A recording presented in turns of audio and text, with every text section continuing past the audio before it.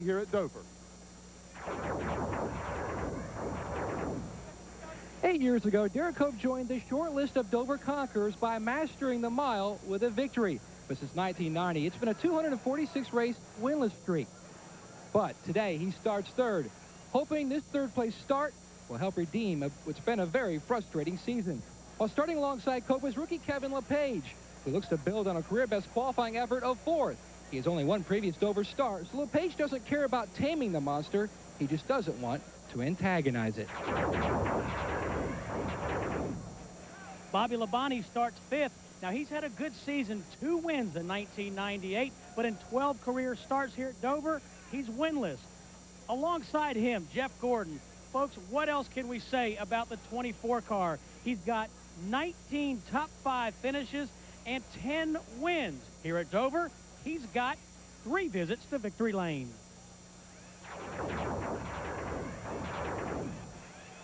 The number 7, what may well be the lucky number for John Andretti here today. He's one of the hottest drivers on the circuit with 7 top 10 finishes in the last races. He starts 7th. He's moved to 10th in the Winston Cup point standings. His car owner, Richard Petty, has 7 wins here. Andretti hopes to get his first win in a Petty car today. On the outside of the 4th row, rookie Jerry Nadeau surprised everyone with an impressive top 10 qualifying run in his first ever start on the Monster Mile. He's second to Kenny Irwin in the Ray Bestis Rookie of the Year point standings. He's hoping to get a great top 10 finish here today, knowing that a rookie has never won this race. Since 1950, owner Junie Donlevy has found NASCAR's most cherished real estate, victory lane, only once, right here at Dover 440 races ago. Donlevy's driver Dick Trickle found success in 1990, scoring a career-best finish of 3rd. Trickle wants to complete his chapter in Dover history with a victory from the 9th position. While starting alongside on the outside of row 5 is Dale Jarrett. The spring winner looks to become only the 7th driver in Dover history to sweep both events in a single season. But more importantly, his title hopes are on the ropes. DJ needs a knockout punch in the form of a victory to keep his championship dreams alive. In row 6, Ricky Rudd. He has 4 wins here, and experience, folks. How about this? He's run over 17,000 laps at Dover. Next to him will be an unknown to this track, that is. Rookie Kenny Irwin has just 1 start. So a mixed bag here in the starting field. Let's go back to Eli Gold. Some other stories today. Bill Elliott is not here. His dad passed away early Friday. Matt Kenseth will be subbing while George Elliott's funeral is held today at 2 o'clock Eastern Time in Georgia. Steve Park is here. That's not surprising, but then again, maybe it was. He took a wild ride into the wall in Homestead, Florida earlier this week while testing. He says he can go all the way, but David Green is here to sub if necessary. Ted Musgrave has a backup machine set to go today. He had problems in the final practice session here yesterday afternoon. Musgrave's fine, but the starting position is all the way back.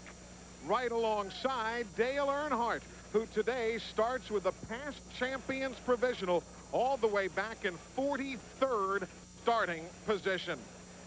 Hi, everybody, and welcome again to Dover Downs, Delaware. Eli Gold, joined by the entire TNN Motorsports team. You know, when the Indy Racing League cars ran here a couple of months ago, they came in and smoothed out the racetrack so it would better deal with those tender suspensions that the Pep Boys IRL cars use.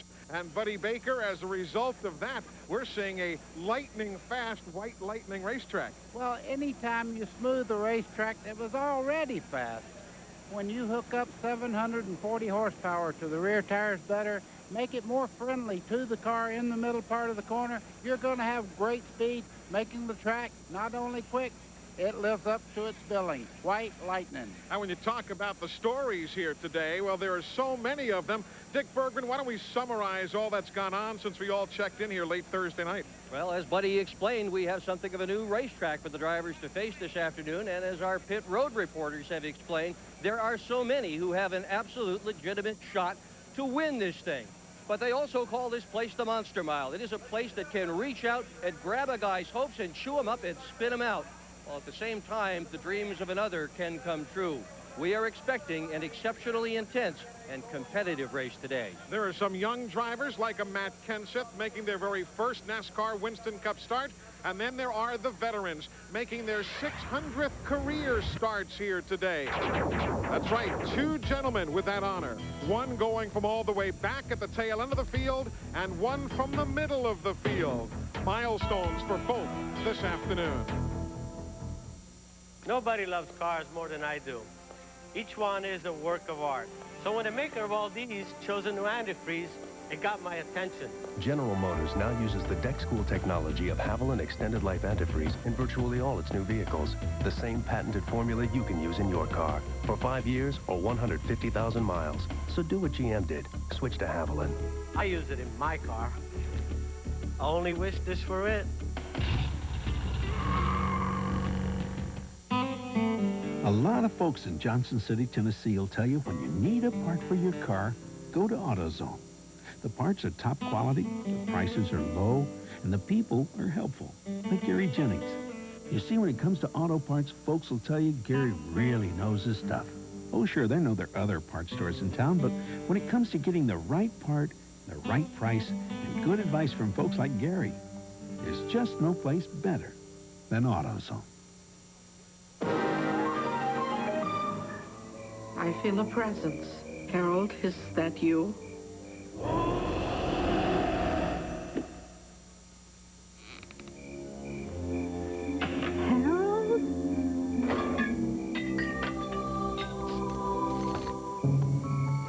Harold?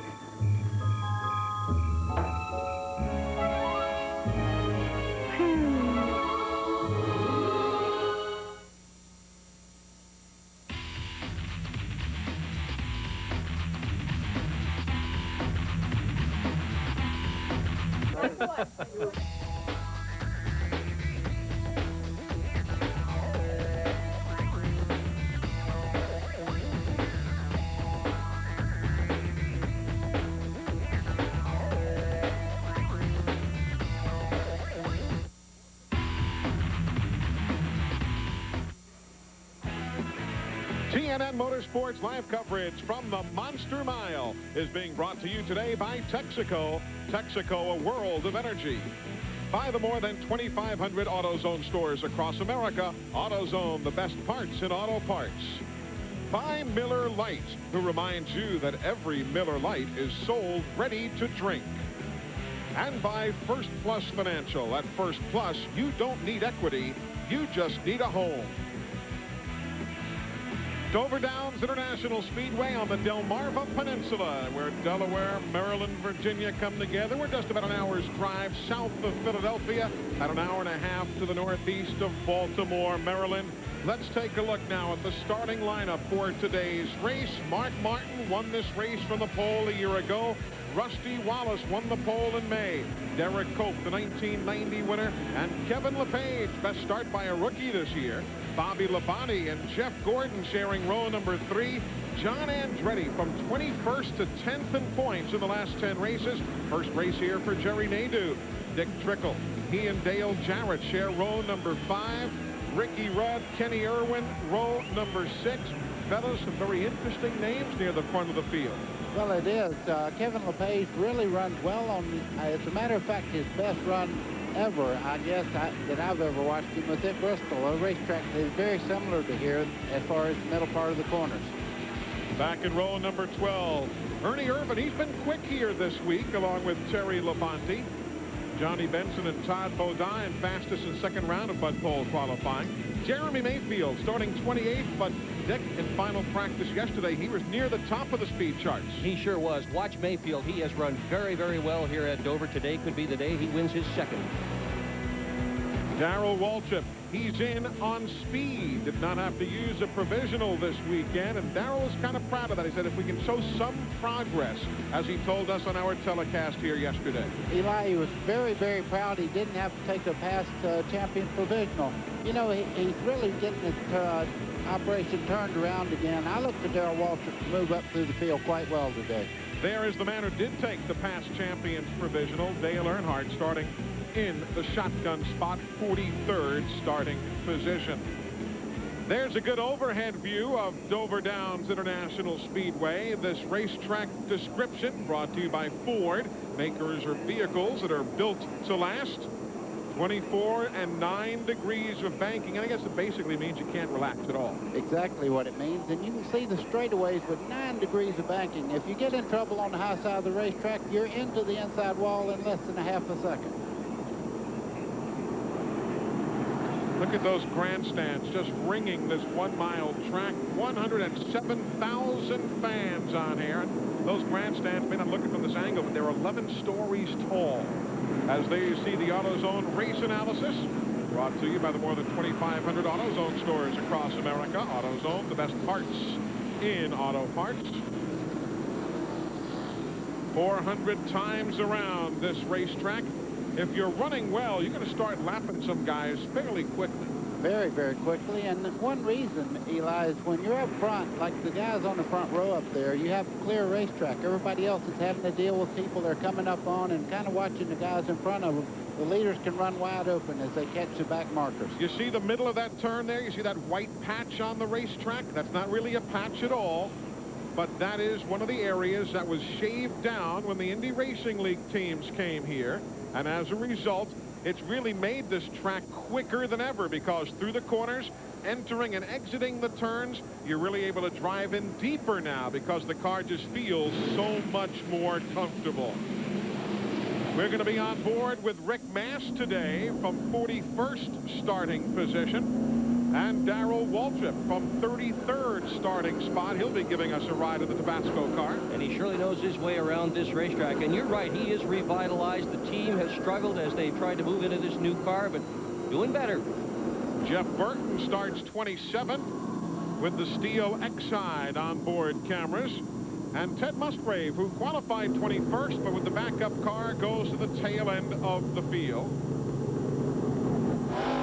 John Andretti, what a great series of runs he's had of late, buddy. Absolutely. Richard Petty told me that this team has really turned around now. John Andretti's given them good information. Look for this guy to do very, very well from here to the end of the year. And on the butt pole, new track record holder, Mark Martin, 155.966 miles an hour, eclipsing the old record held by Rusty Wallace. So we are set. Again, 400 laps, 400 miles. Those are three gentlemen who, unfortunately, are watching this telecast along with you, all out of provisional starting spots. Had to get in on time. Morgan Shepherd was in the 96 Caterpillar car here this weekend. Dave Marcus, the Realtree team, and the Kodiak Ice entry for Steve Grissom all failing to qualify. Glad you're with us. Cinch them up. We're going racing on TNN Motorsports.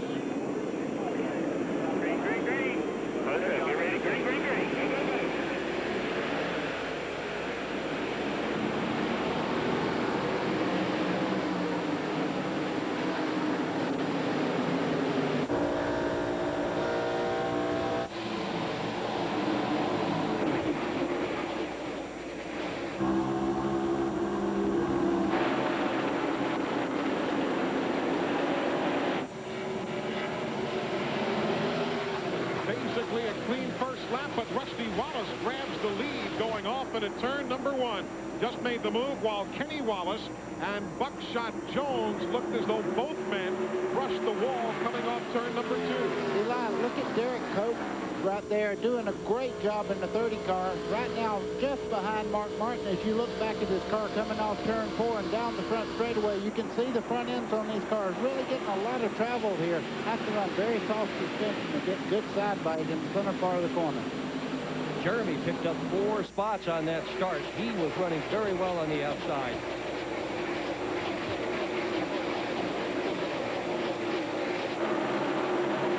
Well, that shows how fast they come off that second corner. Mark Martin looking to the inside as he head down into turn 1. You see Rusty just roll out the throttle right there. He knows that Mark Martin wants to lead this race a little bit right now. This point race is so very, very important. But in third place, you can see Jeff Gordon has moved in. So as they work off into the corner, Martin reassumes the lead. Rusty second, then Gordon and Derek Cope.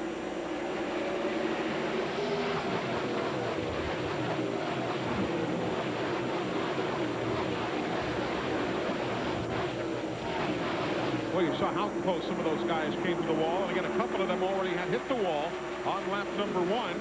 And there goes Jeff Gordon. He'll grab second spot away from Rusty, and that's where they're getting Rusty. Same spot every time by. I think Rusty's car is set up for long runs right now, and he may be just a little bit tight as he enters the corner there. Taking it easy on those tires, do not want to abuse them right now. Jeff Gordon and Mark Martin both want to lead this race right now. Get the points they can get for leading a lap. You get 5 bonus points for leading. And of course, Jeff Gordon, everybody said he's only practiced like 6th fastest, qualified 6th. You can see he had a lot better car than he qualified or showed in practice yesterday. Well, those 5 bonus points are ever so important, and he runs Dover ever so well. Since they laid the concrete down here in 1995, he has led every single race. How much has he led?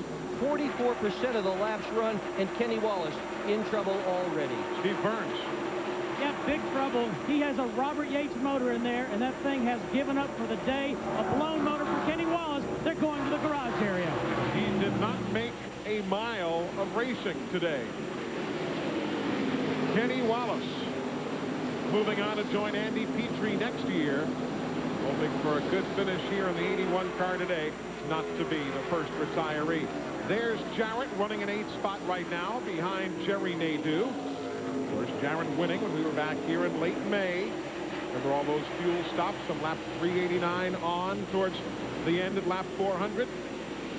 Jarrett picked up the victory that afternoon. You know, Eli, talking about the Robert Yates motor, when you give somebody else a motor, sometimes the oil lines are different, the way everything's scavenged around in the car, and sometimes just the hookup itself to a Robert Yates motor does not mean that it's perfect. So Robert Yates builds his motors to fit in his cars and work off his oil lines and different things. That might be what happened. John Andretti making the move there around Derek Cope to grab 4th spot away as we look from John's car backwards towards Cope's Pontiac. John has really come on at the tail end of this season so far. The first 10 races, he didn't have a single top 10. He's got 7 top 10s in the last 10 races. He is really moving forward. And as we had said, that gave him a move from 21st all the way up to 10th in points in that span. Eli, something else that John Andretti started doing, he's concentrating just on this particular race car. He's not jumping back and forth to Indy cars and doing other things. This is his primary race car now, and I think that's really helped John Andretti focus on what he's doing. Bobby Labonte looking on the low side of Derek Cope, trying to get him. That's Labonte in the green and black, number 18, Cope in the black, number 30. But we're just 11 laps into the 400. So you've got to be a little patient. We've got caution. There's debris here on the main straightaway, and there's also debris on the racetrack going into turn number 3. So there's caution on the speedway for the first time. It will come out at lap number 13. We have, it looks to be as though a hatch, and there's a roll of tape or something. That's just on the brake system itself. It looks like a small hat there off the braking system off somebody's car. Yeah, so we've got a couple of pieces of debris, one here on the main straightaway as well. So we're going to break away quickly for track cleanup. The King is here. His guy's running 4th right now. Back in a moment. It's amazing, but I feel like I'm finally free. Like I'm flying. It's like I'm king of the world. Steve, you got a great deal on the fog lights. We're all very proud. Nothing feels better than going to Pep Boys for accessories. We got everything from floor mats to stereos, and our prices are always liberating. Get your head in the car. Pep Boys. Cars like us. People love us.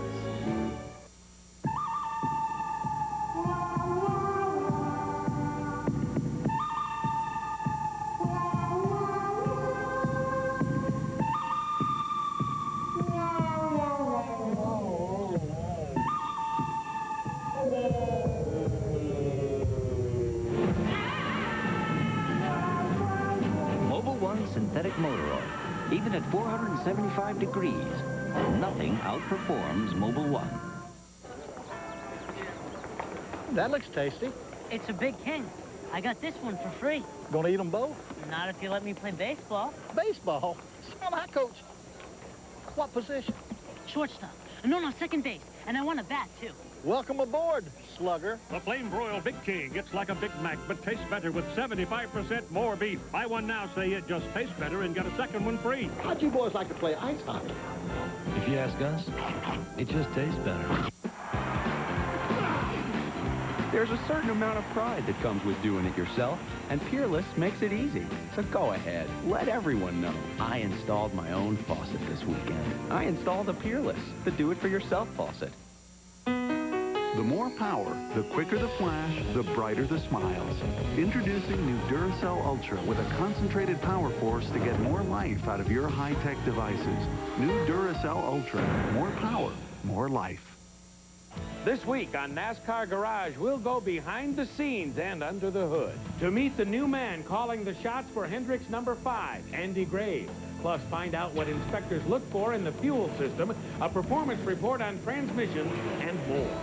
It's an insider's look at the people, the machines, and the tracks that make NASCAR racing the greatest sport in America. NASCAR Garage, this weekend on the leader for motorsports coverage, TNN Motorsports.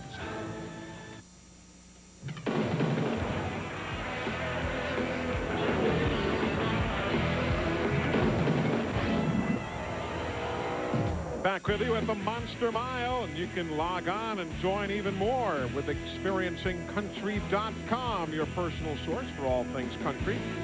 From race cars to country stars, you can connect to country.com, learn all that's going on in the world of country music, and even find out all about the racing world. Buddy Baker has his regular columns online, so check it out at that computer address, country.com. About set to go back to green. It has not been an incident-free race thus far. We told you Buckshot Jones hit the wall earlier. Watch this little tangle up there. Kyle. See Kyle Petty there, come up under Skinner, get into the left rear corner, cross him up right there, backs off, lets him get the control of the car back. As you see Todd Bodine in the 91 going, come on guys, get this thing straightened up.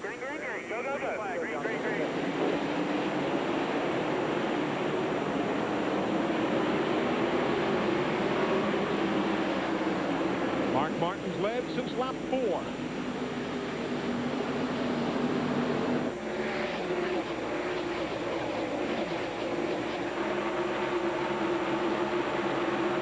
Now that all the air pressure and all in the tires has gotten back where it ought to be, you can see Rusty Wallace has a very quick car as he looks back over Jeff Gordon there, looking to the inside, looks to have a little bit better handling car in the center part of the corner now, able to stay lower on the track. That's second place up for grabs right there. To turn 3, Rusty's got it. John Andretti, he's running in 4th, and he watches that Gordon Wallace scramble just ahead of him. Eli, you could just see from the camera angle inside of Andretti's car how well they're sticking to the racetrack. Look how smooth up out of the corner here. No wiggle, no wobble, just really accelerating up out of the corner. And again, you can see those bright white spots. Here comes one right there. That's where they used that device, which was equipped with a laser beam, which helped the grinder make sure everything was as level to the plane as possible. And boy, it's met with rave reviews. It really has. The crews have really enjoyed setting up for this race, much more so than they have for others. That does not mean, however, that this place is velvet smooth. It is not. And it still gives them fits trying to get the car to hook up as best as possible. It's very competitive in the garage here at Dover. That's 7th place there. Give it to Jarrett. Kenny Irwin, he'll grab 8th. And Derek may not get back in line. Can he squeeze in front of LePage? I think Kevin's going to hold him to it. He's got him on the outside there. As you see Dick Trickle and the 90 on the bottom, also putting Cope another position back. So Cope's back to 10th. He'll be 11th, 12th, 13th. Glenn, he could be back to 15th before there's breathing room for him. Yeah, you're right, Eli. He's in no man's land right now. But Derek has reported that the car is a little bit tight. It's gotten awfully hot and humid down here. And they set the car a little bit tighter, hoping that the racetrack would loosen up. Right now, it's not paying off. And he just does get in line ahead of Jeremy Mayfield. So that'll be back in 14th position, where Derek Cope finally finds a home on the racetrack. There's Matt Kenseth in the 94. Again, filling in for Bill Elliott. If you're just joining us and didn't hear, Bill's dad passed away earlier in the week. Now Ricky Rudd's going the wrong direction. Yeah, Ricky's on the outside there, and as you see, once you get on that second groove on the high side of the racetrack, you just don't get the forward bite off the corner you need. Here's Jeff Burton trying to grab the 16th spot away from Nemechek, while Mayfield now makes the move for 12th away, and he grabs it from Derek Cope. Jeremy went in so very hard that he swept up the racetrack. By the way, Jeremy Mayfield was 5th quickest in happy hour yesterday, the last practice, so he has a good car. As you see, he's working his way towards the front. Matt Kenseth's doing a great job in the 94 for Bill Elliott. Yeah, let's point out this is his first time ever in a competitive Winston Cup race, and he won here yesterday in the Busch Series event, and what a terrific job he's done. How different, buddy, driving his normal Lycos.com Busch Series car versus this McDonald's Ford today in Winston Cup? Well, the biggest thing he has now is about 100 more horsepower than he's used to dealing with, but as you can see, he's really taking care of everything. He's getting in the throttle very easy. The biggest thing is jumping back in the throttle and breaking the rear wheels loose, which he is not doing. He's doing a great job as far as holding that car where it needs to be on the racetrack. Irwin and LePage, front and center, 8th and 9th. Park, Jeff Bodine, Jeremy Mayfield.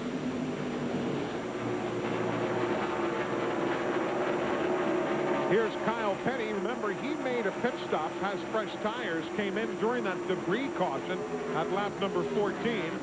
So he makes the move there inside of Ernie Irvin if he can make it stick for 21st. And they are running the special concrete tire that Goodyear developed just for Dover that got such rave reviews after the race here in May. So we're expecting to see excellent tire wear and not a whole lot of drop-off either. While we're watching this great race go along, let me explain what we saw very early when Kenny Wallace went out with motor problems. The piece of debris on the racetrack was actually the oil pump pulley. The part that the oil pump belt hooks to, it was off the front of the engine. That's why it was laying there on the bottom of the racetrack. It was not a hand off the brake rotor. A lot of good scrambles, middle of the field. Dale Earnhardt, remember, started way in the back. There he is, running in 35th right now. He was one of the drivers who came in for a pit stop on lap number 14. Jimmy Fennig is Mark Martin's crew chief. His guys leading.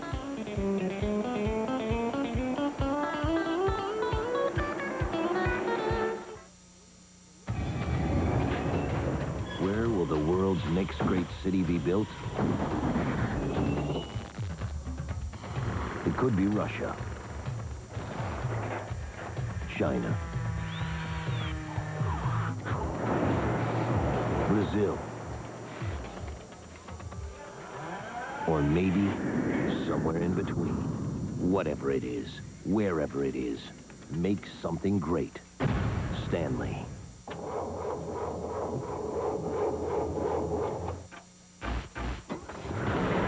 Introducing the Midas battery. Now for just $49.99 with rebate. Batteries. Brand new from Midas. How a secret agent eats a Reese's peanut butter cup. I slip in unnoticed. Penetrate the defenses. Secure the discs. Then destroy the evidence. There's no wrong way to eat a Reese's. NASCAR Thunder is the official store of NASCAR. You can call that phone number you see on the screen and get the location of the store nearest to you. And by the way, Ricky Rudd will be appearing at the NASCAR Thunder store in Roanoke, Virginia at the Valley View Mall coming up this Thursday. He'll be there starting at 5 in the afternoon. So you might want to give him a call and check it out. NASCAR Thunder stores open near you. Welcome back to Dover Downs. That is Mark Martin, the race leader. Rusty Wallace is being shown in second. Those two drivers now 2 seconds ahead of third place Jeff Gordon. John Andretti is fourth, and Jerry Nadeau, first time here, and he's running a very respectable fifth. Some of the other big names, Jeremy Mayfield started 28th. There he is. He's now in 13th spot. And look with him there. You see Matt Kenseth right now going on the inside, taking that spot away from the 12 of Jeremy Mayfield. Well, if you wonder what Jack Roush sees in that guy, just watch these laps, and you're going to see exactly what Jack Roush sees, and it's an awful lot of talent. A ton of talent for Jeremy Mayfield. Another guy who has some great talent is the 99 machine. There's the 94 of Matt Kenseth. This guy, Jeff Burton, started 27th. He's now running in 14th position. He kind of makes a habit of coming out of the back here at Dover in the spring. He started 37th and finished second. Other guy doing really well right now is the Sterling Marlin entry. Sterling started 35th, and he's now running in 21st position. Actually just grabbed 20th away from Jimmy Spencer seconds ago. Sterling's all smiles, too. His beloved Tennessee Vols, there he is, going to grab a position now from Schrader. His Tennessee Vols beat the Florida Gators last night. Might have seen that over on CBS, and he's all smiles, Sterling is this weekend. I watched a great first half, went to sleep, jumped up this morning. First thing I did, I wanted to see what happened. I know the people in Tennessee are doing the dance this morning. You know, it doesn't look as though that many guys are out to lunch handling-wise here in the early going. No, well, the racetrack itself is a lot better as far as condition-wise, and it's more car-friendly, as we talked about in the open on this particular race.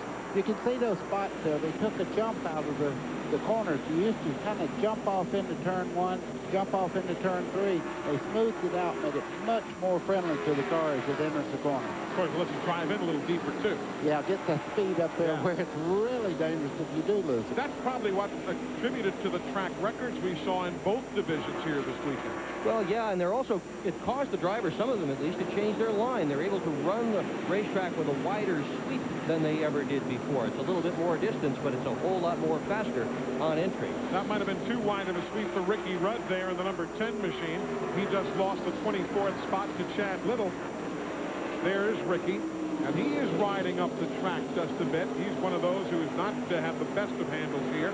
The 0-0, that's Buckshot Jones, who, as we told you on lap 1, snagged the number 2 wall, but he has obviously been able to continue. Yeah, he's coached himself back in that everything's okay to get back on the throttle again. Once you touch the wall, the first thing you do is ride a few laps to make sure you don't have anything rubbing, and now he's back up to speed. I know Ricky Rudd has to be disappointed right now because they thought this car was really going to be something else here, and right now the handling has gone away on the 10. He's not able to hold it low on the track. That comment, of course, from Buddy Baker, who had the pole here 20 years ago at a speed that was 20 miles. I don't want to hear it. No, the speed was 20 miles an hour slower than Mark Martin's pole speed here this weekend. I bet you guys felt that you were going awfully quick at Dover that time. Well, if you compare the racing tire to what they run now, it looks like a swim bicycle tire that I was on compared to what they have now. 10.5 inches on the ground on each wheel now.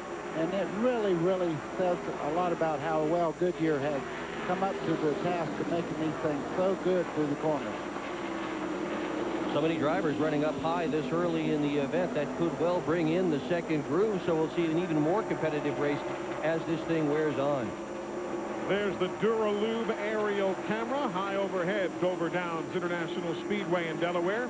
There's Rick Mast, that yellow-topped car to the inside of Ward Burton right there. That's an appropriate matchup. Rick Mast driving for Remington Arms.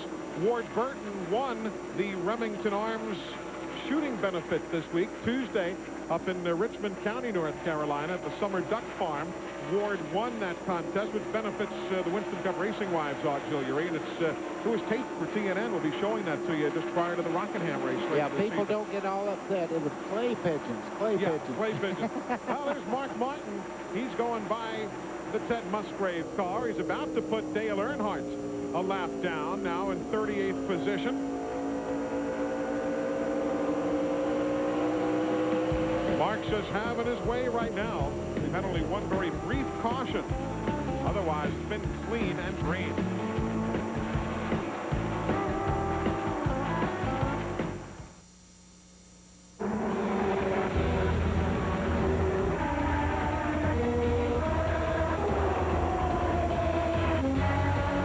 Hold it, Harry. You know you can't use Duralube fuel treatment in your Indy car. It's an unfair advantage.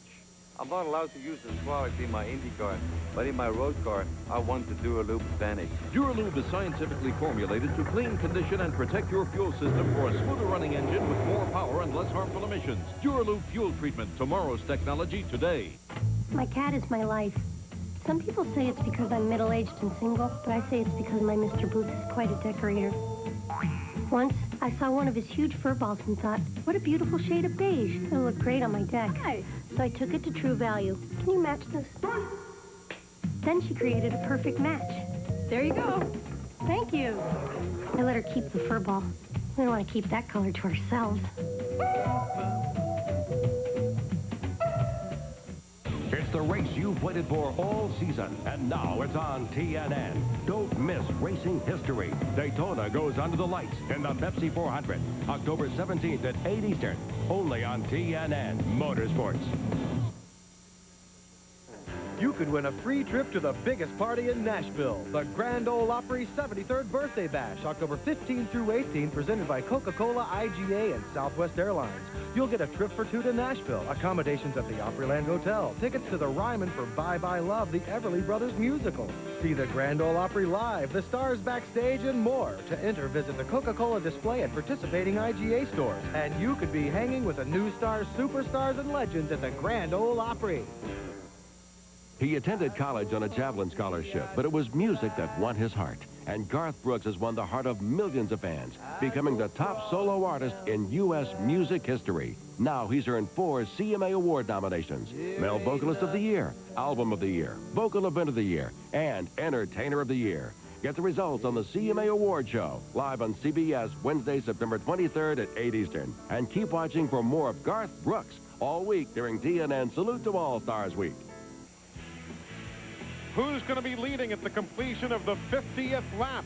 All you've got to do is jot down who that driver is, send your name, address, phone number, and the correct answer to the address you see right there on the screen. You could win a trip to a NASCAR Winston Cup race that we'll be covering right here on TNN. You'll get a chance to meet the drivers, you get autographs, all sorts of memorabilia. That's the address, Box 3582, Southbury, Connecticut, 06488. And the name you want to put down is Mark Martin. Mark Martin is the driver who is leading here at the end of lap number 50 as part of the TNN Take Home a Piece of the Action sweepstakes. There's Rusty Wallace. He used traffic moments ago to close right back up on Mark Martin, but now they've worked free of traffic and have put a lot of top drivers a lap down already, including Brett Bodine there. Dollenbach's a lap down. Darrell Waltrip, Joe Nemechek, Ricky Rudd, Ward Burton, Dale Earnhardt, Todd Bodine, Jeff Green, Musgrave, Huck Strickland, Bradbury, Mike Skinner, all have already gone one lap down to that driver, Mark Martin.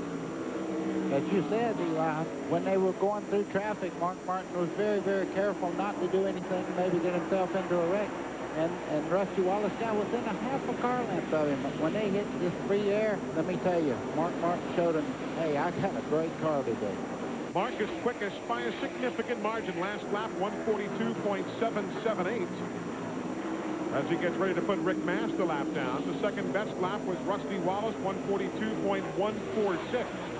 So a significant difference in speed the last time by. Here goes Michael Waltrip up the banking, and that lets Mark Martin go by. You know, it's coming up. That guy right there parks up to 8th right now. Started in 11th, already up there right now in the 8th spot. Able to hold that car right down on the bottom of the racetrack, doing a great job today. We'll see how long he can hang on. That crash he took at Homestead earlier this week really beat him up. There were no broken bones or pulled muscles, but he says he just plain hurts inside, and the vibration of this racetrack is upsetting him, making him nauseous. So he is concerned about his ability to go all the way. But you know what? When a guy's running that well, he feels a whole lot better, doesn't he? Yeah, I bet he does. Yeah. And, of course, we mentioned earlier, David Green is here standing by, if necessary, should Steve not be able to go the distance. Matt Yoakum's been following that story all weekend. David Green isn't the only driver that did come to the aid of Steve Park on Friday during qualifying. Park, in his post-qualifying comments, said that he was very sore because the track was so rough. John Andretti was in his hauler. He heard those comments, went next door to Ken Trader's hauler and got a flag jacket and took it over and said, look, I've tried this. Trader has tried this.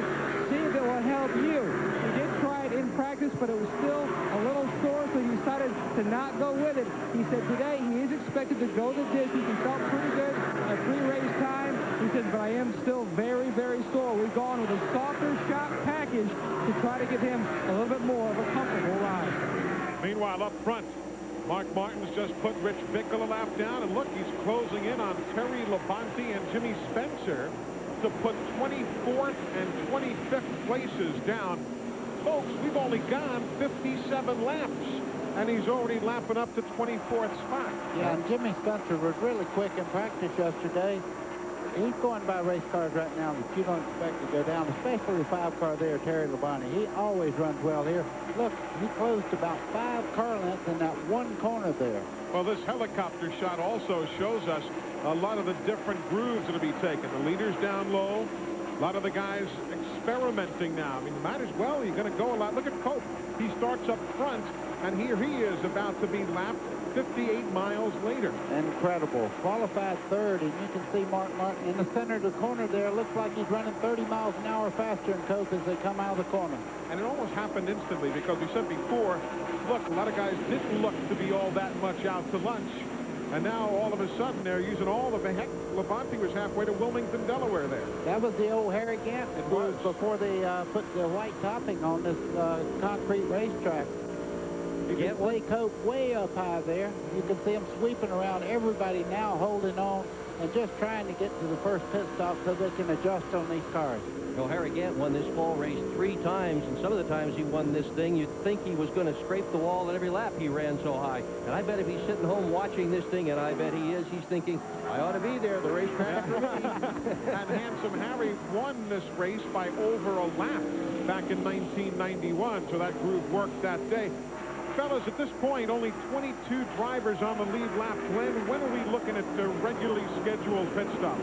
Eli, most of the guys down here are telling me somewhere between lap 90 and 95. Some of them might try to stretch it just a little further, but Robin Pemberton told me they're looking right at lap 95. They're going to pretty much watch and see what Mark Martin does. However, that may not work for all of them because Martin gets great fuel mileage. Good point, although, as we remember here, fuel was the story back in late May when some teams laid things out to go the full distance. Others came up just a little bit shy.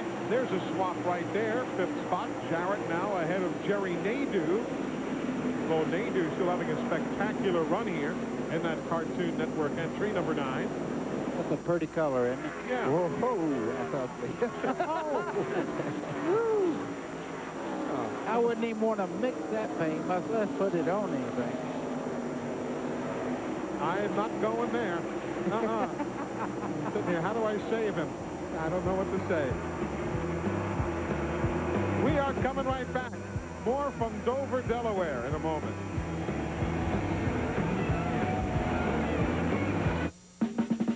Hey there, when you hear KFC, what pops into your mind? All right, best bucket of fried chicken in the world, but try her again. KFC. I know you got bucket on the brain. Looky here. I also make something new called popcorn chicken. Crunchy morsels of tender white meat. It's mouth-popping good. Try it for $1.99. See, I make a whole lot more than fried chicken in a bucket, because I am a chicken genius. At KFC, we do chicken right, and not just in a bucket, neither. As Napa drivers, you're responsible for safely delivering the best parts in the world. So I brought in a special guest instructor. Ron Hornaday, NASCAR Truck Series champion. You want to go to the turns about 130. What's a safe distance to be from the guy in front of you? 5 inches. It's called drafting. Oh?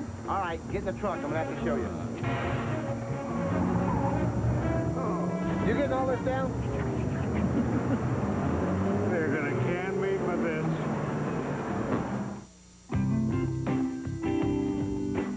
Wrangler jeans are the perfect jeans to wear when you're going out for a little seafood with your best buddy. Wrangler, real comfortable jeans.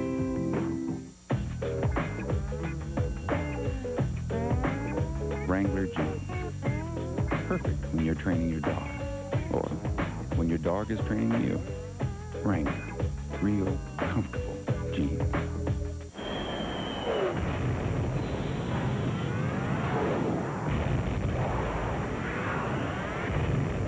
Break through to the new world of Mach 3 from Gillette, the first triple-blade shaving system. 3 blades specially positioned to shave progressively closer. You take 1 stroke, it takes 3. So you don't have to shave the same area over and over, which means less irritation. 3 blades, fewer strokes, less irritation. Mach 3 from Gillette. TNN Motorsports live coverage of the MBNA Gold 400 is being brought to you by Napa Auto Parts. At Napa, we keep America running. By Wrangler, the Western Original. And by Gillette, Mach 3. Welcome back, everybody. There's Steve Park, middle of the screen. He and Bobby Labonte trying to work in and around the lap machine of Nemechek. Now, Labonte is running 8th, and look at the line he has taken. He's using that higher groove. Cost him right there, but he was up there and is still running in the top 10. The number 7, Jeff Bodine. He's running well. He's in 9th right now as he made that pass. Look at some of these lines from overhead now. Let's see where these guys, how they flank out going into the corner. Okay, you have Jeff Bodine down low. You can see Nemechek there on the outside, very high on the racetrack. Bobby Labonte kind of in the middle of the racetrack. See the full rundown on the upper left of the screen. Folks at Napa Auto Parts, they keep America running.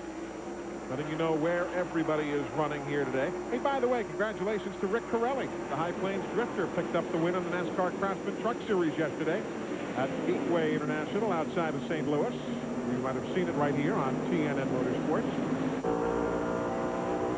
Riding with Ted Musgrave. He's back in 38th position now. Ted's a couple of laps down. Driving a car that's a bit beat up. It's the same car that they used at Richmond, and it was a hurry-up affair to get it off the truck and get it onto the racetrack after that crash. And even this morning, they were working on the right front fender, trying to straighten it out. Dick, you and I talked to Musgrave this morning, and when he had the problem yesterday, it was not a tire failure that actually put him out. He went down in the corner. He'd been running several laps on the bottom part of the racetrack, and he thinks he cut the left rear tire, and the tire itself come off the rim as he entered the corner. That's how he got into the wall. Now, no left rear tire. It's pretty hard to control the car. Amen. Steve Burns has been down in Ted Musgrave's pit. Yeah, guys, just to echo what you said a moment ago, I talked to Ted before the race. He said they changed the rear end housing, trailing arms, A-frames, spring shock, and sway bars. In fact, they were able to enter the garage area a little bit early this morning at 6 a.m. to get a head start because the car was in such bad shape when they pulled it off the truck.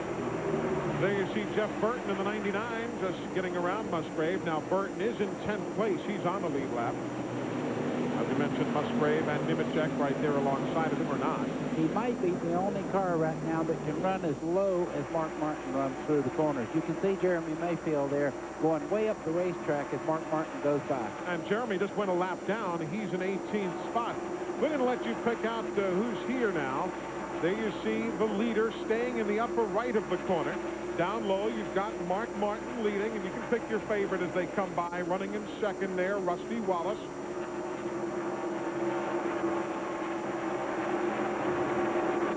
See Mike Skinner right there, Ernie Irvin. Again, we'll just keep that leader's lap for you there on the upper right of your screen. There you see Mike Skinner in the 31 machine. Ernie Irvin bypassing him. Kenny Schrader also in the picture there. He's in 22nd spot, Schrader is. He is a lap down, plus 19 seconds. Terry Labonte, he went down a lap before. He's in 23rd. And there's Jeff Gordon, the third-place runner. Jeff in the 24 car is 4 seconds back. Then Rich Bickle's car. Rich was lapped earlier. He's in 24th, a lap down. And a goodly distance back to Derek Cope's machine. Derek, we showed you going a lap down earlier. He's in 25th. And Spencer right behind him in 26th. They are battling for position. Each one a lap down. That's 25th and 26th spot. And again, a goodly distance back. And again, notice all the different lines. Rick Mast is there. Rick in that number 75 machine. Here you see John Andretti going through. He's in 4th spot. There's Dale Jarrett now running in 5th. He is 1 second back. Then Darrell Waltrip. He's the middle car in the screen right there. DW went a lap down a while ago. He's now in 30th position. Buckshot Jones, the 00. A little more comfortable with his race car now, but he's in 31st, also a lap down. There's Brett Bodine in the 11 machine, closest to the bottom of your screen. Brett's in 32nd spot, a lap down. Jerry Nadeau. We saw him moments ago in 6th. There's Steve Park, the first car there on the top of that screen. He's running in 7th. He is 15 seconds behind the leader. Then you've got Dale Earnhardt going high. Earnhardt's in 33rd, already a lap down. Make it 2 laps down now for Earnhardt. The 7 there is Jeff Bodine. He's running in 8th. Bodine is on the lead lap, 5.5 seconds behind the leader. The 46, Green, is right now being shown back in 42nd spot. Eli, I think Jeff Green there in the 46 just made a pit stop. He had fresh tires on as he goes by there. You can see he went by Earnhardt so much quicker there because of the fresh tires. Bottom of the screen, you see Jeff Burton on the left. Jeff is being shown in 9th spot, 7.5 seconds back. You've got Chad Little in the middle of that bunch. He's in 18th place, a lap down. Ricky Rudd's also a lap down. You saw Ricky in 34th spot. He is a lap behind, plus 23 seconds. There's Kyle Petty. He's in 11th. He is still on the lead lap. Ward Burton, though, is not in that gold-colored number 22. Ward is a couple of laps down in 35th position. There's Matt Kenseth on the left of your screen in Bill Elliott's car, and Ted Musgrave on the right of the screen. Kenseth, he is still on the lead lap, running in 12th. He's 21 3/10 seconds back. Musgrave's in 36th position, a lap down. Joe Nemechek still climbing the banking while Hamilton stays down low. Hamilton's in 13th, while Nemechek is in 37th, being shown 2 laps in arrears. The next car, that blue machine, that was Todd Bodine, the number 91, driving for Little Joe's. Joe Falk. And we've got caution on the speedway. Caution with a problem from Buckshot Jones. Buckshot has camouflage on the car, but that smoke is calling attention to him anyway. Looks as though the double zeros day might well be done. It was 8th here in the spring. This is the same car. They really thought they were going to have a good run today. The goal, finish the race. Not going to happen. Boy, Kenny Irwin Jr. just got by the 6th. Actually, Mark Martin had passed him. Mark backed off and let him go by. He's back on the lead lap at the tail end there. And NASCAR is going to check things over on their video cameras to make sure that everybody was legal at the stripe, because it was awfully close. A lot of smoke.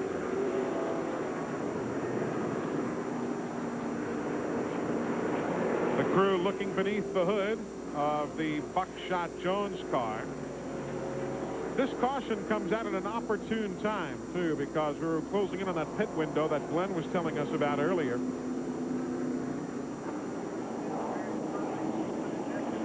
Stops will be upcoming around lap 87. Eli, as you were just saying just a second ago, Kenny Irwin Jr. was pulled back behind Mark Martin. He didn't beat him back to the stripe. NASCAR has a videotape camera, basically a photo finish camera, which they normally would use at the end of the race to separate one. Hey, what happened to Musgrave? Middle of the back straightaway under caution. And Ward Burton. What the heck happened there?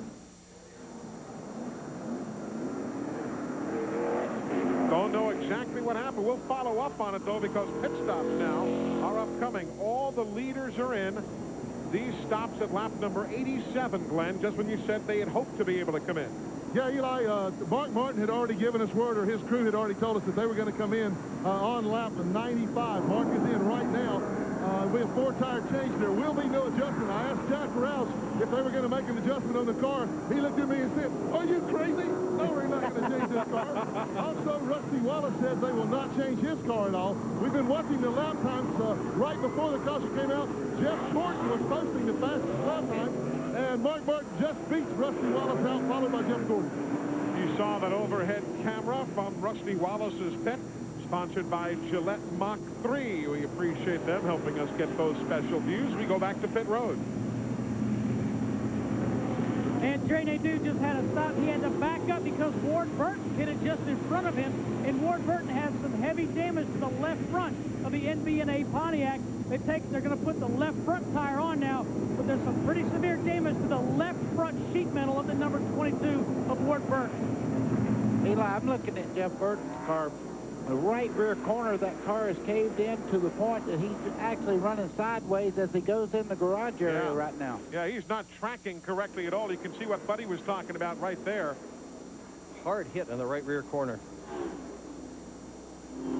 Boy, it looked like he was doing a little burnout right there to see exactly how the car was going to handle. We'll get the update with more when we come back.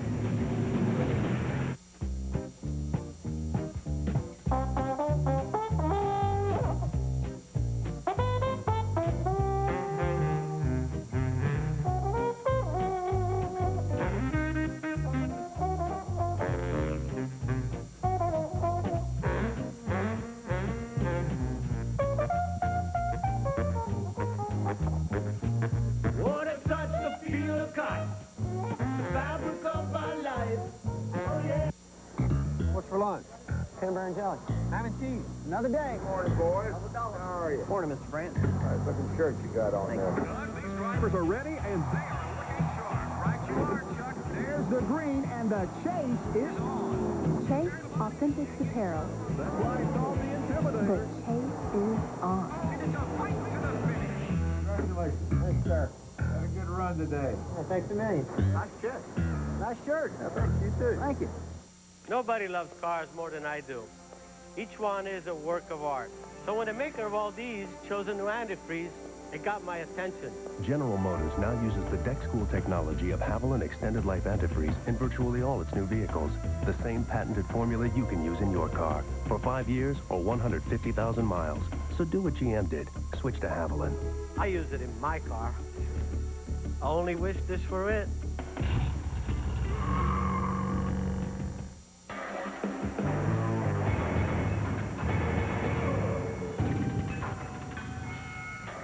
Husky, the toughest name in tools. Guaranteed forever. Available at the Home Depot.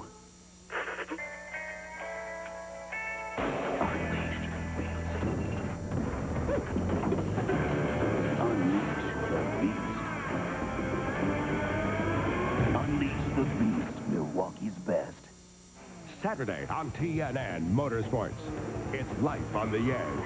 Pushed to the extreme. ASA Racing, where it's tough to win anything, but easy to lose everything. To these guys, there's no such thing as fast enough. The American Speed Association AC Delco Challenge Series.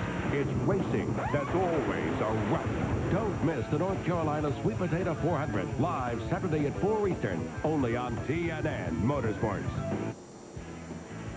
We are back here at Dover Downs. Remember we told you on the tease of the broadcast to expect the unexpected?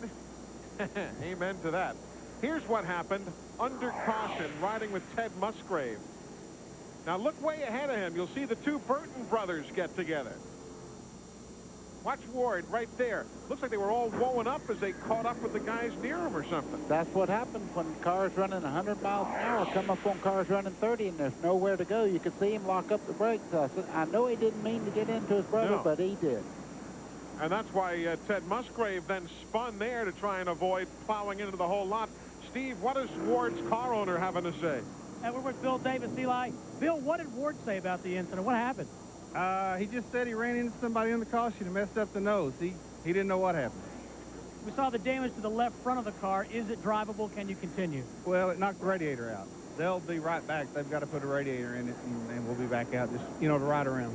All right, thanks, Bill. Let's go to Glenn Jarrett.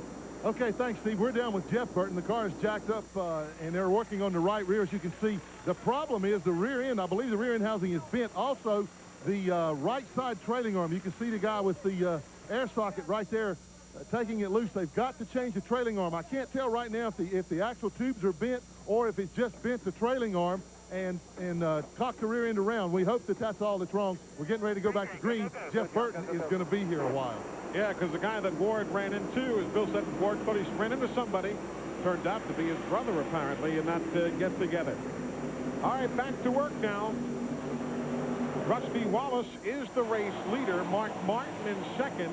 Then Gordon, Andretti, and Jarrett. That's how the pit stops brought them back out onto the racetrack. Steve Park restarting in sixth. Bobby Labonte seventh. Jeff Bodine eighth. Kyle Petty ninth. And Matt Kenseth still doing a superb job running for Bill Elliott today in 10th. Eli, we have a totally different war right now. Everybody's had a chance to do a little bit of tire pressure changing, a little bit of adjustments on the chassis. You'll see a lot of people coming up to the front that wasn't able to hold on just a while back.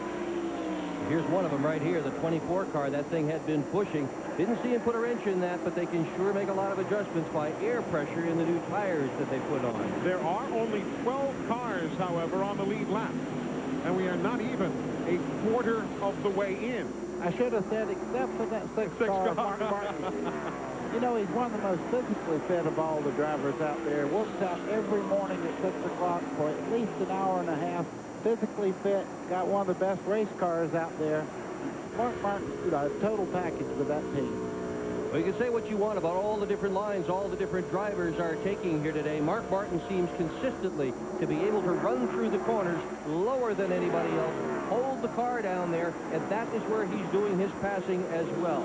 Goes in, just gets right down on it, diamonds just a tad, drops her back down, and out of the corner he comes with all that Roush horsepower pulling him along. By the way, the big winners and losers on the pit stops before. A winner was Bobby Labonte, went into the pit road 10th and came out 7th. The other way around, Jerry Nadeau came in 6th and exited 12th. So that's how the pit stops shook down. There goes second place. Jeff Gordon stays low. Rusty Wallace opened the door just a little bit, and that change takes place right there. So in the garage area, Kenny Wallace, Jeff Burton, Buckshot Jones, and Ward Burton on the racetrack. There's your top 10. This is no ordinary leather jacket. Because when you put it on, you're not just saying you're a NASCAR fan, you're saying you care about kids. Buy any Exide NASCAR Select battery in 1998 and get the special 50th anniversary NASCAR jacket for just $150. And on behalf of NASCAR fans everywhere, Exide will donate all profits to Give Kids the World Foundation. The special edition 50th anniversary NASCAR jacket. Look for details wherever Exide NASCAR Select is sold. Nice jacket. Well, if I had money, I'll tell you what I'd do. I'd go downtown, buy a Ford truck or two. I'm crazy about a Ford truck. Lord, I'm crazy about a Ford truck. I'm gonna buy me a Ford truck and cruise it up and down the road. I'm gonna buy me a Ford truck and cruise it up and down the road. The official truck of NASCAR is built Ford tough. That man, Mark Martin, has 14 top 10 finishes in this racetrack. He's only been here for 24 races. So 14 of those times, he's finished in the top 10. Of course, he picked up the win in September of '97. And it's not even been pretty here today. I mean, realistically, we are not even a quarter of the way in. He has lapped all the way up to the 12th spot. Yeah, but he's been second here 4 times, too, in those top 10 finishes. Good scramble here. Petty in the 44, Hart in the 1, Kenseth in the 94. They are all battling for position. The 12 of Jeremy Mayfield, he is not in the mix right there. He's back a lap down in 20th position. But the 44, 1, and 94 running awfully well. There you see NASCAR timing and scoring. Presented to you by MCI.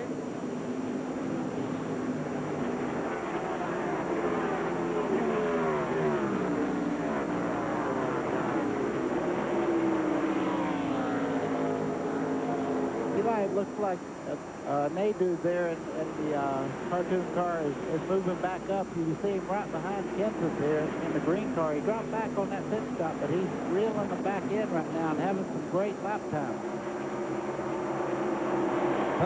There's second spot.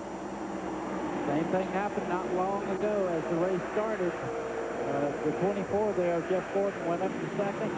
As Rusty Wallace gets his air pressure right in his car, he starts to run again. He went right back by Jeff Gordon as he did in the first part of the race. Yeah, got him on the bottom, just the way Gordon had gotten him a few laps earlier.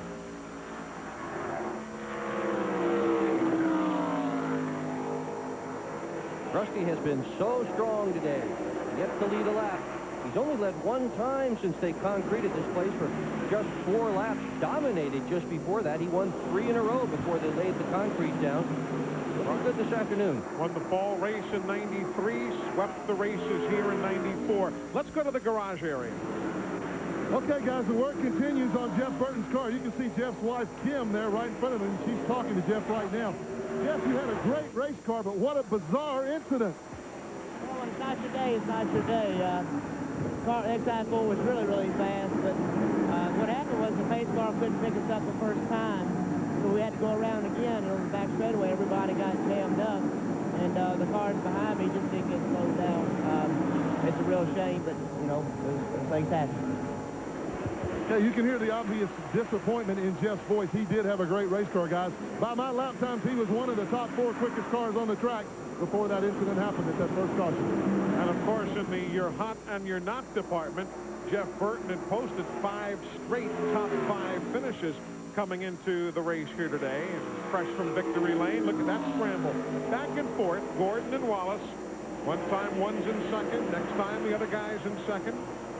Eli, a lot of times what'll happen is you'll go up there and you'll take the lead, and they'll say, hey, you were a little bit quicker as you were running behind the 24. And they'll pull over and try to run down the leader because Mark Martin has checked out. As you can see, he's moved out of his picture frame there. He's about half a turn in front of these guys right now. Look at those numbers right there. You see the top 5 in points. When the day began, Jeff Burton was in 5th in points, 654 back. He has now fallen to 7th in points, and we do see the Exide machine returning to the racetrack. There he is on the apron right there coming up in the groove. So he will be at lap 88 complete of 108, so he'll be 20 laps down. But nevertheless, back out there and running to try and pick up whatever points he can. Mark Martin is the race leader. Rusty's making a wide sweep in the corner as Gordon solidifies his hold on second. Back in a moment. As a sponsor of the Fan Tour, the Money Store is offering a $500 cash rebate on home equity loans. It's the Money Store 500 rebate. It's a great way to get rid of bills and cut expenses. And now you can get an extra $500 cash when you get your loan from the Money Store. If you're a homeowner, call 1-800-LOAN-YES now and ask for the Money Store 500 rebate. I won. But only if you call the Money Store. At Pep Boys, our ASE certified technicians will install Ray Vestas lifetime brakes for as low as $59.99 after rebate. Pep Boys. Cars like us, people love us.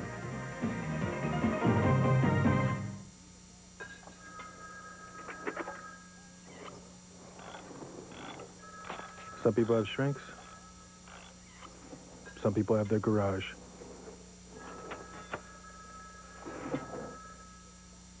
It's another wide-open, dirt-slinging fight to the finish as the Pennzoil World of Outlaws roll into Nebraska. It's the Cornhusker Outlaw Showdown, Friday night at 8 Eastern on TNN Motor Madness.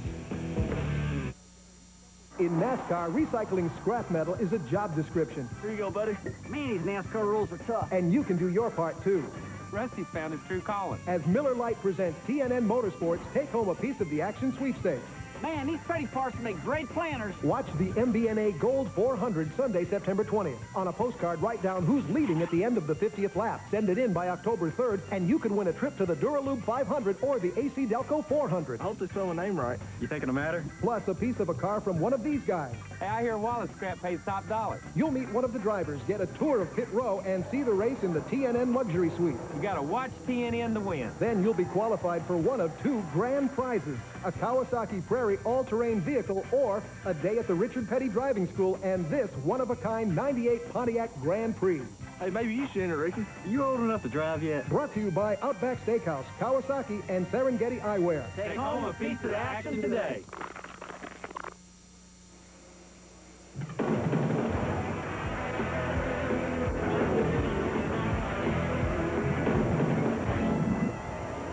You can check out NASCAR online before, during, and after the races. www.nascar.com. You'll be able to ride along with Rick Mast, get all the late minute scoring, all the news. It's your 24-hour NASCAR Garage Pass. NASCAR online. Check it out. 116 of the 400 laps now complete. That guy has led all but 8 laps today. That is Mark Martin. Remember, in September, he led all but 194 of the laps here last year. Look at that scramble right there. You got Jarrett, Heem, Bodine, Andretti, 4th, 5th, and 6th. The best battle on the racetrack, with Jarrett having just made the move around, with Bodine also. Great run by Jeff Bodine. You see, he's able to stay in that Mark Martin groove, which is about 3.5 inches off the bottom part of the racetrack where it flattens out there. He's right on the bottom. Great car, and let me tell you something. He needs a good run, and I'm sure he's going to have it today. You can see the car working very, very well. Jeff Bodine right there. That's now a team totally owned by Jim Mattei as he makes the grab of the spot from Andretti, or at least from Jarrett, and moves up in the 4th spot. Mattei bought out the remainder of the team that was owned by Jeff Bodine. They've had some good runs, though. Think about it. 9th at Darlington, just looking here. 13th at Richmond, running 4th right now. So that team maybe turning the corner. That'd be good to see. They've struggled this year. But I know Jeff Bodine, and right now, he's the type of guy that wants to be number 1. Not number 10, not number 13. Even though it's showing progress, he wants to win. Still holds a track record here for the NASCAR Modifieds. Yeah, and he's won here as well in the Winston Cup cars. Won here in 1986, the spring race, and his owner, Jim Mattei, has talked about putting somebody else in this race car for next year, and Jeff Bodine doesn't want to see that happen. A good run here today at Dover could well ensure his presence in this ride for next year. There's 10th place now. Not the 12th car of Mayfield, nor the 97. But further back, you got the 3rd car in the picture. That's Jerry Nadeau. He is running in 10th. The other guys are laps down. Again, there's a scant handful of teams still on the lead lap right now. Eli, I'm beginning to like that fella. Really?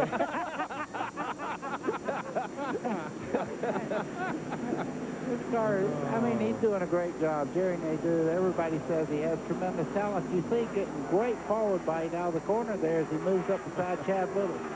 Again, his first time to run here at the Monster Mile. You got 278 more laps to dig yourself out, buddy. Thanks. Boy, I tell you what, this team whipped me all the way, right? Mark Martin is still the race leader. The others on the lead lap are Gordon, Wallace. He lost the back of the car as he started out of turn 2 there. Almost spun the car around. But got it saved. Phew. There's Bobby Hamilton running in 12th right now. You know that that's still the only single-car Chevy team that has won a race since the start of the 95 season. Realize that every other race that's been won by a Chevy since then has been part of a multiple-car entry.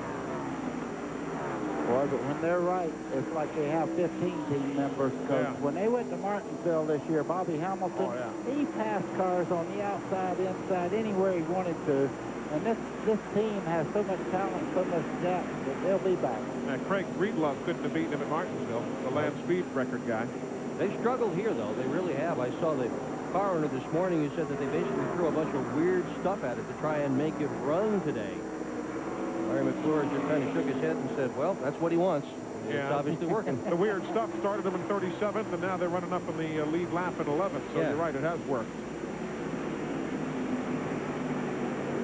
There's a good scramble now. Andretti and Bobby Labonte. That's 6th and 7th. They're running right now a goodly bit behind the race leader, but nevertheless still on the lead lap. That battle is 11 seconds back of Mark Martin. Bobby Labonte able to hold his car down. And we keep talking about it, but you can see the different lines that they're running. Andretti not able to make it turn in the center part of the corner, as Bobby Labonte really is eating him up from the center out. On board with John Andretti. This is his 10th start. Bobby's looking low. Never a top 10 finish, but he's looking good today. Listening in Andretti's radio. 5.3. Eli, the one thing you have to worry about when you turn under somebody in the corners, we watched Buckshot Jones in the Busch Grand National race yesterday drive in on the low side, and the back of the car was just pulled away from him. He spun out. Bobby Labonte didn't make that mistake, though. What a great pass there in the center of the corner. So Bobby Labonte now grabs the 6th spot with Andretti back to 7. There's your leader, Mark Martin. Only 12 teams on the lead lap.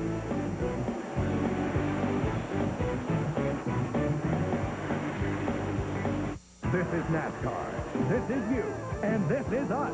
Hot Wheels Pro Racing will get you this close to the action with Hot Wheels Pro Racing Die-Cast. The best of NASCAR in 3 scales. The Legend Series, unsurpassed detail in 64th scale. And Legends to Life with real racing motion and digital sound. If they drive it, we make it. On the track, off the track, in the pit. Investment quality collectibles. Because to get them right on this scale, you gotta race them on this one. We're Hot Wheels.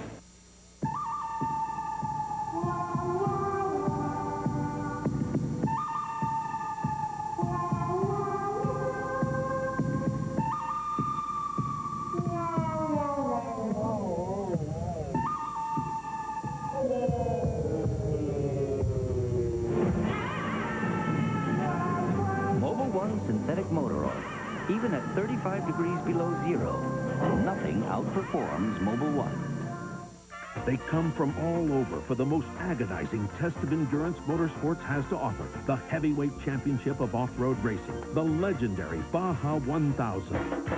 Mile after mile of unforgiving terrain that can send even the toughest truck to an early grave, which means it can really be murder on a battery. That's why more drivers who tackle the Baja rely on the Duralast battery than any other. The same Duralast we stock at AutoZone. The Duralast battery. Power you can depend on.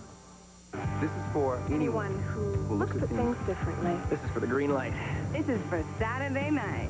This is for people who want to be noticed. This is for your dreams. This is Pontiac driving excitement. Now, drive more of it at the Pontiac 98 sell-down with 0.9% APR financing or up to $2,750 cash back on select 98 models. More reason than ever to see all the great 98 sell-down values at your Pontiac dealer today. This is for me. For me. 1 year ago, Mark Martin finally won a race at Dover after leading laps in the 14 previous races of the Monster Mile. Set a track record in qualifying for that event. He eclipsed that record here on Friday. And Mark Martin, yeah, thumbs up. You're one of only 12 guys on the lead lap. Look at those numbers on our bar graph right there. Look at what those consistent orange, those tall orange lines tell you one thing. 15 top 10 finishes in the last 16 races. Incredible. You know what? Any other year that I can ever remember, if he'd have had that type of result, he'd be so far ahead in the points that it wouldn't even matter, you know? Yeah. You know, you think about it. We talk about Jeff Gordon with his 12 consecutive top 5 finishes. If he gets another one today, and he's running in second, that'd be 13 top 5 finishes in a row. It would tie him with Darrell Walter. But remember when DW did that? 13 in the top 5s in a row? Every one of those was a top 3 when Darrell did it. But this is still an amazing, whether it's Martin who wins, Gordon, Wallace, whatever, Bodine having a great day, Jarrett. All these guys have some kind of streaks going. That's a good 6th place battle right there. Kyle Petty having grabbed the spot from Bobby Labonte, and Kyle always seems to be rejuvenated whenever he comes to this racetrack. Loves this racetrack, and he has a temperament for this racetrack. He does not overdrive. He goes down in the corner, makes sure the car takes a great set in the corner, then back in the throttle. He never overdrives on this type of racetrack. The one thing I will tell everybody, don't get excited about that piece of paper that was on the front of that 6th car. I think it's small enough that it will not create a heating problem for Mark Martin. But it is there. And let me tell you, when you take these noses off to get the proper downforce, you don't need any extra thing on the front of the race car. Good point. Behind, look at Kenseth. See Matt Kenseth right there? 3rd guy in the screen, the number 94. That's for the battle for position on the lead lap. He's running in 8th right now. Boy, he's making a statement out of the Busch Grand National Circuit up right now. Really, I mean, these are great drivers that this guy's running against. Taking the outside line there, moving up the racetrack on Bobby Labonte, getting great forward bite, and Bill Elliott's car there at 94. I'm just really impressed with Matt Kenseth. As you said, Jack Ralph saw something in this driver. It gives him a lot of technical advice as far as his Busch Grand National deal with Robbie Reiser and all the guys. And I tell you, You better remember that name. One of these days we'll be talking about him chasing Jeff Gordon and these guys for the win. As we watch this run, let's remember that this is his first time in a Winston Cup car, and it's also his first time with his crew. They say it takes a long while for a driver and a crew to get used to each other. Well, Kenseth is really doing a job here today to be running as well as he is. And I don't know if it's a comfort factor or not, buddy, you can tell me, but Bobby Labonte's ahead of him. Well, Bobby was in the Busch race yesterday. They're going by Jeff Burton. He's run against Jeff Burton in Busch Series races. Also in the top 10, Dale Jarrett, who was in the Busch race, albeit somewhat briefly yesterday because of an accident. But, I mean, he's run against these guys on this racetrack. Not all of them, certainly. Does he have any comfort level, anything like that helping him today? Let me tell you what he's doing right now. Oh, Kyle Petty. We just talked about his temperament problems. And he had his good luck charm on the had his good luck charm on the dashboard of the car. He had the same thing here last year when he finished 3rd and 5th. They thought that's why he maybe crashed here in the spring. Good luck charm didn't work today. No, you heard him say go right on to the garage. Kyle has not a single top 5 finish this year. We were just bragging on him. And not going to be. You were saying about Kenseth. What's he thinking about today, running here as well as he is now in 6th? Well, he went from a 14 shirt to a 16 and passed a little bit there because that chest has to be getting bigger, and he's feeling better about what Matt Kenseth brings to the table now. He's answered the question. Yes, I can run with Bobby Labonte. He's in my rearview mirror right now. Winston Cup is premier NASCAR event, and he's up there running with the best. Doing a heck of a job. Steve, what's the deal down there at Kyle's pit? We like Bobby Kennedy just talking to Kyle. Bobby, we're just saying what a great run you're having. What happened? I don't know. He said he just quit running. I think I broke the motor. He didn't give any warning at all. Just set off on it. Just finished the day. That's too bad. Kyle doing so very well. And all of a sudden it's up in smoke. So now only 11 teams remain on the lead lap. Kyle was one of the lucky dozen that have not been disposed of by Mark Martin. And now there are but 11 remaining on the lead lap. Martin continues to show the way. He has led all but 8 laps as he, for the moment, is devouring the Monster Mile.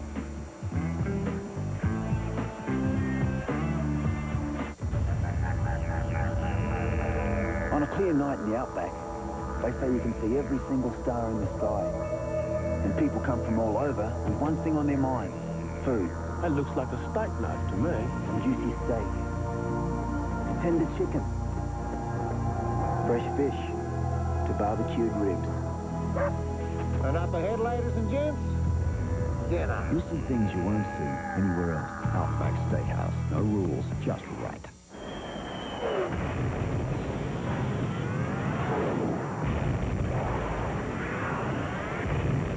Break through to the new world of Mach 3 from Gillette. The first triple blade shaving system. 3 blades specially positioned to shave progressively closer. You take 1 stroke, it takes 3. So you don't have to shave the same area over and over, which means less irritation. 3 blades, fewer strokes, less irritation. Mach 3 from Gillette.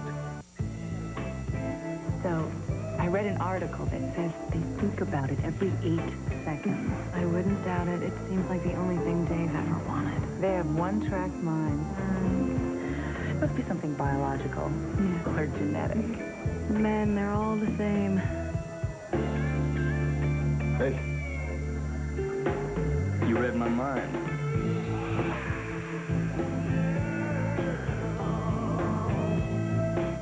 This is the Midas Gold Muffler. It comes with a Midas lifetime warranty, and it's now just $49.95, $69.95 for select imports. Let's review. Midas Gold Muffler, lifetime warranty, $49.95. Hurry, the price of gold has never been lower.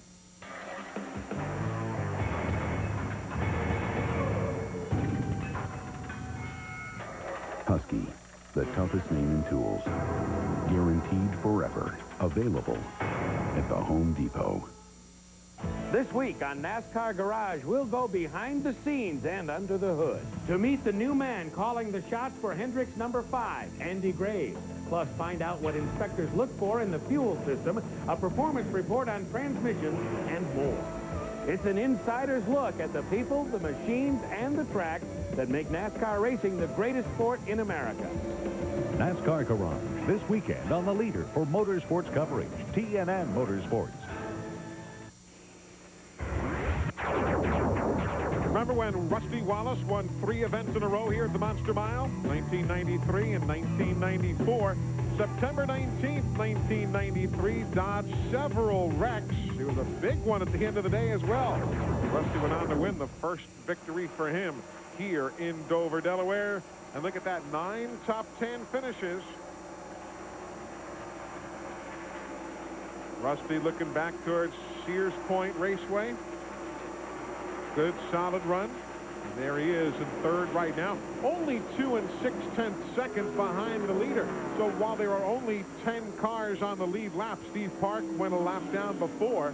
But Gordon and Wallace, second place and third place, still keeping close enough to Mark Martin. Exactly. Right now, they don't even worry about Martin. They know he's in a zone right now. He's really getting around the racetrack. Right now, all Rusty Wallace wants to do is get ahead of this car. And you see Jeff Gordon has quite a bit of paper on the nose of his car there. That is a little excessive there. That could cause him a problem later. In the garage area, Kyle Petty, the most recent retiree. Let's check in with him. Kyle, you had a great running car, but all at once it just stopped. You looked a little mystified. What happened? I don't know if I broke a cam or broke a distributor or something. It just lost all power, so go back and say that's kind of the way this year's been for the Hot Wheels Pontiac. We've run good off and on, but can't close, so fun deal. Well, Kyle himself came in, guys, raised the hood, borrowed a dime from me to take some screws out, and I got to go now. I want to get my dime back. Kyle Petty, who won here in 1995. There's Mark Martin closing in on Dale Earnhardt. Again, that would be for the third time. Dale's going to go 3 laps down should Mark get by him in this little exchange right here. And look at the line variance. Exactly. I just want to point that out. The 3 car is absolutely not turning in the corner. He's doing the best he can with the car that will not turn in the center part of the corner. Dale Earnhardt, you're not to blame here. The race car itself won't turn. I remember it was Bob Latford, the historian, who did a study once talking about the distance that you run. If you run the low groove, I think he was doing it at Charlotte, if memory serves, during the 600-mile race there. The guy who runs the low groove all day versus the guy who used to use that Richard Petty line or the Harry Gant line. If you ran the outside rim road around the wall versus the guy on the apron of the racetrack, the high guy ran 14 miles more in actual distance over the course in that instance of the 400 laps they run at Charlotte on Memorial Day. And Harry Gant really was Mr. September. If he really runs was. 514 miles on this racetrack, I'm going to tell you, that's a tough task, but boy, could he get around this racetrack. The actual distance elapsed. Joe Nemechek in, making a pit stop. Earnhardt, you saw there, going a lap down yet again. Matt, he's 3 down now to the leader. Eli, many people are surprised at how bad Earnhardt has struggled this weekend. This is the same car he finished second with last year, but over the summer they gambled. They cut the snout off, tried some different front geometry. That gamble has not paid off. They don't know what is wrong with this car. It is very tight in the center of the quarter. They tried many different things this weekend. Nothing has seemed to help. 1,200 starts right there in that picture. Today is the 600th career NASCAR Winston Cup start for both Terry Labonte and for Dale Earnhardt. All right, today's trivia quiz question. Who was the first driver in NASCAR Winston Cup history to start 600 races in this division? And Buddy Baker, if you don't know the answer, I'm going to have to slap you. Well, you're going to say I'm deaf because the guy told me, Hank Parker last night in concert right across the road here, told me that Buck Baker was the first driver to run 600 Winston Cup event. Indeed, that's the case. Buck Baker, your daddy. And, yeah, Hank Parker was here yesterday for that big country music concert. Hank's from Hank Parker Outdoors on TNN Outdoors. And he was here enjoying the activity, and he loves his race. Of course, his son has gone Busch Series racing. And Eli, are those events dynamite or what? Was that fun? That was great. Yes, indeed. Neil McCoy, Tracy Bird, even Buddy Baker got up on the stage and sang a little bit last night. Yeah, boy, they booed me off the stage. Get out of here. Very quickly. We were dodging all sorts of vegetables as they came flying up onto the stage. Had a great time. Thousands of people on hand here yesterday. There's Mark Martin, one of 10 drivers on the lead lap. He's still got 2 seconds on second place running Jeff Gordon.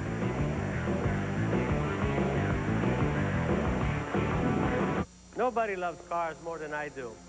Each one is a work of art. So when the maker of all these chose a new antifreeze, it got my attention. General Motors now uses the deck school technology of Haviland Extended Life Antifreeze in virtually all its new vehicles. The same patented formula you can use in your car for 5 years or 150,000 miles. So do what GM did. Switch to Haviland. I use it in my car. I only wish this were it. How's the car, Dale? We'll tie it off. 0 cars moving up. Get them on inside. Inside every member of Team Monte Carlo, there's a side that's kind of wild. Get another tire.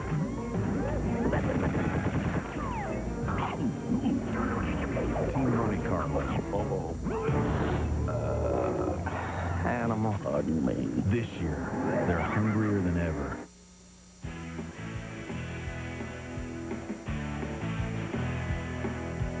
Mack trucks are furnished by Clement Chevy Mack Sales. For all your truck and tractor needs, call Clement at 1-800-369-MACK. Visit, experience, shop Simpson World, a racer and race fan superstore, now open in Mooresville, North Carolina, Indianapolis, Indiana, Torrance, California, and Hershey, Pennsylvania. Race fans, you make the call. New LCI long-distance customers receive 30 minutes of free calling and a calling card featuring participating drivers. Don't delay. Call now, 1-888-TEAM-LCI. There is Jimmy Spencer, the Winston Noble Ford, in for a pit stop, lap 167. We saw Joe Nemechek in moments ago at lap 160. Within shouting distance of the next window for stops. The leaders were in at lap number 87. Still within 10 or 12 laps, one would assume, of the next stop. There goes Ward Burton way high again. Back on the racetrack, 46 laps down. Tom Baldwin Jr., the new crew chief to that team, starting this week, in case you hadn't heard. Especially when those pit stops come around, they're not going to change anything at all on this number 6 car. If you watch the race at Bristol and watch Mark Martin just wear absolutely everybody down by running quicker lap after lap after lap. Trouble in turn 2. Kenny Irwin spins off the wall. He hits both the outside and the inside wall. Caution. He was running in 14th position. Caution for the 3rd time at lap number 170. A hard hit. Car broke loose. We'll get another look, one would assume. We'll see exactly what forced it to break loose. But he went up, tags the outside wall real hard, and as narrow as that straightaway is, he careened down and off the inside wall as well. You see Kenny moving around in the car, so that's good news. The Texaco Haviland Ford Taurus. The net is still up, but you can see some movement in the driver's compartments. It's always a hard look, though, when you hit on the driver's side like he did. Let's see what we can tell on this here.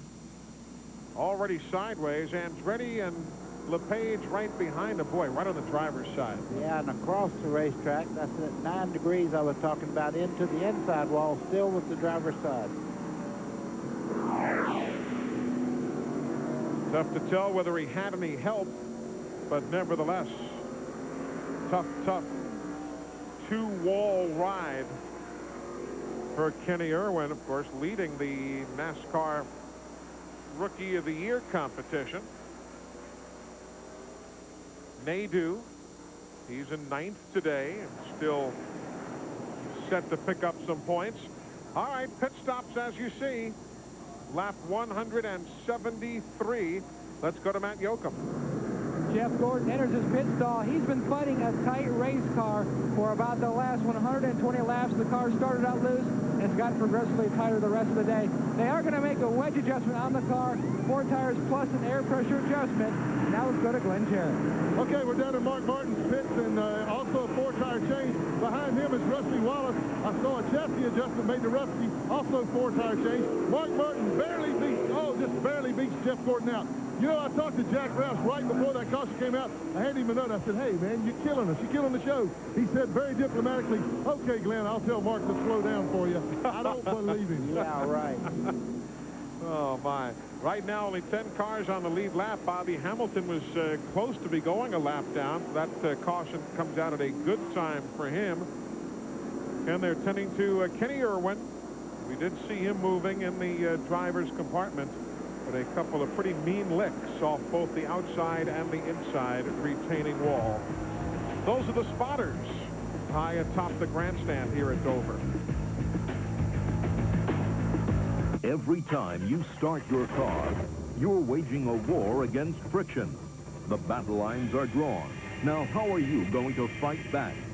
Duralube Advanced Engine Treatment protects your car's motor like nothing else on the market can. It's like a shield against engine-damaging friction. Win the war against friction and get the maximum protection for your car's engine with Duralube. Duralube, tomorrow's technology today.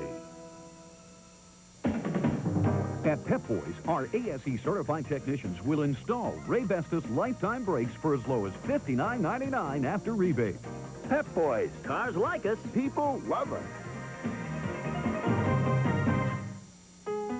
The more power, the longer the call, the more expressive the conversation. Introducing new Duracell Ultra with a concentrated power force to get more life out of your high-tech devices. New Duracell Ultra. More power, more life. It's the race you've waited for all season, and now it's on TNN. Don't miss racing history. Daytona goes under the lights in the Pepsi 400, October 17th at 8 Eastern, only on TNN Motorsports. It's a party like country music has never seen, and you're invited. The Grand Ole Opry 73rd Birthday Bash, October 15th through 18th, presented by Coca-Cola, IGA, and Southwest Airlines. The package includes tickets to the Ryman for Bye Bye Love, the Everly Brothers musical, the Bill Monroe Bluegrass Spectacular, a performance of the Grand Ole Opry, and more. 4 days of fun and excitement for only $66 per person. Join the party. Make your reservations now by calling 615-889-3060 today. Today on TNN Motorsports. It's the closest points battle in years, and time is running out. It's going down the wire. The pressure builds as NHRA's top drivers take their best shots. A thousandth of a second could mean the difference between winning a title and losing a race. You don't want to miss the Pioneer Keystone Nationals today at 5 Eastern, 2 Pacific. And it's all right here on TNN Motorsports. Well, that's the story of the man who's been leading the Rookie of the Year point standings today. Kenny Irwin's Texaco Haviland Ford being taken towards the garage area. He'll join Kenny Wallace, Buckshot Jones, and Kyle Petty as the early race retirees. Let's check in now with all of the pit stops. Good run for Matt Kenseth, among others. He's in 7th. Let's go to the pits.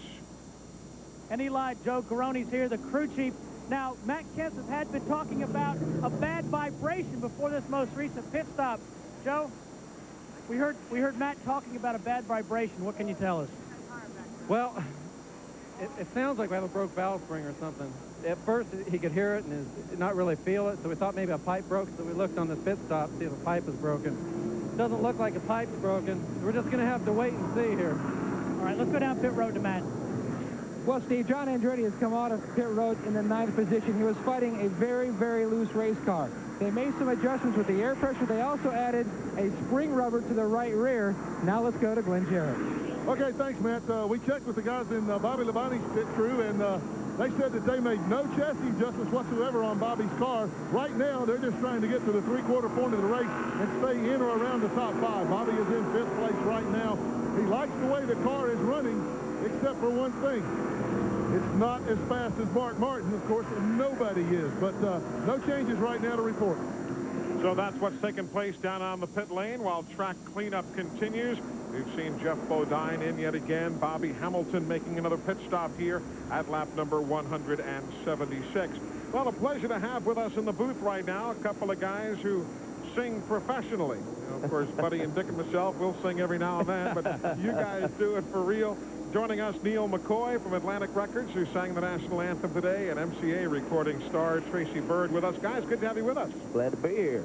nice concert last night, and there must have been, I don't know how many thousands of people out there in front of the grandstands and all. What a super night.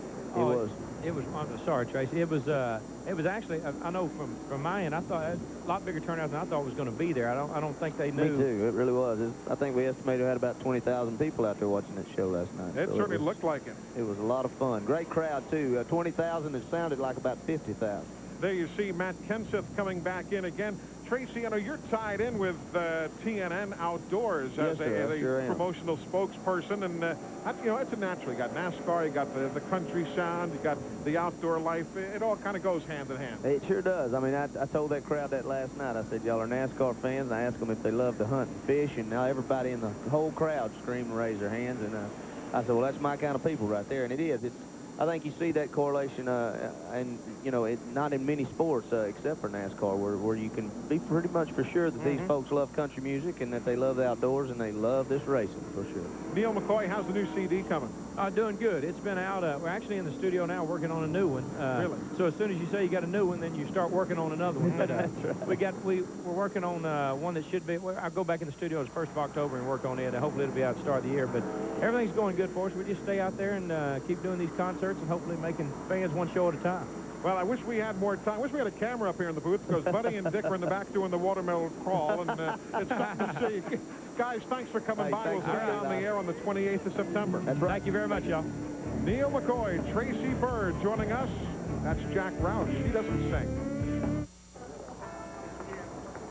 That looks tasty. It's a big king. I got this one for free. Gonna eat them both? Not if you let me play baseball. Baseball? I'm a coach. What position? Shortstop. No, second base. And I want a bat, too. Welcome aboard, slugger. The Flame Broiled Big King. It's like a Big Mac, but tastes better with 75% more beef. Buy one now, say it just tastes better, and get a second one free. How'd you boys like to play ice hockey? If you ask us, it just tastes better. Mark, if you're at the airport before my 8 o'clock flight, maybe we can talk. Otherwise, it's over. Come on. Oh, start. Oh, no. That's battery. No matter what my customers drive, they depend on AC Delco batteries. They last up to 30% longer. I'm sure they do. Just give me the generic equivalent, okay? AC Delco. If you're not asking for it, you're asking for it. You never know what your next job is going to be. One day it's a house, the next it's a hotel. Jobs keep getting bigger, deadlines keep getting shorter. It's got to last 1,000,000 years. Stand up to anything. Turnaround times, they're insane. Whatever it is, wherever it is, make something great. Stanley. Mission Control, we have a problem. Even in today's high-tech engines, deposits can still diminish power. Dirty fuel system affecting performance. Enter Valvoline SynPower, a new line of high-performance additives and cleaners. A complete fuel system treatment, formulated with component-targeting synthetic molecules that lock on and eliminate those power-robbing deposits. Fuel and air mixture, a go. So your engine runs cleaner and performs the way it should. We have it all. Valvoline SynPower, rocket science for the road.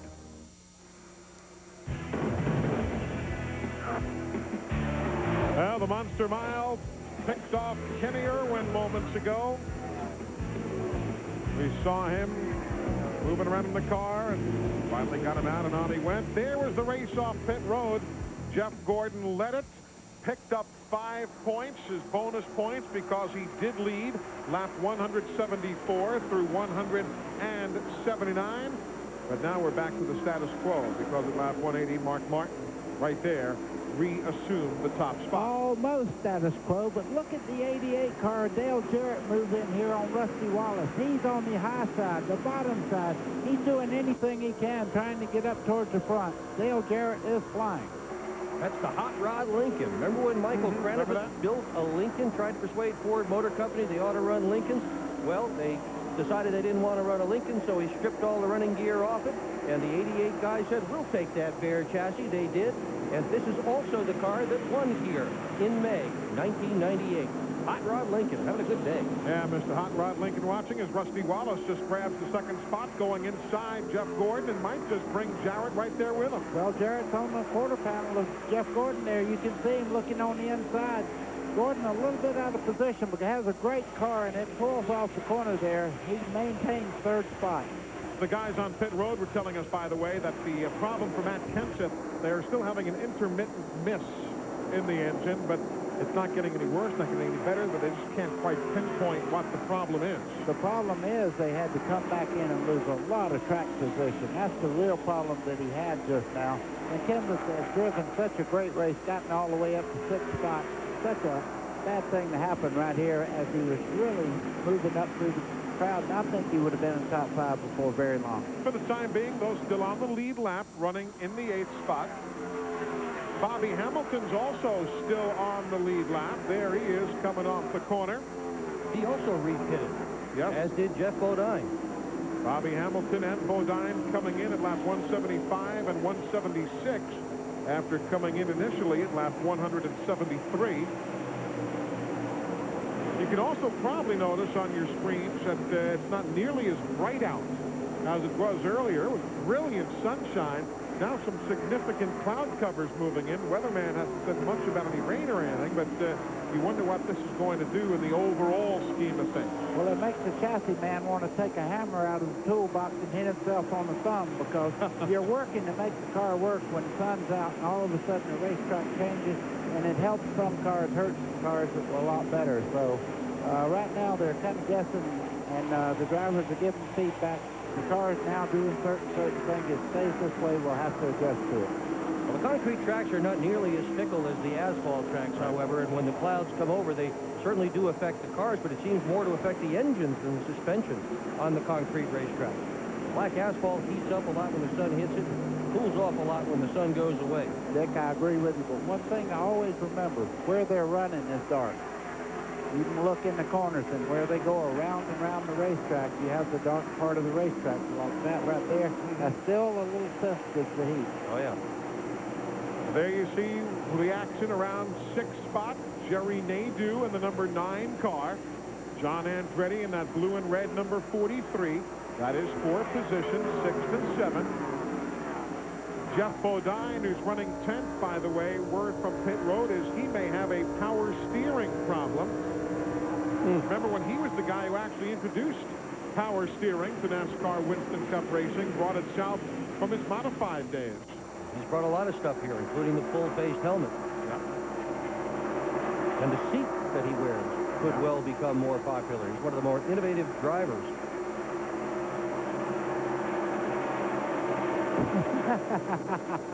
The seat that he wears. Yeah, well, I mean, he does. He wears that seat. This thing is it fully forms around his shoulder. Especially at night when he goes out. I said seat, not suit. Oh, Lord. Here goes Kenseth. Look at that. He's still battling. Car maybe not up to snuff. Intermittent miss, they said. But here he's going to take 7th away from John Andretti if he can. To get up and go on the straightaways. Well, if he has a miss, indeed, it's running very, very well. Yeah. It's running where it needs to run, because you can see it goes right on by Andretti. Good battle. He's right there to the inside still. Makes the pass. Yeah, he's all over the back end of that thing, John Andretti is. Well, swap it around. Kenseth in 7th, Andretti in 8th.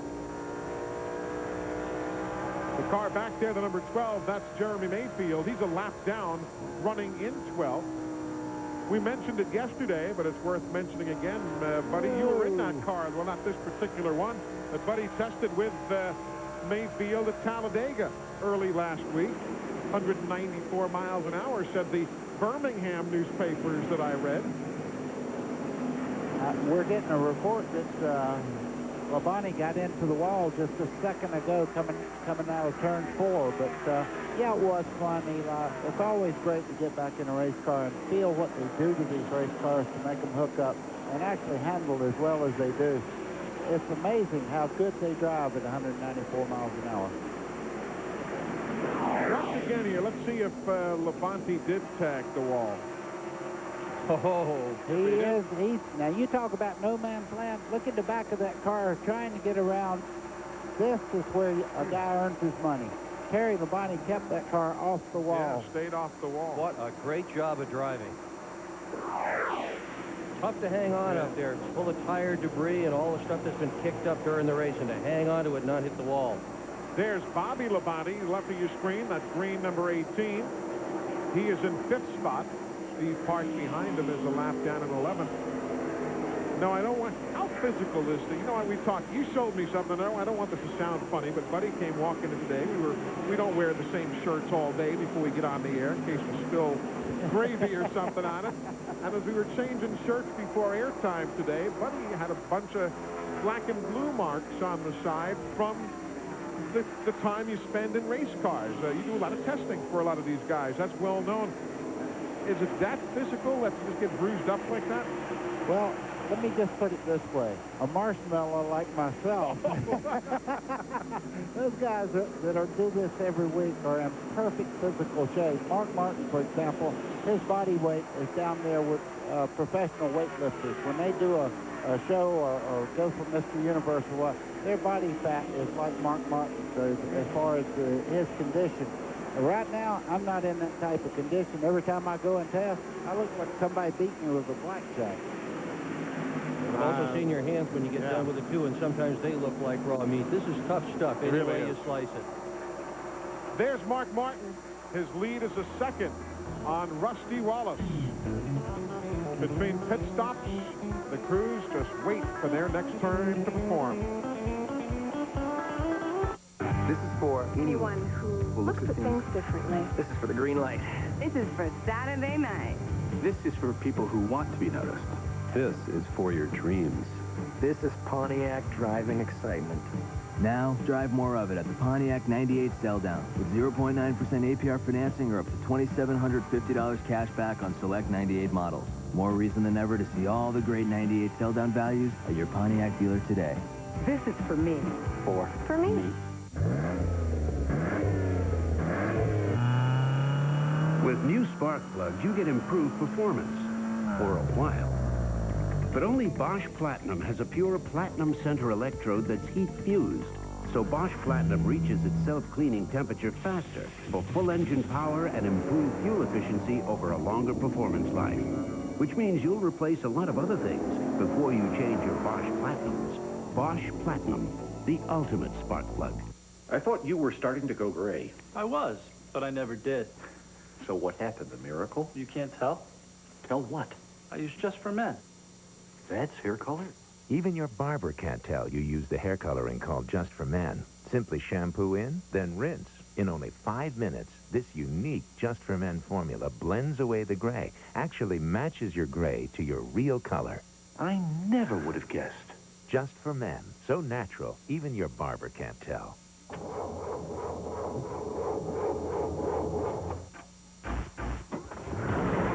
Introducing the Midas battery.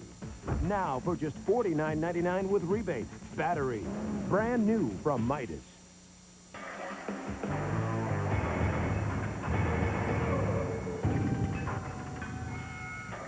Husky, the toughest name in tools. Guaranteed forever. Available at the Home Depot. Once considering a career as a professional golfer, Vince Gill decided to focus on music instead. And what a great decision that was. Vince Gill holds the record for the most CMA award wins at 17. He has 2 more chances to increase that number this year with nominations for Entertainer of the Year and Male Vocalist of the Year. Be sure to watch Vince Gill host the CMA Award Show live on CBS Wednesday, September 23rd at 8 Eastern. And keep watching for more of Vince Gill all week during TNN's Salute to All-Stars Week. Mark Martin continues to show the way here at Dover. Most recently took the lead at lap number 180. He just went past the halfway point. 205 laps on the board right now. You see over there 1.1 seconds, 1.177. Back to that man, Rusty Wallace, who's running in second spot. Of course, his crew chief is Robin Pemberton. And Robin, like virtually every crew chief here today, knows that there's a lot of give and take in the setup and preparation for and the running of a race here at Dover Downs. Well, I think you need, it's important that, you know, it's a mile racetrack. It's got real high banks, and, you know, your banks, even in the straightaways, it's generally real hard on the tires, and tire management, you know, is getting to be one of the things that we work at almost, you know, basically everywhere we go. It's real important, and I think one of the things is to keep in mind is you don't run the car any harder than you have to early on a set of tires. You know, you try to maintain a certain pace, not try to be overly aggressive, you know, and that way it'll let the tires last throughout the entire run of the fuel run. That crew chief tip from Robin Pemberton, brought to you by Stanley Tools. Since 1843, Stanley has been helping people do things right. As he was talking about tires, NASCAR has pulled an interesting procedure here at Dover. They impounded all of the new tires, didn't let the teams add them until 10 o'clock this morning, other than allowing the crew members to glue their lug nuts on.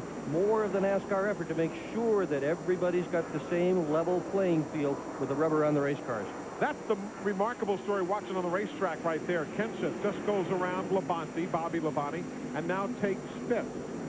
Can the car be ill-performing and be running that well? It can, for one reason. It's going through the corner very, very well. You see the back of the car very stable. He runs the middle part of the racetrack, does not seem to be overdriving the race car, and if you're going through the corners real well, down the straightaway, it'll actually run as fast as the car that comes off the corner, maybe pushing a little bit off the corner, and does not build speed up until the far end of the straightaway. Not to belabor the point, but in case you've not been with us all day or haven't heard any of the news this weekend, the reason Matt Kenseth is in the car, Bill Elliott's dad, George, passed away Friday morning. As a matter of fact, the funeral is to begin in about 5 minutes from now down in Georgia. And as a result, obviously, Bill not here this weekend. Steve Burns, it's a remarkable story. He just won and sold very well. Eli, I've never seen anything like it. None of the guys on the team seem to know what's wrong. They raised the hood twice on that last caution period. They said crew chief Joe Garone hit a wire that might have been loose. I don't know if that was enough to fix the problem, but it really is hauling the mail now. It really is, no doubt about it. Solid run. One of only 9 teams currently, or rather 10 teams currently on the lead lap. There you see the First Plus Financial race summary. Average speed, 123.071.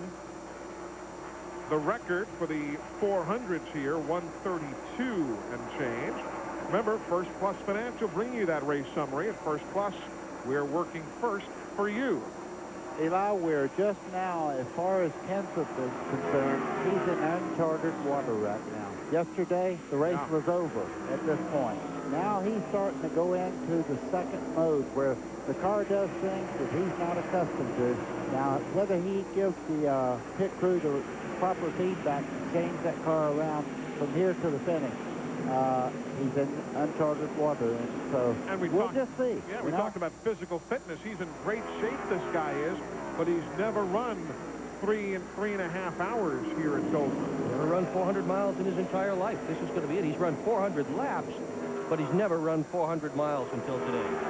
Great story. Matt Kenseth in for this day in the Big Mac McDonald's Ford. But Mark Martin is the story. The leader at halfway has won 8 of the 25 races this season.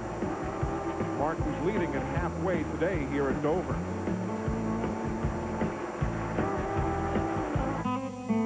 A lot of folks in Johnson City, Tennessee will tell you when you need a part for your car, go to AutoZone. The parts are top quality, the prices are low, and the people are helpful, like Gary Jennings. You see, when it comes to auto parts, folks will tell you Gary really knows his stuff. Oh, sure, they know there are other parts stores in town, but when it comes to getting the right part, the right price, and good advice from folks like Gary, there's just no place better than AutoZone. What's for lunch? Timber and jelly. Ham and cheese. Another day. Morning, boys. How are you? Morning, Mr. France. Nice looking shirt you got on there. These drivers are ready, and they are looking sharp. Right you are, Chuck. There's the green, and the chase is on. Chase Authentics Apparel. That's why it's all the Intimidator. The chase is on. It's a fight to the finish. Congratulations. Thanks, sir. Had a good run today. Yeah, thanks a million. Nice shirt. Nice shirt. Thanks, you too. Thank you. TNN Motorsports live coverage of the MBNA Gold 400 is being brought to you by the more than 2,500 AutoZone stores across America. AutoZone, the best parts in auto parts. And by Chase Authentics. The authentic trackside apparel of NASCAR is now available at NASCAR specialty stores and leading department stores everywhere. Glad you're with us. Sold out today, 107,000 plus on hand here at Dover Downs. I'm Eli Gold with Buddy Baker, Dick Bergman, Glenn Jarrett, Steve Burns, Matt Yoakum, the entire TNN Motorsports crew on hand. You see that Phillips car right there in front? Jeff Bodine on the lead lap. He's in 10. If Martin bypasses him, we'll have just 9 teams on the lead lap. Let's hear from the Bodine pit area. Eli, Jeff Bodine had been praying for a caution. The reason, his car, the power steering pump has failed. They're hoping under a caution to change it. Under green flag stops, they don't have enough time. They will go many laps down. They were hoping for a caution because Mark Martin has closed in on his deck lid. They were counting the seconds, and now Martin's closing in with a kill to put the 7th car lap down. That'll be a tough break right there, as hard as Jeff has driven and as well as Jeff has driven today. Been one of his best runs in a long, long time. Jeff Bodine showing a lot of his former self today at Dover. Started 42nd at Richmond, came up to finish 13th. Eli, when that power steering goes out like that, that's like putting 40 pounds of counterweight on both sides of the steering wheel. When you try to turn it, that's what it feels like. Jeff Bodine is going through a pretty hard time right now as far as trying to turn that car and make it work in the middle part of the corner.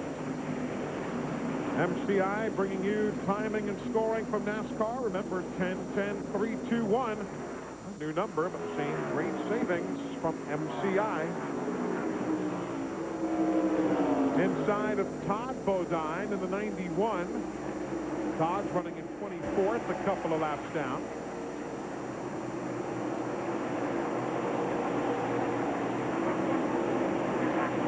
In the 6th is the leader, Mark Martin, trying to put the 7 car, Jeff Bodine, a lap down. Well, that shows where the 6th car is really strong. Watch the forward bite he gets coming up out of the corner here. On the outside, the hard line to try to make his move there. You can see Bodine move up and take that spot back because he is leader right now until Mark goes by. But look at Mark getting his forward bite up out of the corner. And now there are but 9 teams on the lead lap. Look at Schrader right there, the 33. Almost thought I saw a little smoke out of that car before. I sure do. You did. See it again? Yep. Just though I saw it, looks like Schrader has some problems on the Skoll car. And when you see him smoking out of his cross pipe like that, that does not get better, only worse as he goes along. Well, Mark's domination here is a little bit of deja vu of the May race where Jeff Gordon led 375, but we'll remind you Gordon did not win that race. This thing is far from over. As well as Mark Martin is running, he has not got this thing in the bag by a long shot. Mark Martin had that pit stop, I believe, at 379 here back in May. So a lot of teams had to make those late stops.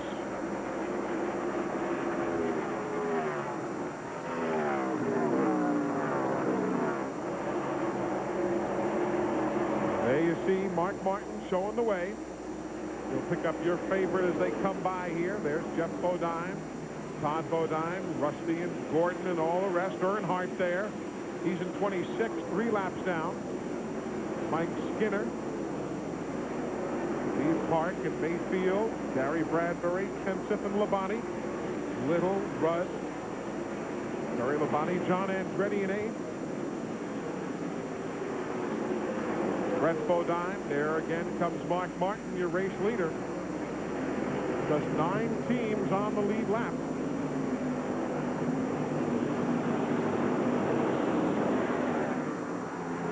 Lap 229, 171 remaining. As Mark was running his practice laps earlier in this weekend, I asked where is this car especially good? Where is this car especially soft? And the team basically said it is the same everywhere. It is no place that it is outstanding and no place that it is short. It is just fast at every place. There is Mark Martin right now, just about the length of the back straightaway. Behind a good scramble that's been ongoing. Hamilton and Andretti. And there you see Schrader slowing down now. Darrell Waltrip goes by. Rick Mass goes by. Jeff Burton. Steve, doesn't look as though the problem's going to cure itself. No, it's bad news for Kenny Schrader. They've lost a cylinder in that motor, so it's going to be maybe a short afternoon, but in any case, he will not be able to run at top speed.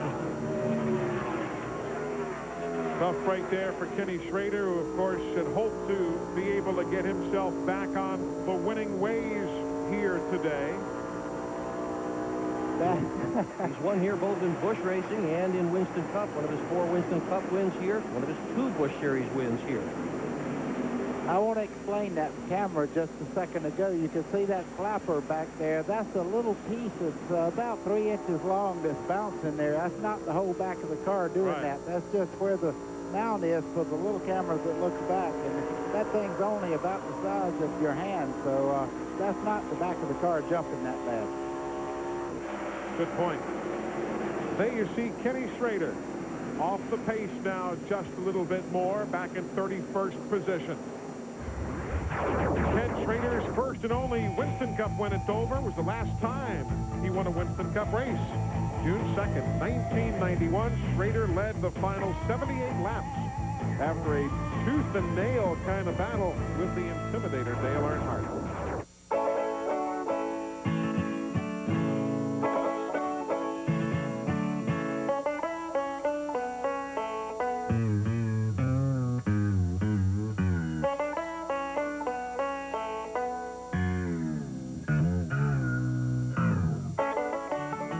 Even at 475 degrees, nothing outperforms Mobil 1.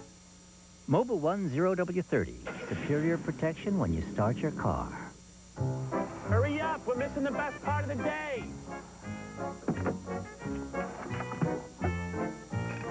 Catch anything yet? Just a brake job on a Honda. At Pep Boys, our ASE-certified technicians will install Raybestos lifetime brakes for as low as $59.99 after rebate. Is this living or what? Engine diagnosis. Very high tech. Pep Boys. Cars like us. People love us. It's life on the edge. Pushed to the extreme. ASA Racing. The S stands for speed. See the North Carolina Sweet Potato 400 Saturday at 4 Eastern on TNN Motorsports. All next week, TNN is your inside guide to the excitement surrounding country's brightest stars on their biggest night, the CMA Awards. Get behind the scenes with your host, Faith Ford, star of the new CBS series Maggie Winters. From industry parties to backstage action to who said what about whom, TNN is your ticket to it all. Salute to All-Stars Week, all next week on TNN. And catch the CMA Awards on CBS. Friday on TNN Motor Madness. It's another wide-open, dirt-slinging fight to the finish as the Pennzoil World of Outlaws roll into Nebraska. It's a tight points battle, and these guys will do anything to win. That's why they're called Outlaws. Don't miss the wheel-to-wheel combat in the Cornhusker Outlaws Showdown. Friday night at 8 Eastern, 5 Pacific on TNN Motor Madness.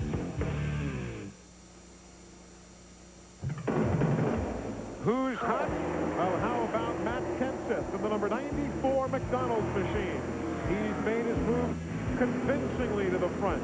He's gone by Jerry Nadeau and others, and even though at times the car has been a little bulky, it hasn't bothered Kenseth.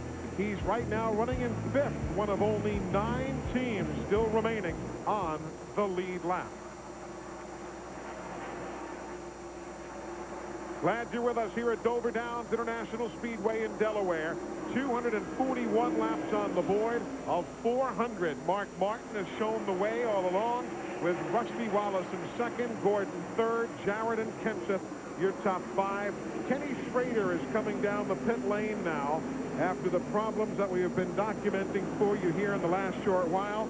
At lap number 242, he is going to be heading to the garage area. So Kenny Schrader goes to the garage. He'll be joining Kenny Wallace, Buckshot Jones, Kyle Petty, and now Schrader as the 4 retirees. Let's check in with Glenn Jarrett. Well, guys, we came down to the infield hospital down here to check on the status of Kenny Irwin. You know, he took that hard hit.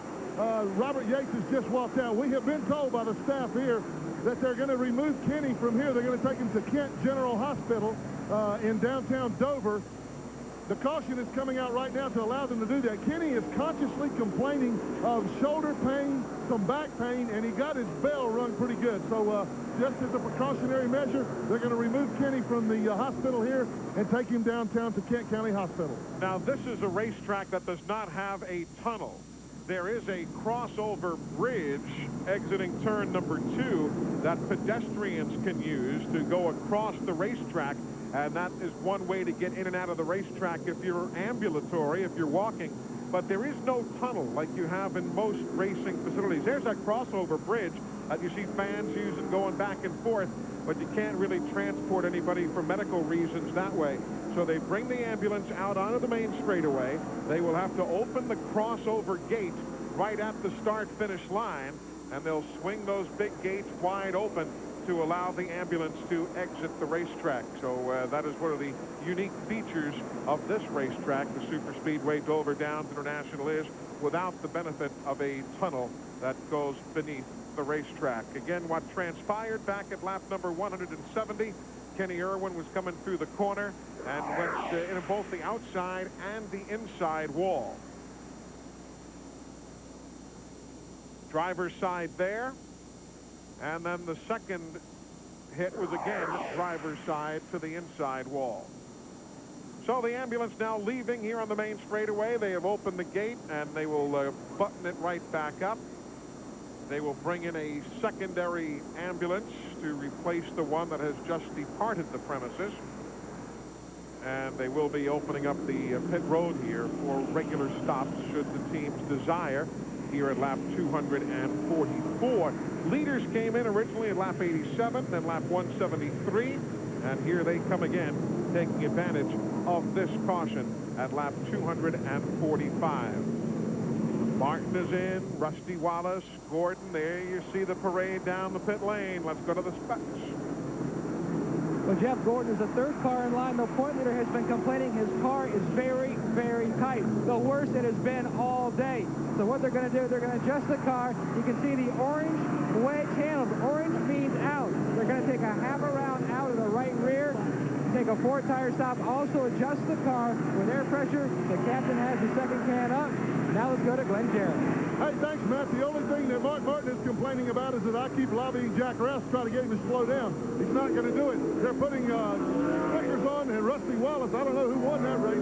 Gordon comes out 3rd. Rusty Wallace put on scuffs this time and last time. He likes scuffs. They put stickers on Martin's car. You see the folks at Midas Auto Systems, the Auto Systems experts, a better system for you and your car, giving you the splits there on all of those pit stops. There goes Jerry Nadeau. Steve? Yep, they just made a chassis adjustment on the 9 car of Jerry Nadeau, Eli. Talking to the crew chief, Jeff Bice, he said we want to free it up a little bit. We want to help Jerry be able to turn the car in the corner. So 4 tires and a chassis adjustment for the 9 of Jerry Nadeau. So caution on the speedway to allow the ambulance transporting Kenny Irwin to head to Kent County General Hospital. We're back with more in a moment.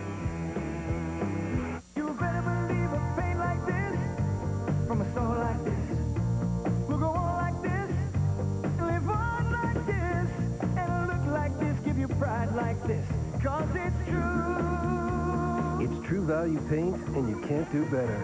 It really is this good. Goes on like this, feels on like this, looks like this, pride like this. True Value paint. Great paint, great store. Nobody loves cars more than I do. Each one is a work of art. So when the maker of all these chose a new antifreeze, It got my attention. General Motors now uses the deck school technology of Haviland Extended Life Antifreeze in virtually all its new vehicles. The same patented formula you can use in your car for 5 years or 150,000 miles. So do what GM did. Switch to Haviland. I use it in my car. I only wish this were it.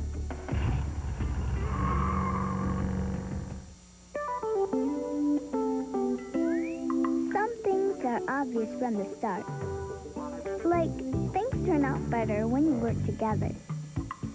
That's why the UAW International Union and General Motors Corporation got together to create programs to improve skills and safety, to educate, to promote teamwork and build better quality cars and trucks. Assembly line to finish line. Teamwork wins. This is joy. This is frustration. This is pride. This is humility. This is a sport that's about more than just winning or losing. In fact, it's a sport that's not so much about cars as it is about people. This is racing. This is NASCAR. Winnebago Industries is the official motorhome of TNN. Stop by your local Winnebago or Tasca dealer now and see the new models available. For more information on Winnebago Industries products, please call 1-800-643-4892. Jeff Gordon, he earned his first victory here at Dover in September of 1995. It would prove to be the first of 3 consecutive wins for Gordon here at the Monster Mile. Placed him in that record book along with David Pearson and Rusty Wallace, who also won 3 consecutive events. And look at those numbers for Jeff Gordon. Just remarkable. All those top 5 finishes. But right now, he was black flagged by NASCAR. He's coming down pit road for attention to the fenders on the car. Let's go down to the pit stalls and get an update. The 24 car has made his way back in. NASCAR is complaining that the right front fender was pulled out. Ray is pleading his case with NASCAR and Steve Peterson, a NASCAR official. They're talking it over. Ray's raising his hands up in discussion, looking over the car. Still in discussion. Now Jeff is down and away.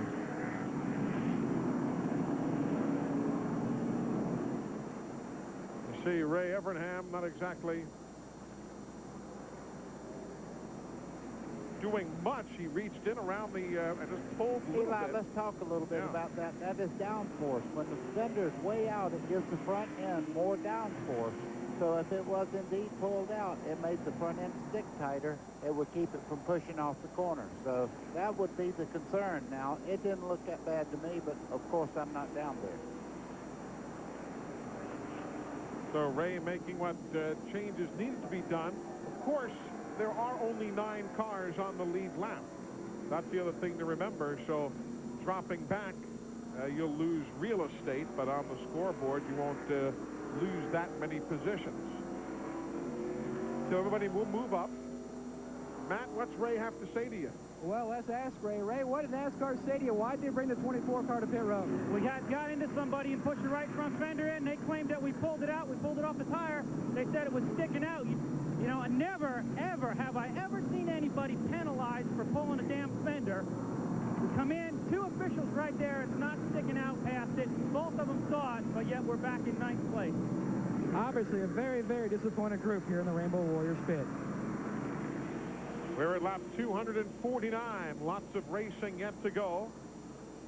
We continue under the caution. Back with more from the Monster Mile, where Mark Martin continues to pace the field. Don't you go away. Dude, get down. It's my chair. Let's go. I'm not playing games. Okay, here we go again. Oh, dude.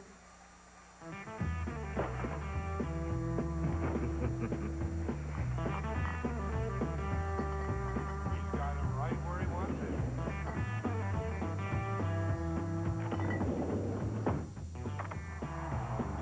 Just a bit outside. Hey, those dog obedience classes really paid off. As a sponsor of the Fan Tour, the Money Store is offering a $500 cash rebate on home equity loans. It's the Money Store 500 rebate. It's a great way to get rid of bills and cut expenses. And now you can get an extra $500 cash when you get your loan from the Money Store. If you're a homeowner, call 1-800-LOAN-YES now and ask for the Money Store 500 rebate. I won. But only if you call the Money Store. In 20 years of racing, I've had some great moments. In an upset victory, it is Phil Parsons. Bill Parsons is successful. And a few tough ones as well. Well, I can't always protect my car, but in all my years around the track, I've never seen a product protect a motor like Duralube. Independent tests prove when it comes to protecting your car's engine, nothing compares to Duralube. Duralube, tomorrow's technology today. I'm looking for somebody who knows their parts.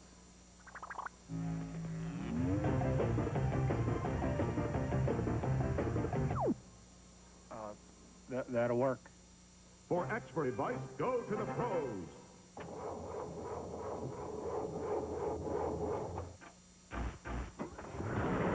Introducing the Midas battery.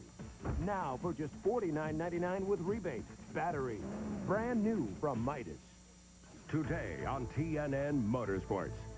It's the closest points battle in years, and time is running out. It's going down the wire. The pressure builds as NHRA's top drivers take their best shots. A thousandth of a second could mean the difference between winning a title and losing a race. You don't want to miss the Pioneer Keystone Nationals today at 5 Eastern, 2 Pacific. And it's all right here on TNN Motorsports. From the Duralube aerial camera, you see the restart and Rusty Wallace trying to get a run at Mark Martin. Rusty Wallace will take the lead here at Dover at lap 253. But for the 7th time this season, Mark Martin has led the most laps. And Rusty now shows the way, trying to break that streak of 54 races in a row without a win. Don't get excited. Mark Martin realizes that the two-car right at the moment is handling a little bit better, but he has a great car right on the bottom of the racetrack. Mark Martin will do that sometimes, just check you out. But look at Matt Kenseth there in 4th place, right on the back bumper of Dale Jarrett, looking to the inside to head down to turn 1. What a superb story. Meanwhile, Jeff Gordon is back there in traffic. There he is, behind Andretti, running in 9th. Around Mayfield and a host of others. Hasn't got a bit back after that pit stop. Watch him work his way through traffic moments ago. He had to deal with Steve Park. Oh, right up under him. They made a little contact there. It didn't do any damage to either car, but he did go up under the back of Steve Park's car. And Glenn, though he didn't lose that many positions, I mean, 7, 8 positions are a lot, but it's that kind of traffic that you have to deal with that you wouldn't have dealt with up front. Absolutely, Eli. That's the thing that they're worried about. But you know what the other teams down here are worried about? Oh, no. NASCAR has really made them mad now. They ticked them off. They're going to really get to throw their best at it and win the race. We'll find out how this day unfolds. Still lots of racing to go. That's the battle there for 7th. Gordon inside of Andretti. There's Bobby Hamilton next in line. On your left. Well, you can see what track position means. The leaders are already in the middle of the corner in front of him there. There goes Mark Martin, as I was telling you. Don't worry about him. He has a great race car right back by Rusty Wallace. But in 3rd place now, Matt Kenseth. So back on front now. Martin shows the way. Remember, Rusty... Yeah, look at Kenseth. That's remarkable. You don't suppose he's got a shot to win this thing, Wouldn't that be a spectacular story? What a story. Jody Ridley, 1981. First time winner I can remember at this place. Maybe the only first time winner. Look at this. He's taking 2nd place.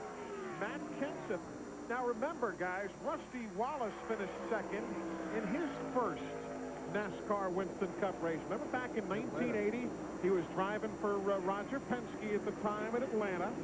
And Rusty finished 2nd in his first Winston Cup start.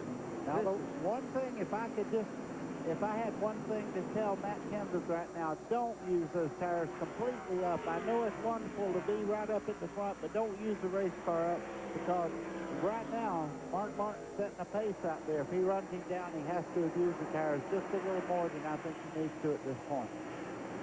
The whole McDonald's team just looking on, and Steve Burns, this is a remarkable story. Boy, this is exciting down here, Eli. Now, Dick Berger said moments ago, do you think Mike Kenseth has a shot to win this thing? I swear, just seconds before Dick said it, Matt said, when I get up near that front pack, boys, I got a shot to win this race. Unbelievable. Really is. Winning here yesterday, trying to sweep the weekend. Only once has the same driver won the Saturday and Sunday races on the same weekend at Dover. Harry Gant did it in 1991.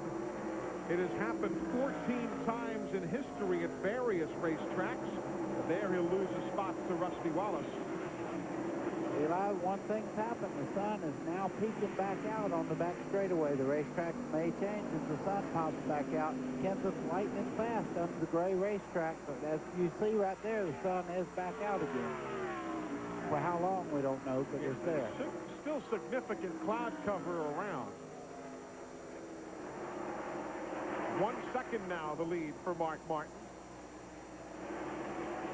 There's Gordon moving on up to try and grab 6th away from Jerry Nadeau. One thing that's working in Gordon's favor right now is that the field has strung out a good bit. It's not that he's in that massive traffic that he was in when we first got the green flag on the restart.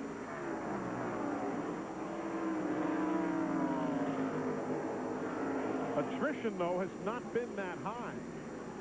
Not 39, no, 39 of the 43 starters are still out there. Only Schrader, Kyle Petty, Buckshot Jones, Wallace, and Kenny Irwin done for the day.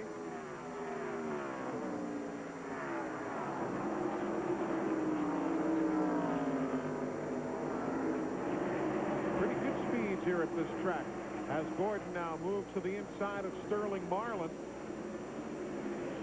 Watching Gordon right now, he is almost a full turn behind the leaders right now, and to get back up there, you have to drive the car extremely hard in traffic. You have to do things that the leader has a clear racetrack on. Until the leader gets into lap traffic, Gordon's doing more work to get towards the front than the leader is to maintain. Now he is 6 seconds and change back. We'll show you what that interval looks like. There goes Mark Martin right there. Then 6.7 seconds back is where Jeff Gordon is running, and we'll widen out and show you. Just mark the spot, and all the way back 6 more seconds, there you see Gordon. So he's got a little catching up to do yet.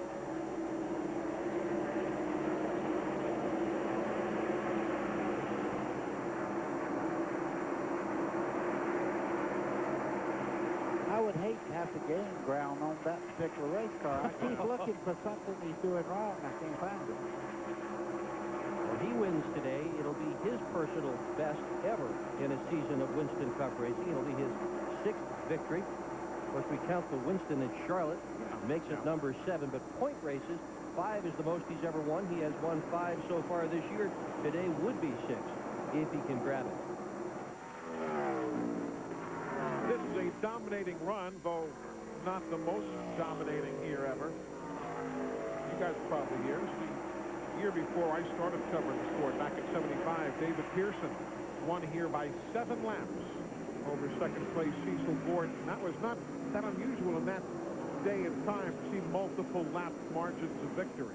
David Pearson and the Wood brothers at this racetrack was it was almost like watching a computer run the race course around here. David Pearson would get into a mode and he would run the same speed forever, it seemed like. Great driver on this track. I tried to catch him several times, never did. A lot tougher now.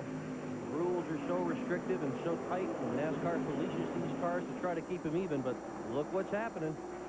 There's going to be a good scramble right here, but they're also closing in just a bit more on Mark Martin. Everybody's closing in just a tick.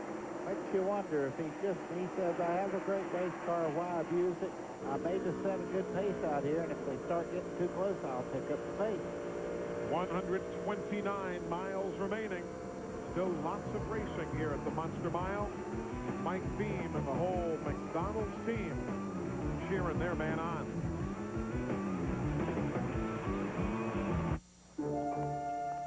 Marty's here. Okay, let's see a fuel injector for a Ford Probe. Multiport? It's too easy. How about a gasket for a Yugo? With sealer? EGR valve for 74 Gremlin. See you tomorrow, Marty. Get 4 of our 35,000-mile tires. Any size, only $99. Or double your mileage with 4 70,000-mile tires, just $169. Pep Boys. Cars like us. People love us. Well, we build marine winches here and marine deck equipment. My boots, they're very important. I got to walk around all day in them. They better be comfortable and they better be right. These are my feet. You have to have the equipment to match the environment. Bottom line. Wolverine DuraShocks, the world's most comfortable boots. Guaranteed. We're not talking about a new kid on the block here. Wolverine's been around a long time. I got enough hard work to do here in a day that I don't need my feet hurt. Mark Martin is the race leader here at Dover Downs International Speedway in Delaware. He will again be the driver to lead the most laps and pick up the additional 5 bonus points for doing so. Matt Kenseth in second, Rusty Wallace third, Dale Jarrett fourth, Bobby Labonte is fifth, Jeff Gordon is sixth, Jerry Nadeau seventh, John Andretti eighth. Ninth place will be Bobby Hamilton. Now Gordon has backslid a little bit. There he is, still same spot in the rundown, but he's now 7.1 seconds back. So he's lost about a half second of that margin that he had picked up a while ago. His relative speed is not as high as that of Mark Martin either. Not like he's the fastest car on the racetrack at this point. He is not. Working around Rich Bickle. He's having a little bit of trouble coming up out of the corner there. Bickle is fast down the straightaway. Jeff looks to the bottom side of the racetrack trying to go by Bickle. Watch it as they come off right here. You can see the 98 car was just for a couple of laps there giving him a little bit of trouble. Doesn't want to force the issue. Bickle goes wide now in 21st spot, and that opened the door for Jeff Gordon. There's the Napa scoring rundown. Napa Auto Parts, we keep America running.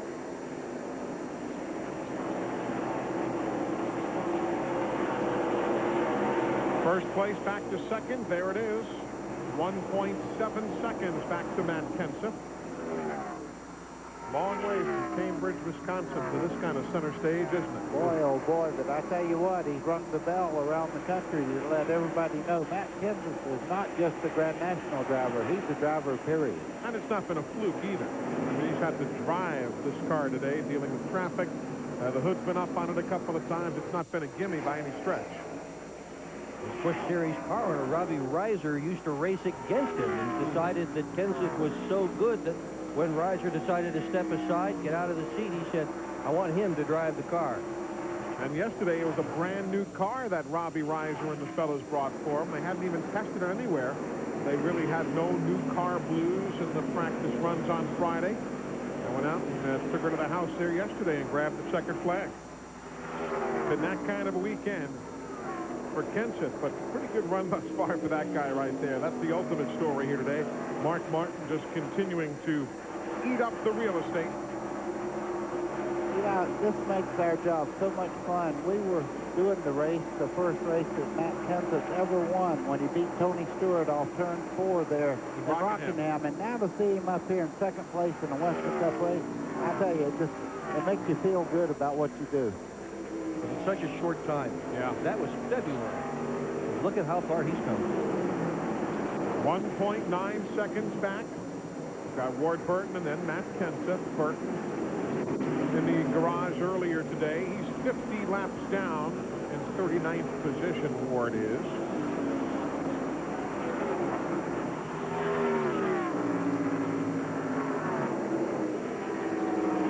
What really impressed me, too, is that Kenseth has not forced the issue. If a pass wasn't there, he wouldn't try and put the car where it shouldn't go. He's driving smart beyond his experience. He really is. Don't you think the race car and Mike Beam and those guys, they have a great race car. Bill's had some misfortune through the year, but that race car is basically very, very good. Almost as good as the 6 today. But I tell you, Mark Martin right now, he's not doing anything that you could say, okay, I'm going to do something a little better right here that'll gain a little ground on Mark Martin. You just couldn't do it. Now, of course, last year, Mark again won the pole. Was running in the top 5 here in May until he pitted at lap 389. Finished a lap down to the race winner, Dale Jarrett. Had to settle for 7th that day. Bottom line, this race isn't over. Over 100 miles of racing to go. Lots can happen.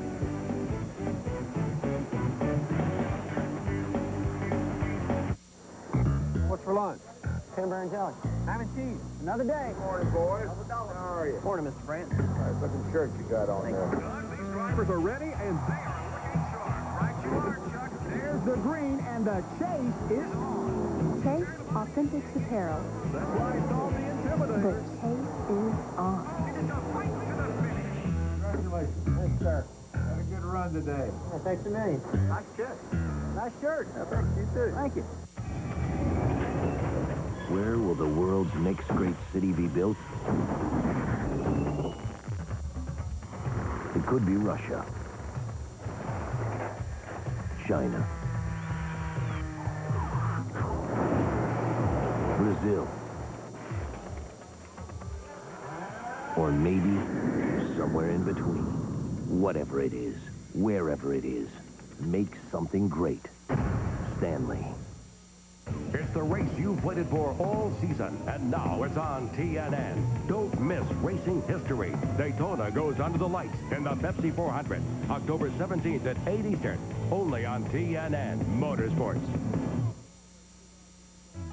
Well, I think NASCAR and the fans are all sort of one. I mean, I've been with the sport quite a few years now, and I've seen it change over the years, but, the fans are what's built this thing, and plus, we made a lot of good friends with fans over the years. It's a uniqueness that, I don't know how to explain it, but it's a lot closer, it's a much closer knit, the drivers to the fans than it is probably in any other sport.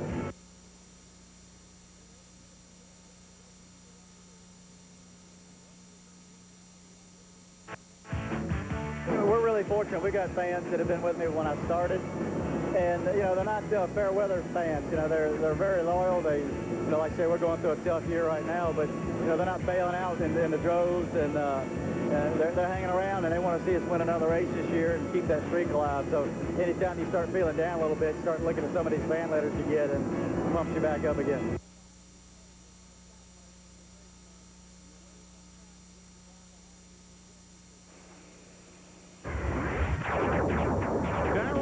Outran 2 young up-and-coming drivers to bring home his second win at Dover back in 1982.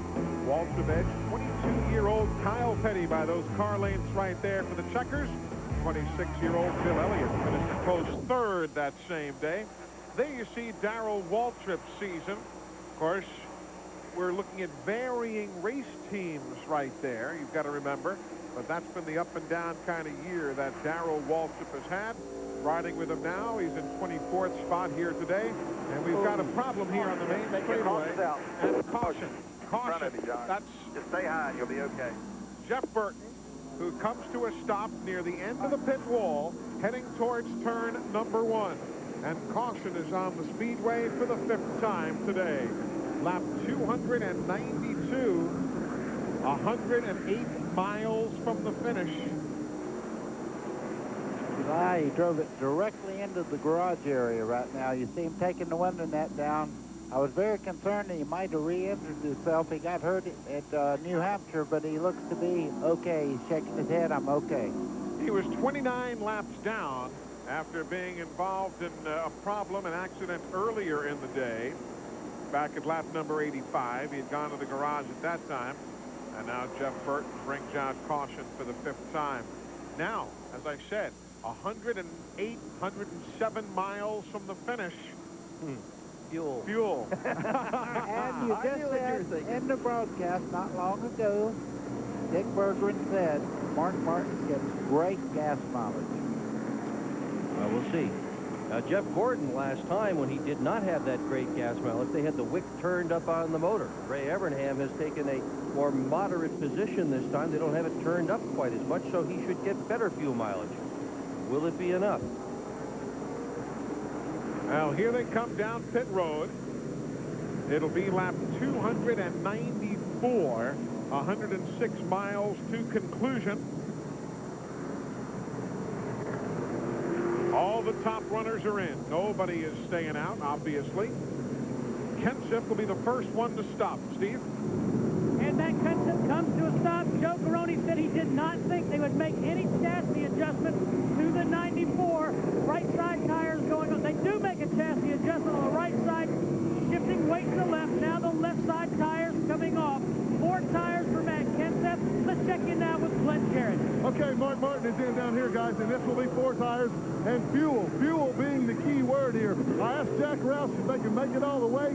He did not give me an answer. Mark Martin, Bobby Labonte, and Jeff Gordon, Dale Jarrett are the guys that make it out first. I'm going to tell you what I would do. If there was any doubt whatsoever in my mind that I couldn't make it, there's only 9 cars on the lead lap. Right before we go back to green, I'd have to come in and top off.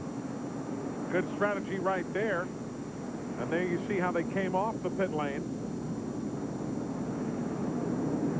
Matt, how about Jeff Gordon's stop? A 17.1-second stop for Jeff Gordon. He'd been complaining the car had gone to the loose side, so they went back to the original air pressure on the previous stop. 4 tires. He's hoping, looking at the laps, fuel mileage could play into this. Remember, they had trouble with fuel mileage back in the May race. They might not be able to go the distance. This could be a big gamble. They may have to stop with 2 to 3 laps left to go. So throw another story into what has been a weekend full of storylines. There's another story, too. Rusty Wallace had backslid quite a bit. I'm sure he was glad to get this pit stop under the caution. Ray Evernham, back to you, talking with NASCAR official Hoss Berry. Pit stops continuing. No, don't say it. Nice to see our director, Gary Clem, having a good time. Walk over there and I'll take a picture. Introducing the incredible power of new Duracell Ultra. That's lovely, darling. That's lovely. Wait a minute. By the statue. Now cameras get faster flashes, up to 100 more pictures. That's it. Lovely. Let yourself go. New Duracell Ultra with a concentrated power force to give more life to your high-tech devices. Oh, yes. Work it. Work it. New Duracell Ultra. More power, more life. You're born, you die. In between, you work on cars. We should all be so lucky. Let me tell you a story about the trucks that never sleep. Got an early one, huh? Better fill it up. It's the tough new line of Ford F-Series. With over 50 different models to custom fit the job. That's more than anyone else. And they all come with power you can count on. They're like some trusty sidekick in an old Western. Except this movie never ends. See you tomorrow. You can count on it. The Ford F-Series. The most powerful, most complete line of trucks ever built Ford Tough.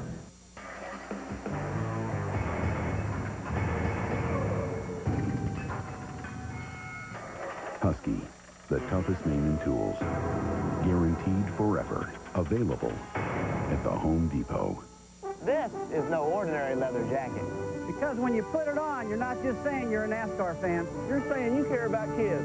Buy any Exide NASCAR Select battery in 1998 and get the special 50th anniversary NASCAR jacket for just $150. And on behalf of NASCAR fans everywhere, Exide will donate all profits to Give Kids the World Foundation. The special edition 50th anniversary NASCAR jacket. Look for details wherever Exide NASCAR Select is sold. Nice jacket. TNN Motorsports live coverage of the MBNA Gold 400 is being brought to you by the Ford F-Series. The best-selling trucks are built Ford tough. By the Home Depot, where low prices are just the beginning.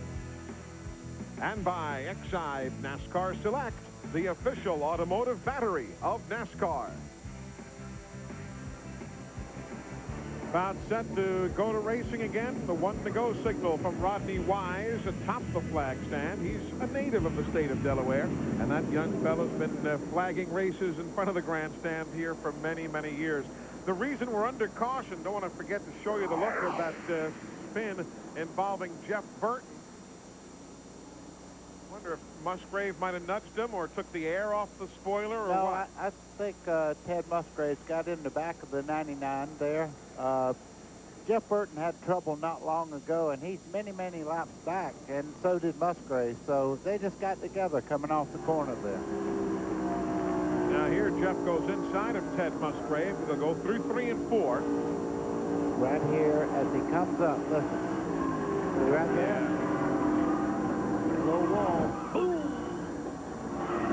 Oh dear. DNF number 4 of the year. And let's see what it looked like from Ted's view.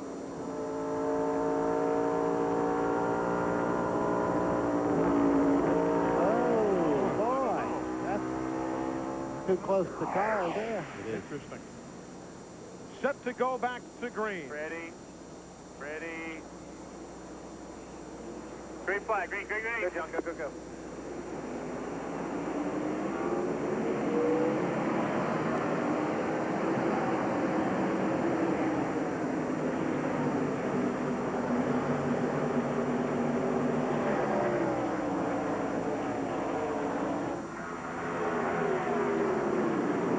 If we stay green from here, it's 101 miles of green, a total of 106 miles altogether. From when they took on fuel, see Matt Kenseth there in the middle behind Gordon and Jarrett. Yeah, he come in the pits in second, went out in fifth.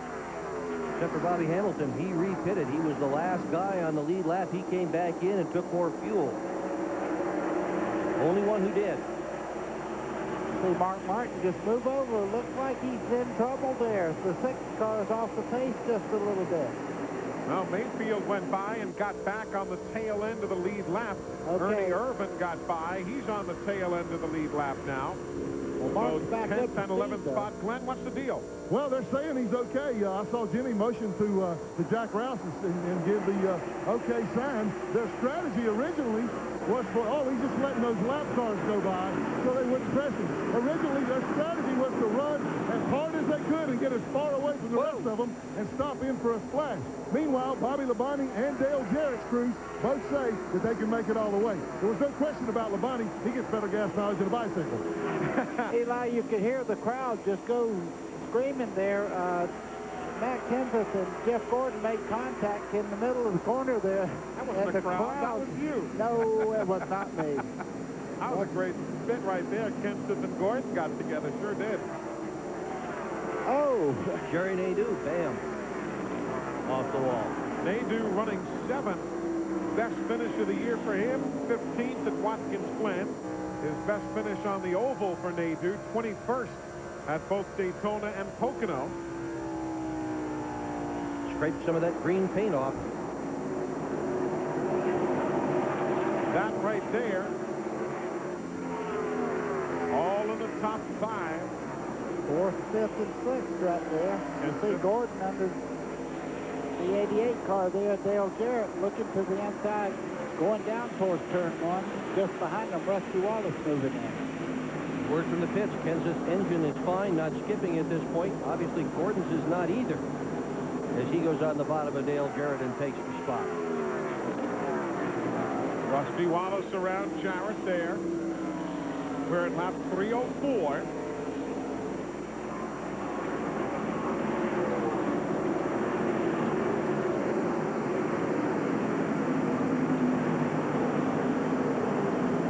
Watch what happened again seconds ago. There you have Nadeau and Andretti bumped right there, working the straightaway.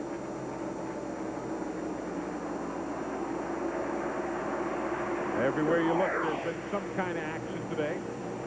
There's Kenseth and Gordon. They have again put Ernie Irvin a lap down in 11th. The green car there. That's Bobby Labonte now running in second spot due to a great pit stop. They got him right back out there. Matt Kenseth and Jeff Gordon, though, are closing in on him in a hurry.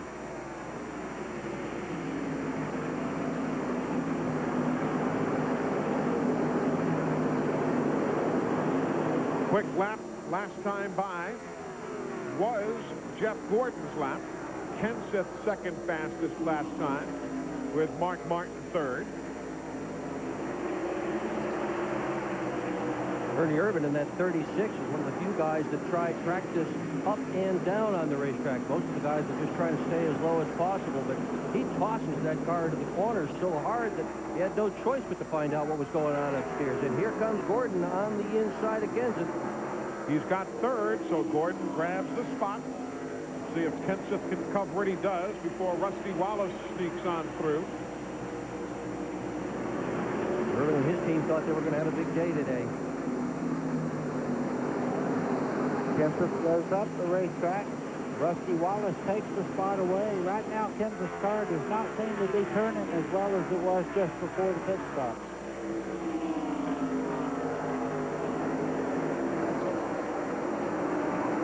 Up front, Martin's lead is 9/10 of a second. But he's just running out there by himself, hence we keep an eye on this scramble right here. Moments ago, remember when Nadeau, or at least when Kenseth and Gordon got together? Oh! That was a few laps ago, but doesn't seem to have bothered Gordon any. Joe Nemechek making an unscheduled stop. He's running in 34th position today. Hasn't really been much of a factor.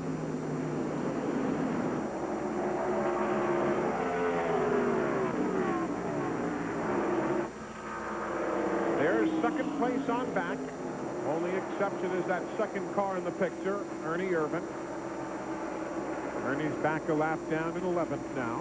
Eli, he's a lap down, but he's running just as well as any of these cars. And right now, you know, he can't just pull over and let people by because he's racing to finish as high up as he possibly can. As long as he's not in the way, NASCAR won't bother him. You know one thing Ernie's done, too, when they go back to the tracks now a second time this year, he is averaging, his finishes are 11 positions higher the second time they go to a track than they were the first time they visited here in 1998. So again, maybe you don't win every week, but at least they're seeing that kind of improvement on the Skittles team, and that Pontiac is running much, much better here today.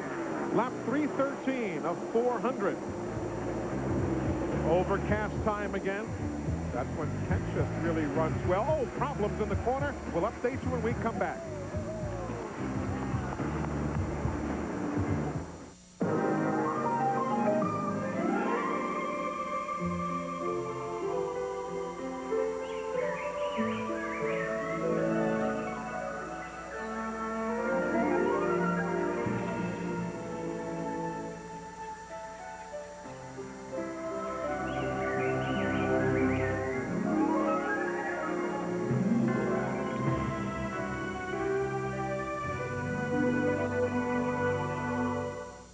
They come from all over for the most agonizing test of endurance motorsports has to offer. The heavyweight championship of off-road racing, the legendary Baja 1000. Mile after mile of unforgiving terrain that can send even the toughest truck to an early grave, which means it can really be murder on a battery. That's why more drivers who tackle the Baja rely on the Duralast battery than any other. The same Duralast we stock at AutoZone. The Duralast battery. Power you can depend on.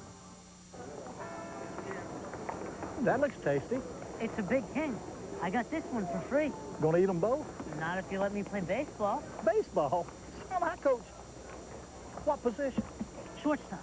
No, second base. And I want a bat, too. Welcome aboard, slugger. The Flame Broil Big King. It's like a Big Mac, but tastes better with 75% more beef. Buy one now, say it just tastes better, and get a second one free. How'd you boys like to play ice hockey? If you ask us, it just tastes better. Wrangler jeans are soft and comfortable. And they get more soft and comfortable every time you wash them. Wrangler, real comfortable jeans.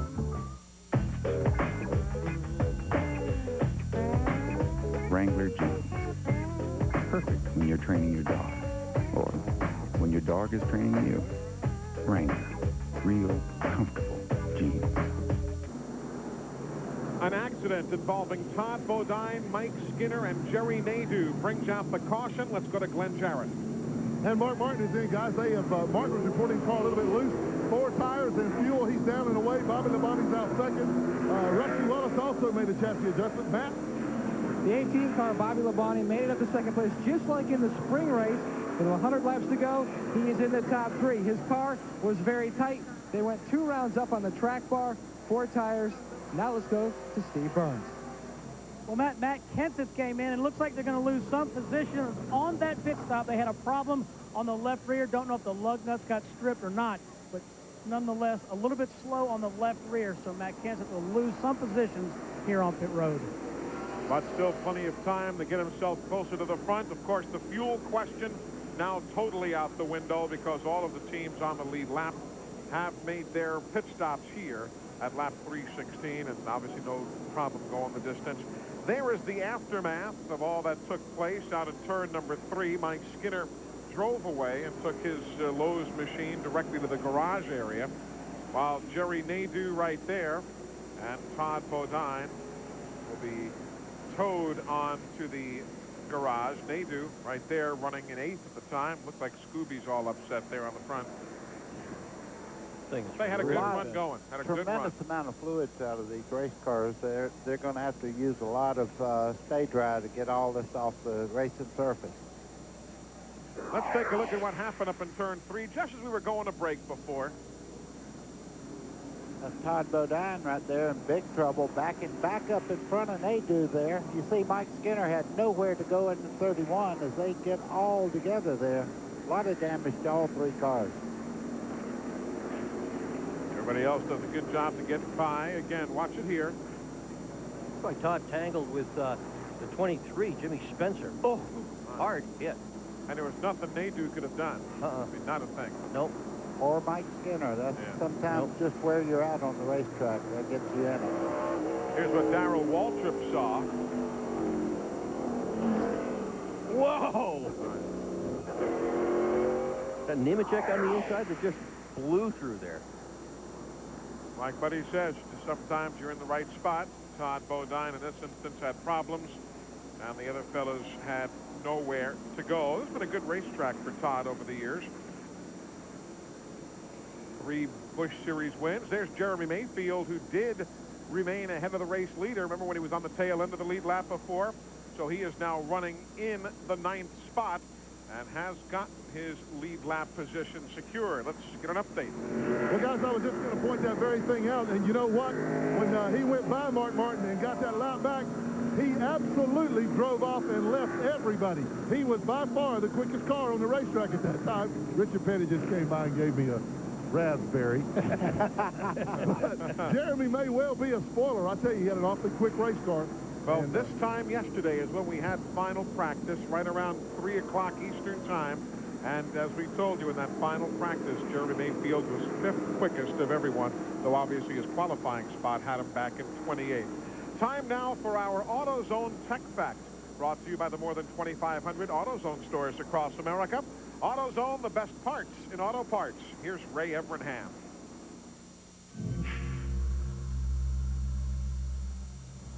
Something we haven't talked about in a while is driver fire safety. And we need to go back and have a look at that because there have been so many improvements in that area. Now, everybody knows a driver wears a fire suit. Years ago, this was basically a coverall.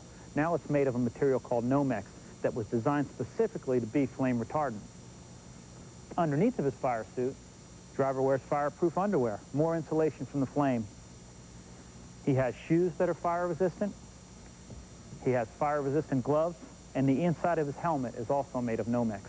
Now, he can do all of these things for himself, but there's also many things that we can do for him inside the car. Inside the car, we have an onboard fire system.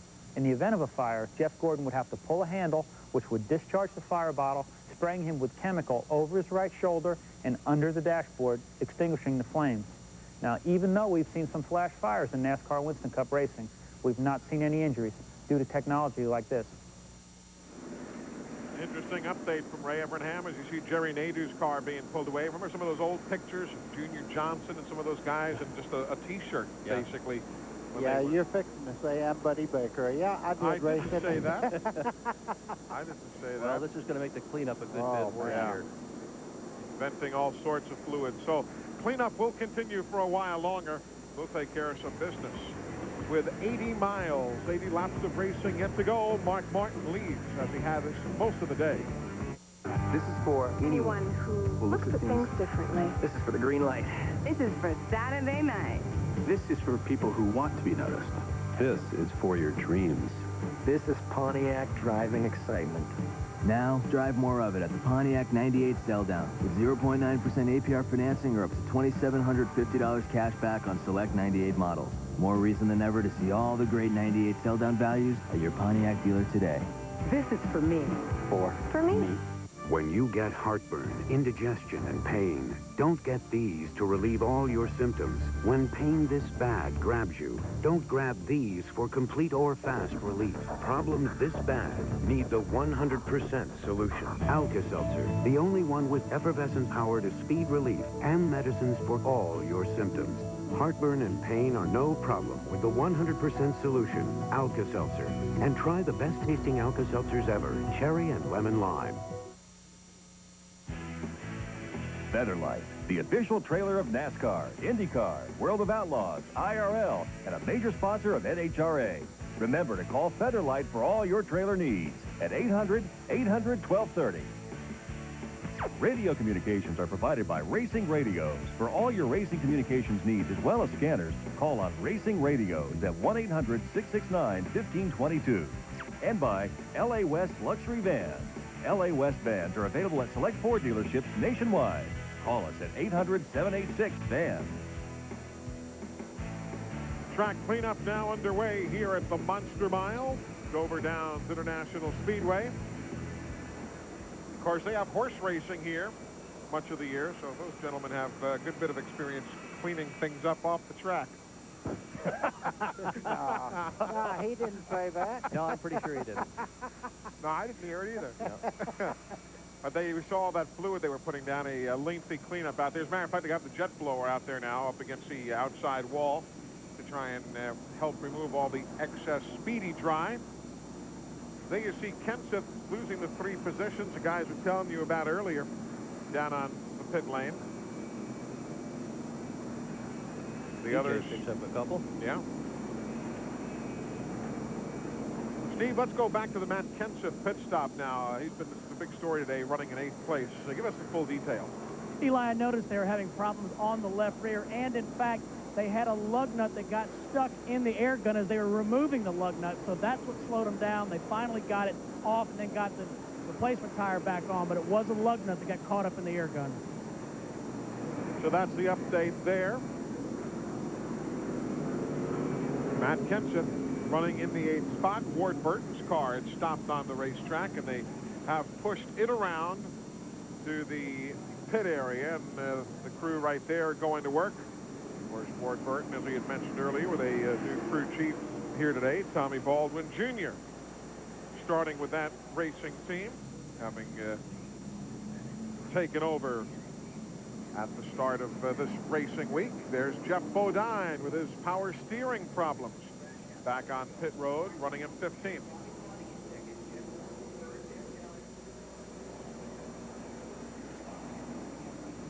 There's Ted Musgrave. While we continue with track cleanup, time for us to bring you the Home Depot driver profile. Ted Musgrave is the subject. Home Depot, where low prices are just the beginning.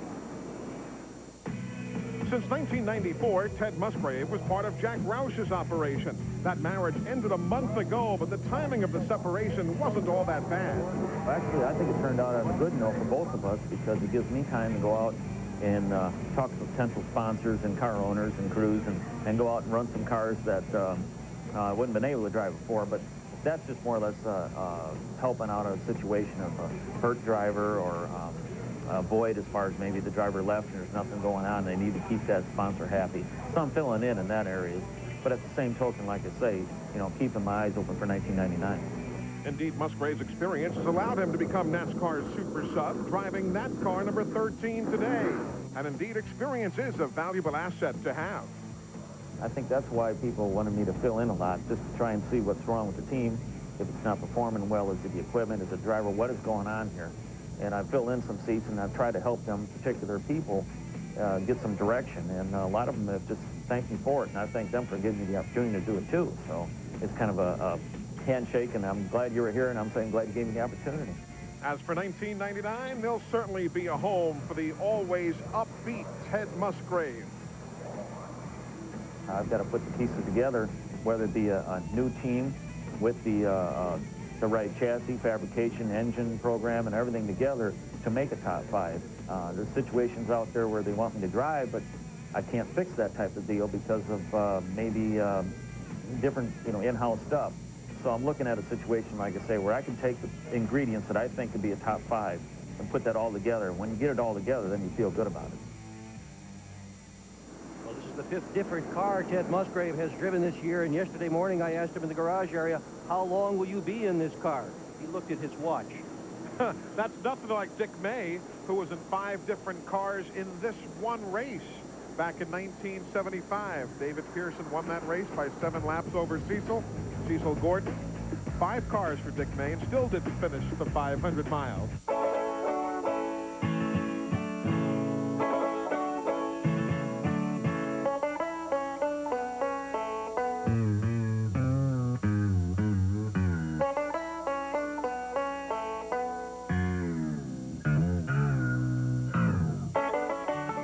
Even at 35 degrees below zero, nothing outperforms Mobil 1.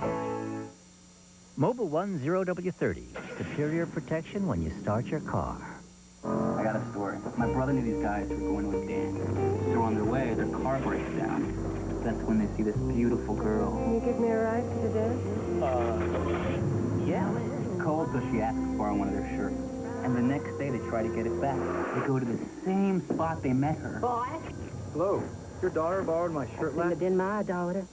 She died 20 years ago. True story. Now at Kmart. It's the race you've waited for all season, and now it's on TNN. Don't miss racing history. Daytona goes under the lights in the Pepsi 400, October 17th at 8 Eastern, only on TNN Motorsports. Can you hear it? Can you feel it? It's the Grand Ole Opry. And right now, you can make it an Opry Ryman weekend in Nashville for a special low price. You'll see the new stars, the superstars, and the legends. Together on the one and only Grand Ole Opry stage. You'll visit the world-famous Ryman Auditorium for Bye Bye Love. It's the fabulous new show celebrating the music of the Everly Brothers. And you'll take a Grand Ole Opry tour of Nashville. Opry Ryman Weekender packages start at just $58. So call 615-889-3060 now for reservations and information. The Opry Ryman Weekender. It's a weekend you'll never forget. Call now and save. 615-889-3060. The Opry Ryman Weekender. Be there. We are back, getting set to go green again. The MBNA Gold 400. Ernie Irvin and Jeremy Mayfield both having gotten their laps back before. So those 10 drivers now on the lead. Okay, here we lap. go. Here we go, buddy. Here we go. Here we go. Close it up. Green flag, green flag, green flag. Rodney Wise shows him the green flag. We're back at it.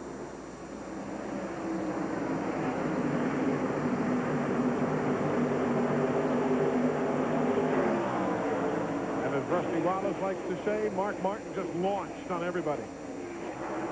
Look at that. Wow, what a big build up there. About a 7-8 car length lead as they come off turn 4. Bobby Labonte in the green car running the second spot there.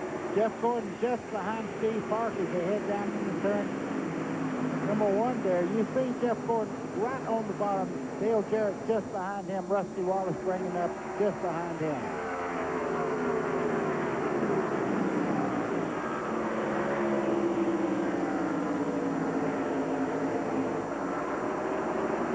Spread of just a half second now. Gordon running in third.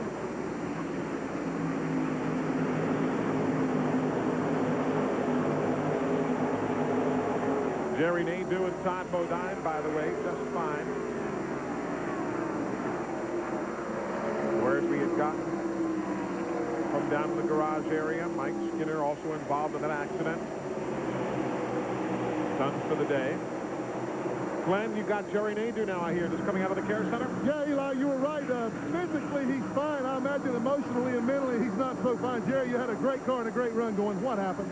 We did. It looked like Todd Bodine and Jimmy were matching each other all the way coming out of turn 2 to turn 3, and Todd finally lost it. I had nowhere to go with the Cartoon Network car. I hate it for all the guys. We had a really good run. I got to say hello to Mark and Harry Melling back in Michigan. Everybody back in Charlotte, Jade, I'm okay. Thanks. Better luck next week. And while we were watching the Nadeau interview, you also saw Mayfield right there, number 12, go by the 43 of Andretti to pick up 7th spot. Also, Matt Kenseth, who was right up in the very front there, at one time running in second place, has lost quite a few positions in the 94 car. They're really coming up through traffic right now, really on the move. He's running in 6th. Got some lap cars to get by. For 97, Chad Little is a lap down. Chad's running in 17th spot. Sterling Marlin in the 40. Jeremy Mayfield right on the bottom of the racetrack. He and Matt Kenseth trying to get by Chad Little as they go down the front straightaway. Here's where you've got to be ever so careful. You don't want to get involved in an accident of any sort, but by the same token, you don't want to let these guys hold you up. Boy, Park a lap down and Gordon on the lead lap, both going right around the Johnny Benson car before. Dale Jarrett now looks to the inside of Gordon as they come off turn 4 up there. And we've got caution on the speedway. Caution on the speedway as well. We've got problems on the 46 of Jeff Green, who has apparently been putting down some fluid. He was off the track, then came back on the track, and now the 46 right there, apparently the reason for this caution. So lap 333. We are back under caution for the 7th time today. Riding with Darrell Waltrip now. DW having a decent run. He's in 20th spot right now. Yeah, 3 laps down, but he's been running a solid day today. He says as the season goes on, he's going to do better and better. They've got a crew at home right now as this broadcast is on, getting the car ready for Martinsville. They've had a lot of guys working until 3 o'clock in the morning building race cars and getting them right for Darrell.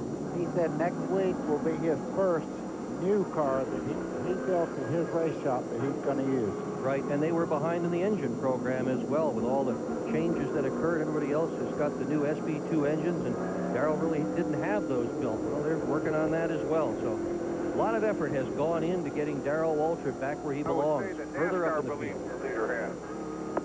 Darrell winning here twice, back in 1980 and 1982. And again, when I looked up, he was right there when they threw it. I couldn't tell for sure one way or another.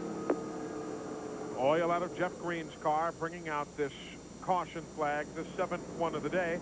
Now, John Andretti and Ernie Irvin are electing to make pit stops. We're riding with Andretti. Lap 336. They'll give up limited track time, or track position.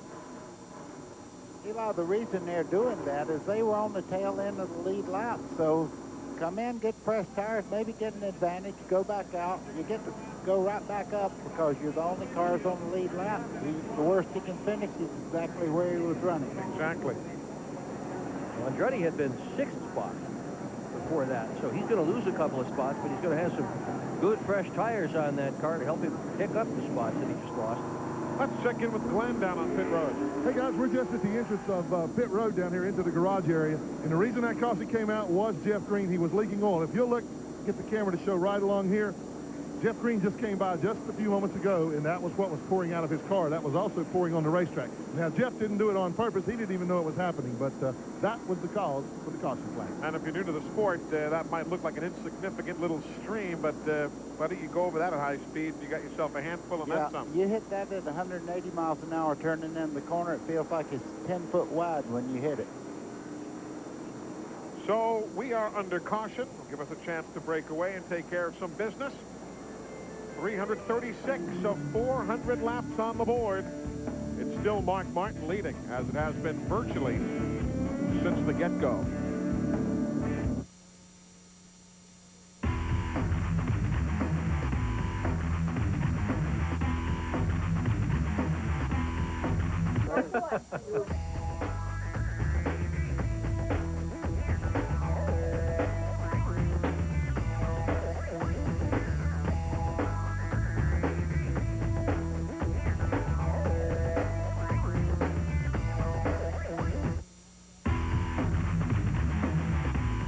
This is NASCAR. This is you. And this is us. Hot Wheels Pro Racing will get you this close to the action with Hot Wheels Pro Racing Die-Cast. The best of NASCAR in 3 scales. The Legend Series, unsurpassed detail in 64th scale. And Legends to Life with real racing motion and digital sound. If they drive it, we make it. On the track, off the track, in the pits. Investment quality collectibles. Because to get them right on this scale, you gotta race them on this one. We're Hot Wheels. Duralube Advanced Engine Treatment protects your car's motor like no other product can. Sure, there are imitators. Hey, we're flattered by it. But remember, when it comes to protecting your car's engine, independent tests prove nothing compares to Duralube. Duralube, tomorrow's technology today. Duralube, imitated but never duplicated.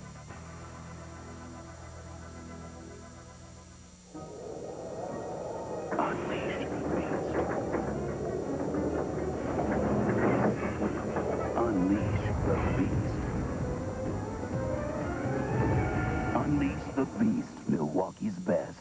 It's amazing, but I feel like I'm finally free. Pep Boys, great feeling, great prices. Like Autolite spark plugs, only 59 cents each. Pep Boys. Cars like us. People love us. Ryan Pemberton is the crew chief for Ernie Irvin. His driver is now on the lead lap in 9th. Got his lead lap back a short while ago, as we documented. Hey, you're right back in the hunt. Matt Yoakum down on pit road. Well, Eli, we caught up with Jimmy Makar. There was almost an earthquake down here. When the cars came to the caution, Jimmy, you guys were a little bit upset. What was the reason? Well, the last 3 or 4 cautions, Marks jumped on the brakes and tried to let one of his teammates get by, and Bobby's all but wrecked him, run over him. We about got wrecked from behind. It's causing havoc on the racetrack, and we're really afraid that somebody's going to run over us and cause a big old wreck. And, you know, running good as we are, I mean, I just don't think that's necessary. I think it's one of the big problems we're all talking about, this multi-car team having more than 3 or 4 cars trying to make things happen in the race. It's a good example of why it's wrong. Definitely they were upset. They've moved into 2nd place. The 18 car is the best car on the concrete here at Dover to never win a race. Now let's go to Steve Burns. Hey, thanks, Matt. We looked at Ryan Pemberton a moment ago, the crew chief on the 36 car. Now, Ernie Irvin and John Andretti just came down pit road moments ago. I asked Ryan why they would make the stop, and he said, well, basically, we have nothing to lose. We're one of the last cars on the lead lap, so I just wanted to free the car up for Ernie Irvin. Let's check in now with Glenn Jarrett. Okay, thanks, Steve. I'm down in Mark Martin's pits, and Jimmy Finnegan, the guys, are a little bit upset down here, not with the 18 car so much as they are with NASCAR. We showed you that oil that came out of Jeff Green's car a while ago. Well, they contend that there's still oil on the racetrack in the groove, and it hasn't been cleaned off yet. So they're pleading with NASCAR to send somebody out there. NASCAR has looked at the track. They think it's okay. We're getting ready to go green. Anyway, Mark says the car is perfect. The 1-to-go signal has been given to the crew chiefs. The drivers will get the indication as they come to the start-finish line. So we are about set to go back to green flag racing here the next time by. And there's Rodney Wise, backed up by Jimmy Howell on the flag stand. Those 2 fellas on the flag stand swap around the flagging responsibilities virtually week to week. Sometimes they'll go 2 weeks at a time and then swap out.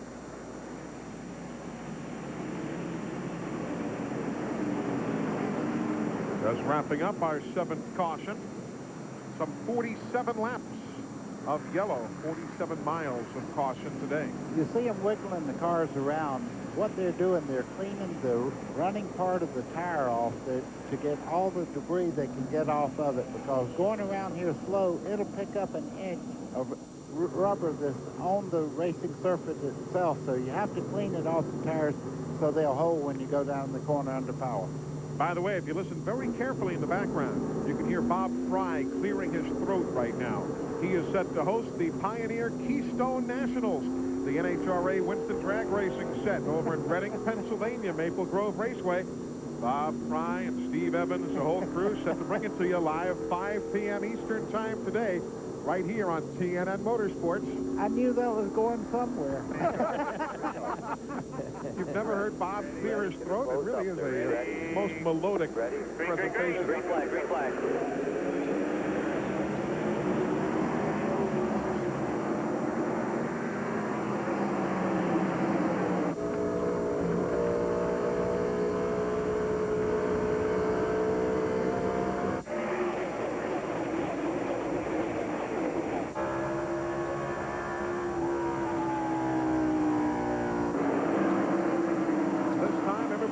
Up with Mark Martin on the start. Remember last restart, he had about 15 car length lead, but now Mike Skinner's back on the racetrack. He is 31 laps down after the accident of earlier, but if you're a Mike Skinner fan, he is back out there.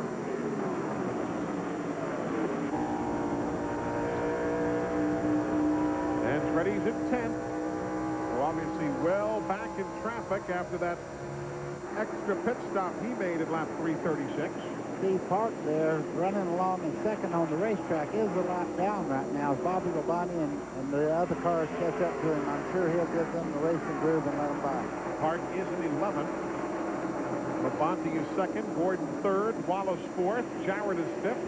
Kenseth is sixth. Mayfield seventh. Ernie Irvin is eighth. And boy, he cut it close, but he made the pass work. Didn't Jeff Gordon? Yeah, he sure did. The second spot.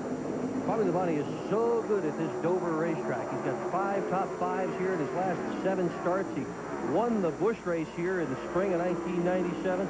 Runs this place ever so well. And made his first career Winston Cup start here back in 1991.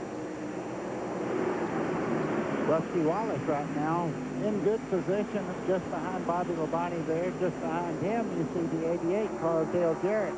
I would imagine Rusty right now would love to get up there and stop this drought that he's in. 54 races, if I'm not mistaken, since he last went in the winner's circle. That is the longest drought since he first came on the series. He didn't win until his 72nd start when he first showed up in Winston Cup. Not counting that, this is the longest drought he's had. Yeah, since that last win, he's had 5 seconds, 7 thirds. He's led 25 times. He is so overdue to win one of these things. There you see Mike Skinner on the low side of the track. I told you he's back out there now. Radar gun saw 167 go by, a 168.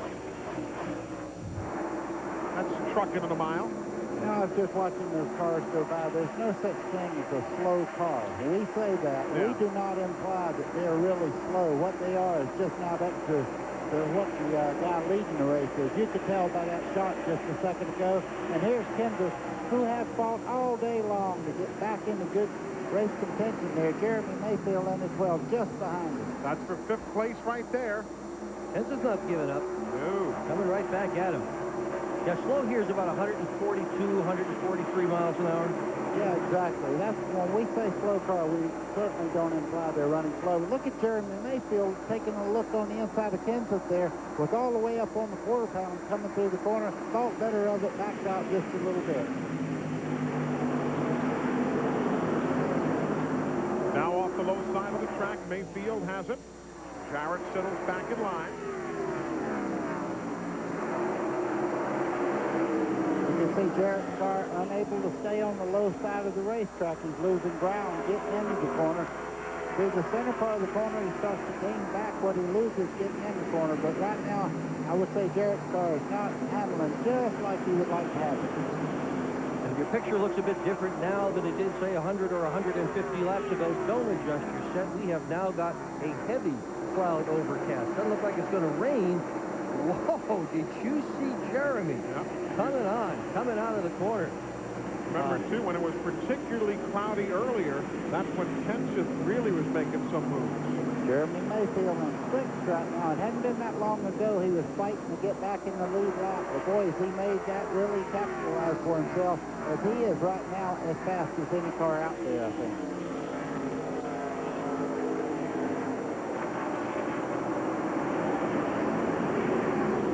This racetrack, very different, obviously. Not just its racing surface, but it calls for different things. No drop snout cars out here. No, they use basically the cars that they run on the mile-and-a-half tracks like Charlotte, Texas, and places like that, where you don't want the roll center to load over on the right front and make it turn too much getting in the corner and throw the back end out. And some will use the same car here as they'll use at Bristol. Concrete seems to favor these two racetracks for one single car. Are we going to get the 2 and 12 nose to tail again, as we've seen all year? Could well happen. Yep. Matt Kenseth come within inches of getting into the turn 2 wall as he started down towards the back straightaway just now. He's got his hands full, but he is really kicking this car around the racetrack. Mayfield is eating them up there in the corners. Meanwhile, up front, it is better than a second of a lead now for Mark Martin over Jeff Gordon. There you see what it looks like on the racetrack. It is 3 seconds back to Kenseth and Mayfield back in the moment.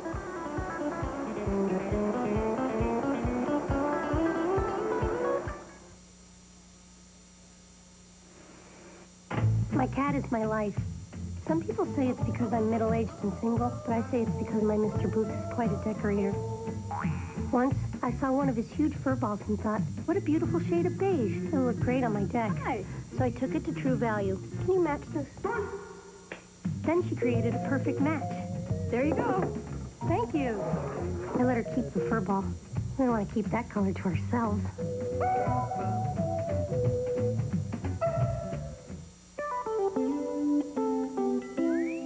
Some things are obvious from the start. Like, things turn out better when you work together.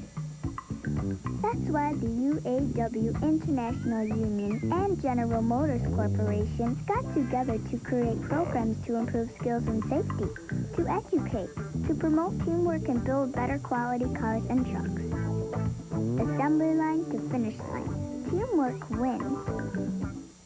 This NASCAR 50th anniversary moment is brought to you by Texaco. In 1981, New York driver Jeff Bodine introduced power steering to NASCAR's premier division. But for the first time in 1982, a car equipped with power steering went to victory lane. Bobby Allison led 486 of the 500 laps to take the checkered flag at Dover Downs International. Michael came onto the scene in IndyCars as a winner. I'm very proud of the fact that he's carrying on the Andretti name. I'll never forget the first really competitive pass that he did on me. We banged wheels a little bit, and he was gone. Adios, Dada. The Andrettis rely on the same Texaco Haviland Formula 3 motor oil you can buy right off the shelf. That's my boy. And for your cooling system, get Haviland Extended Life Antifreeze from Texaco. Today on TNN Motorsports. It's the closest points battle in years, and time is running out. It's going down the wire. The pressure builds as NHRA's top drivers take their best shots. A thousandth of a second could mean the difference between winning a title and losing a race. You don't want to miss the Pioneer Keystone Nationals today at 5 Eastern, 2 Pacific. And it's all right here on TNN Motorsports. Mark Martin has led 338 of the 360 laps that we have run already today. That is what you call domination. 40 miles from the finish, the lead is 1 2/10 seconds. You know, I was just looking at the car. I think he's offline maybe a quarter of an inch from the 100 miles back. Right here's the race. Look at Jeremy Mayfield move in on teammate Rusty Wallace. You could see right there they were less than a car length apart. There's the full field look. You can see your favorites come by. There's Dale Earnhardt going by. I'm not talking much about him. He's 3 laps down in 21st position. He struggled here the entire weekend. Yeah. Earnhardt just has not been fast from the time they unloaded until right now. He has been fast, however, from the time he unloaded until right now. Mark Martin has absolutely been strong this entire weekend at Dover. Now we go further back. You'll see the 2 and the 12 again. Goes to Sale, Wallace in 4th, Mayfield in 5th. That's 3rd, 4th, and 5th right there, and it looks to me like Bobby Labonte is having a time holding these guys off, but Mayfield right now a little bit quicker than Rusty as he looks to the inside as they head down into turn 1. I'm not sure his car is not sticking just a little bit tighter in the corner there. You can see Rusty right now. He's got his hands full. Well, the practice sessions ended yesterday, and I took a look, and there's Jeremy Mayfield and Rusty Wallace talking together, and I took a look a little bit further down, and there's Paul Andrews and Robin Pemberton talking together. The 2 crew chiefs, the 2 drivers all debriefing. These guys really do behave as a team should behave to get the most out of their relationship. When you test with those guys, buddy, as we told the folks you tested with them on Tuesday, Monday and Tuesday, when all 3 of you are there, when Rusty and Jeremy and yourself, does everybody get into each other's car? I mean, or does Rusty just do the 2 and Jeremy just the 12, and you are the floater back and forth between the 2 teams? Eli, what they do actually is they compare notes all the way through the whole test, but Rusty wasn't allowed to be there. That was a Jeremy Mayfield test this past week. Now, back in December when I tested with both of them, I tried every one of the cars out myself just to make sure that my information back and forth was the same as theirs, and really the feedback was pretty good between these 2 guys. They absolutely believe in each other as far as what they like in the race car. Both of them like the same thing. Interesting to hear. That's the way you're right, the way a team should work. Lap 366. Fuel is not a problem. Would have been a question mark earlier, but we've had some later in the afternoon caution periods. Only 7 Dover races have ever been won from the Bud Pole. That's 7 of 57. It could well be 8 of 58 before this day is done. All right, you got the list on you? Yeah, I got the list right here. We're going to Napa. It's the best place for parts. Fine. You know what? If I ran Napa, here's what I would do. I would widen the aisles a little bit. I would put a brand new sign so it'd make things easy to find. Okay. And I'd have a state-of-the-art computer system to be able to find those parts like that. Okay, but you've got to admit you can't beat Napa for the knowledge. I mean, they carry more parts than anybody. I agree. Oh, you agree for a change? For a change. All I'm saying is they should fix the stores up a little. Wow. Now I could live with this.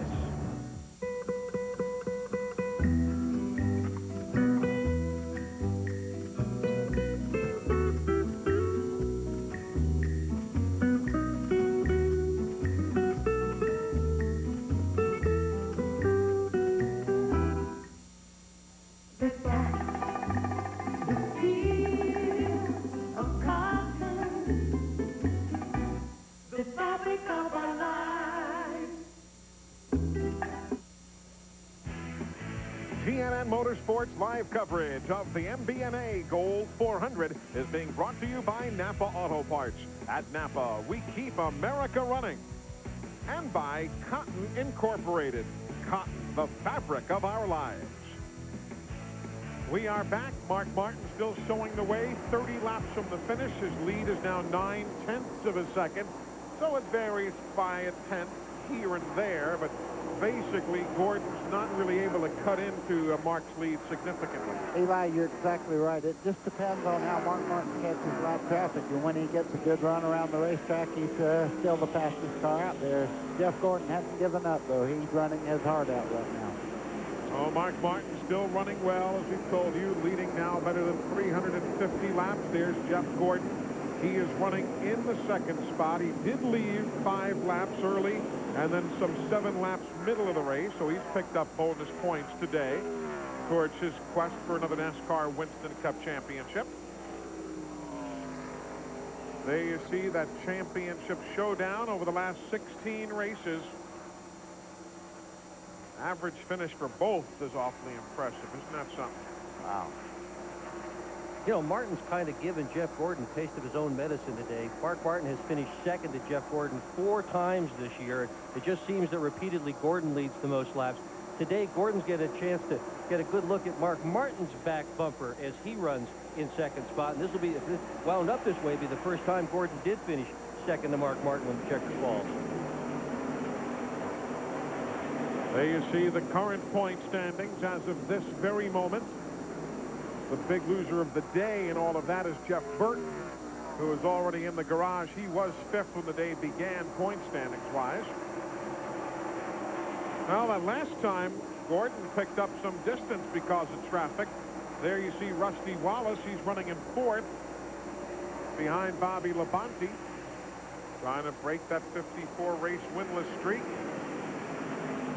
They continue on to the short tracks next week, and on from there, you never know. Steve Parker, that yellow car just went out of your screen on the left side, has done a great job of hanging in there. He's a lap down, but after this restart, he has just really not lost much ground at all, sticking right with the leaders. And has not had to yield to David Green either after that big accident at Homestead early in the week, testing there. You kind of get the idea he was going to go the distance. Oh, but, yeah. He's been awfully sore. He said this morning he really wanted to run the whole thing. There's the 88.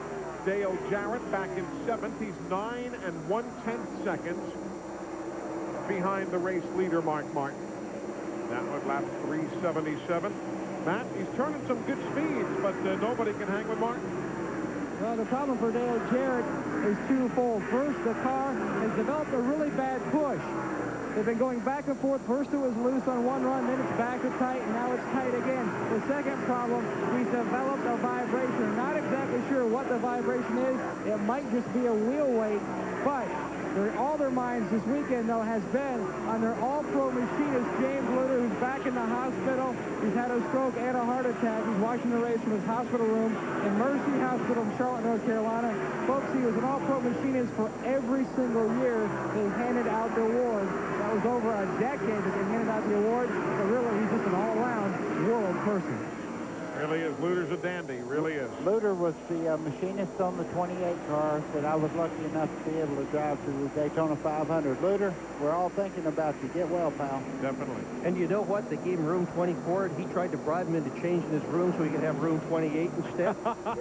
He really did. Sounds like Luter. Yep. So some of the team came in with some new numbers, and they reconfigured the room. So, Luter, you're now in room 28.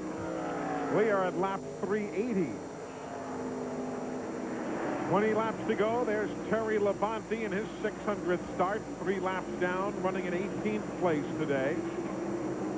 Trying to button up some of the stories we had talked about when we signed on the air back at 11:30 a.m. Eastern Time. First, Dale Earnhardt, the other driver, in his 600th start. There he is, 4 laps down in 23rd position. They made a lot of changes on the chassis on this car, and they didn't work today. So we're getting towards the finish. 19 miles to go. Bobby Hamilton's gone a lap down in 10th, and now just 9 teams remain on the lead lap.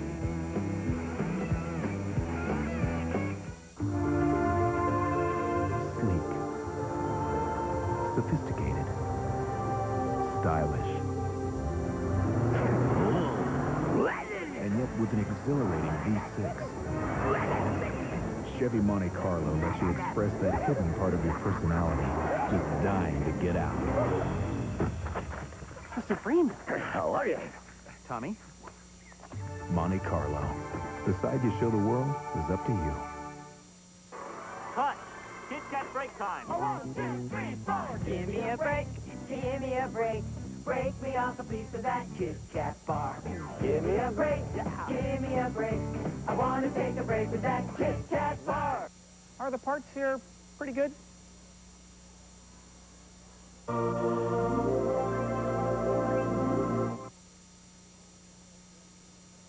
That'll work. For quality parts, go to the pros. It's the race you've waited for all season, and now it's on TNN. Don't miss racing history. Daytona goes under the lights in the Pepsi 400, October 17th at 8 Eastern, only on TNN Motorsports. NASCAR, recycling scrap metal is a job description. Here you go, buddy. Man, these NASCAR rules are tough. And you can do your part, too. Rusty found his true calling. As Miller Lite presents TNN Motorsports, take home a piece of the action sweepstakes. Man, these trading parts make great planners. Watch the MBNA Gold 400 Sunday, September 20th. On a postcard, write down who's leading at the end of the 50th lap. Send it in by October 3rd, and you could win a trip to the Duralube 500 or the AC Delco 400. I hope they spell the name right. You thinking a matter? Plus a piece of a car from one of these guys. Hey, I hear Wallace scrap pays top dollar. You'll meet one of the drivers, get a tour of pit row, and see the race in the TNN Luxury Suite. You got to watch TNN to win. Then you'll be qualified for one of 2 grand prizes, a Kawasaki Prairie all-terrain vehicle or a day at the Richard Petty Driving School and this one-of-a-kind 98 Pontiac Grand Prix. Hey, maybe you should enter racing. You old enough to drive yet? Brought to you by Outback Steakhouse, Kawasaki, and Serengeti Eyewear. Take home a piece of the action today. No change in the running order in the MBNA Gold 400. The leader, Mark Martin, Gordon, Labonte, Mayfield now has made a move around Rusty Wallace. So he'll take over 4th. Rusty goes back to 5th. Matt Kenseth is 6th. That's going to be a good scramble there. Mayfield trying to grab 3rd place away. And look at that move by Kenseth. He and Rusty Wallace scrambling for 5th. He wants that position very bad as you see him coming off turn 2. He pulls up beside Rusty. Rusty kind of comes over and says, it isn't going to be easy if you get by me, but hey, I'll tell you what, Matt Kenseth, no matter where he finishes, he should be proud of a great run today.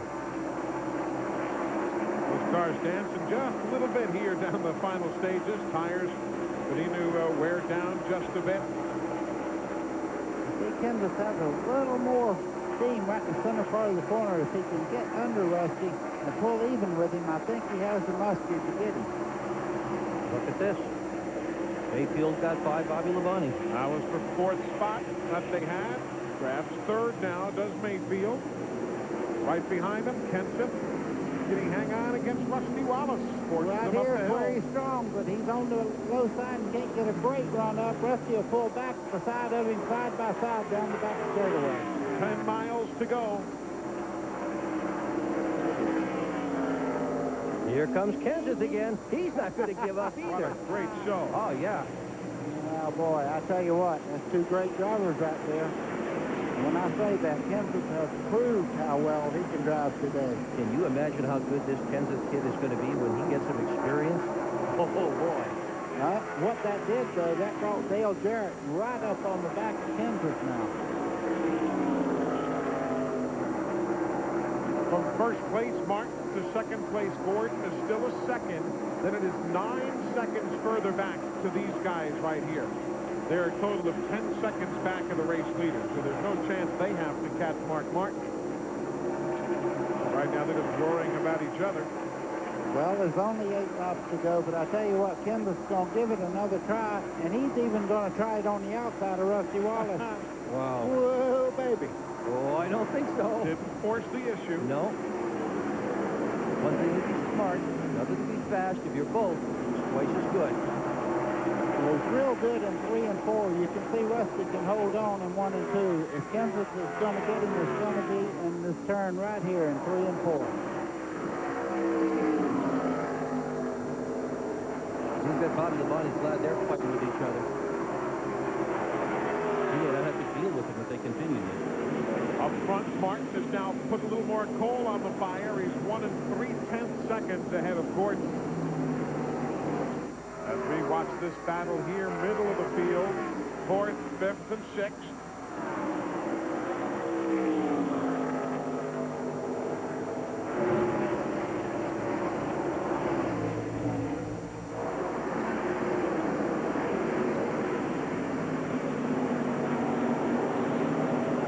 Labonte in the 5, they're going very, very high. His car has not worked at all today. He's been off pace all day long. Now it's 1 4/10 seconds from Martin back to Gordon. And then 11 seconds from the front 2 back to Mayfield, Labonte, Wallace, and the rest. There you see the relationship.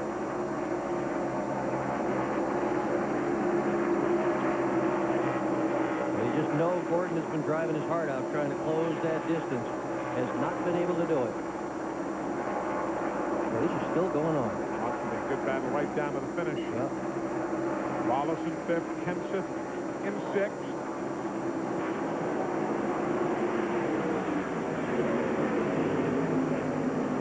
Still trying that outside, Doctor, but it's not working for him. Rusty has his car where he can get back in the throttle pretty well in turns 1 and 2. In the past, this is the end that Kenseth has been the strongest, but he's beginning to wash out just a little bit. I think he leaned on those tires just a little bit much there. Boy, does he ever go down the straightaway. Sure does. Meanwhile, it will be the white flag for Mark Martin as he gets set to come out of turn number 4 and head to the stripe. There he is. Starting on the Bud pole today, the 76 bonus is $22,800 if you win the race starting from the pole. It would be Mark's 2nd straight win from the pole in this MBNA Gold 400.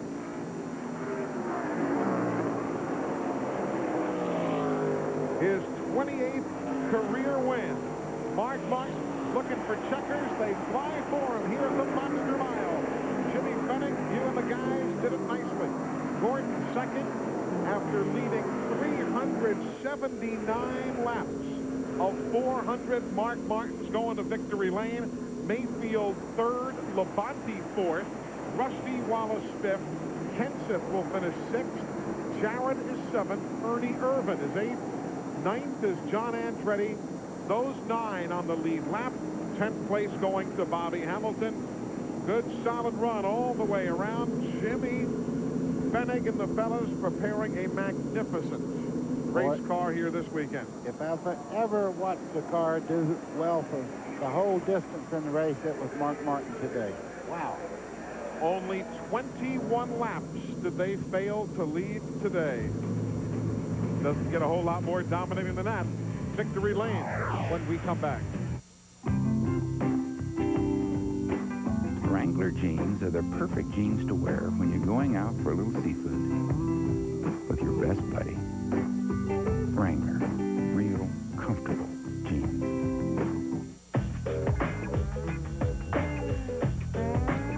Wrangler jeans, perfect when you're training your dog or when your dog is training you. Wrangler, real comfortable jeans.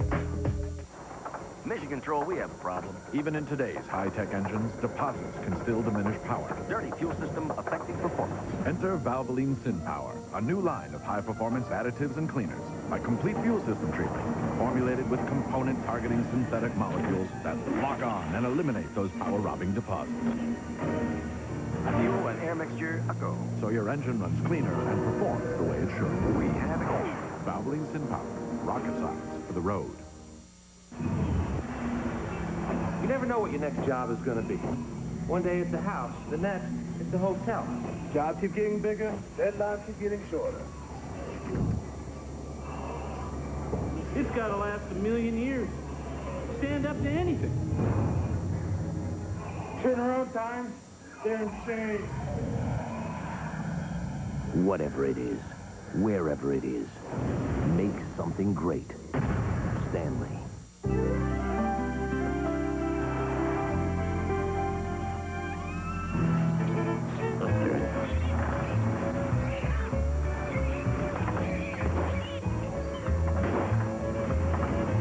Didn't use AC Delco rapid fire spark plugs?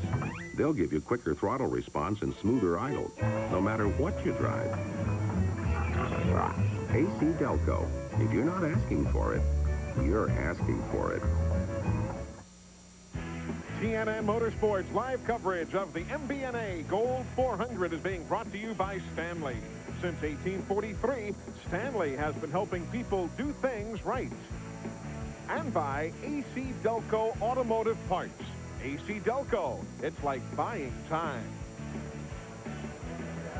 And we're back in victory lane here at Dover. A victorious Mark Martin climbs out. What a dominating performance here today. Well, I think he said all but 21 laps this man led. To the cheers of the team, and hey, buddy, you earned your paycheck today, but we heard you on the radio say at one time that that may be the best race car you've ever driven. Well, I tell you what, I know my dad's watching today, and he's one proud peacock up there. I tell you what, Arlene and Matt, I wish you could be there. This win is Jimmy Finnick, Sean Parker, and all the people on this Valvoline Cummins Eagle One team. The car was incredible. I mean, I don't know if I've ever driven a Busch car and beat the field that bad. I tell you, it was just a lot of fun, and I just want to thank again all the fans for all their support, all their prayers, and all the love that they've shown for me. And also want to say, Bill, if you're watching, we're praying for you, and we're real sorry. Well, thanks, Mark. Congratulations on a great run. We'll let you catch your breath now. Let's go to Steve Burns. Thank you very much, Glenn, with Jeff Gordon, who just climbed from his car. Jeff, describe your run today. It wasn't a win, but a second's pretty good in the points race. I was pretty happy with it. You know, we had as good a car as we could get. You know, there at the end, that was the best that the car had been all day long. But you got to congratulate Mark Martin and Jimmy Finney and all those guys on that team. They did a heck of a job. They just had us beat, you know. I want to thank DuPont Automotive Finishes and Quaker State and Pepsi and Goodyear. Everybody had a good tire. The Chevrolet was running strong today. It just wasn't enough to beat that number 6 car. Jeff Ray was pretty hot about the incident when they black flagged you on about lap 250. Your thoughts on the incident? Well, I think we're going to have to ask NASCAR. I've never heard of anything like that before. You know, we didn't do anything to the fenders. I did get hit or knocked into somebody on the right side and, you know, caved in the right side. I don't think it bent anything out, but you know, I don't know. We're going to talk to him and ask him exactly what the deal was. And, you know, we're just lucky to come out of that okay, because we got back there and could have got caught up with some lap cars. And, you know, it changed the handling of the car and kind of got us off of our adjustments. But we came back and finished second. We're happy with that. Great run. Thank you. Our post-race interviews brought to you by The Money Store, where you can refinance your home and consolidate your debts with just one phone call. Mark Martin's our winner. More from Dover in a moment.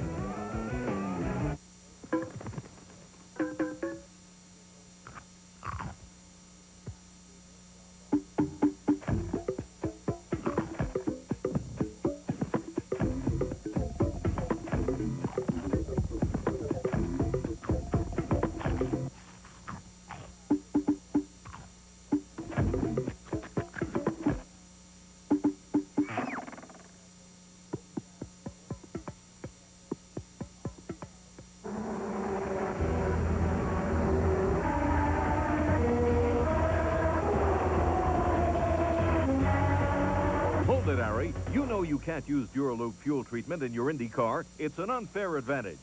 I'm not allowed to use this product in my Indy car, but in my road car, I want the Duraloop advantage. Duraloop is scientifically formulated to clean, condition, and protect your fuel system for a smoother running engine with more power and less harmful emissions. Duraloop fuel treatment, tomorrow's technology today.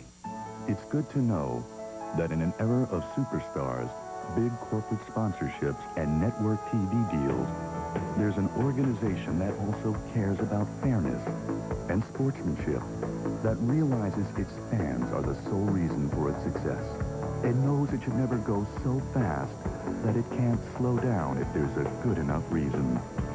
This is NASCAR, and this is the way we've done things for 50 years.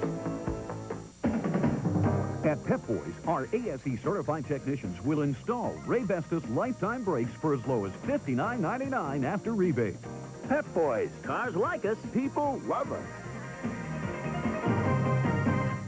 How geologist Ted Barton eats a Reese's Crunchy Cookie Cup. First, I take a core sample. Next, I examine the strata. And then I digest the findings. Chocolate, peanut butter, and a cookie. There's no wrong way to eat a Reese's Crunchy Cookie Cup. Back with you here at Dover Downs International Speedway. Mark Martin has picked up another victory, his 6th win of 1998, the most races he has ever won in a single season. There you see the Miller Lite Pit Crew of the Race Award, sponsored by Miller Lite. To remind you that every Miller Lite is sold ready to drink. Jimmy Fennick is the recipient. And here we go. Jimmy, congratulations, man. Great work on that car. On behalf of Miller Lite and TNN Motorsports, I want to present you with the Pit Crew Award plaque. What an awesome race car. I'll tell you, it was a good one today. Mark did an excellent job, and the whole Valvoline crew did a good job on some of our pit stops, so it was a pretty good car today. I say it was a pretty good job all the way around. Take this plaque, hang it on the wall, man. Congratulations. Let's go to Matt Yoakum. Well, Matt Kenseth, your first Winston Cup start. Congratulations, an outstanding effort, 6th place. Yeah, we ran pretty good. The McDonald's Ford, handled really good all day. I probably didn't call for quite the right adjustments there. In the middle of the race when I was running second to Mark, we were running the same lap times, were just a little tight. So I wanted to free it up. We got a little too loose, and then we came back to being pretty good again. But some guys at the end of the race stepped on the gas. In the middle of the race, I think he was just leaving me where he wanted me. And, everybody made the right adjustments. And then they have a lot more experience in long races and kind of took off and left me. But I'm glad we got a good run for the Bill Elliott number 94 car, and I hope they're doing all right at home. Well, congratulations. Eli? Classy young driver with one whale of a future ahead of him. Matt Kenseth came home in 6th. We'll have the full rundown, look at the points. We'll be back to wrap it all up from Dover right after these messages.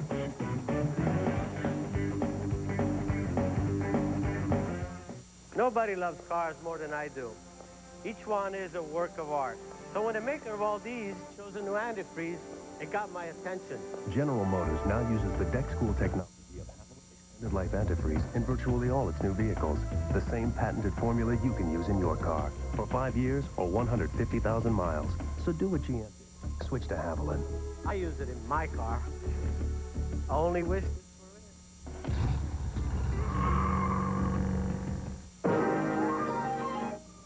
Rusty, it's a woodchuck and he's hurt. Rusty, it's up to you!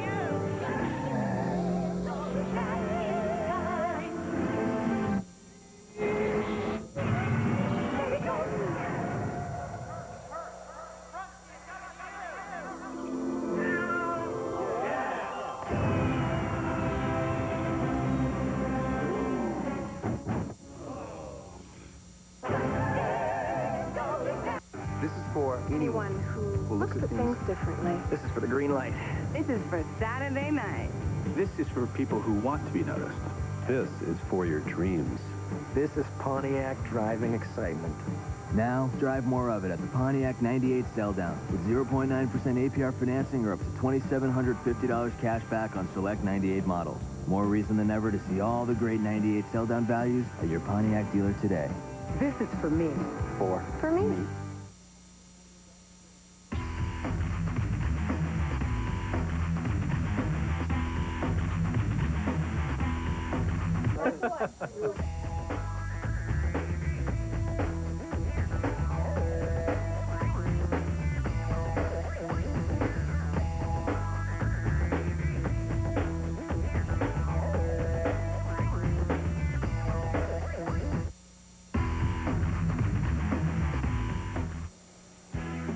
TNN Motorsports live coverage from the Monster Mile has been brought to you by Texaco. Texaco, a world of energy.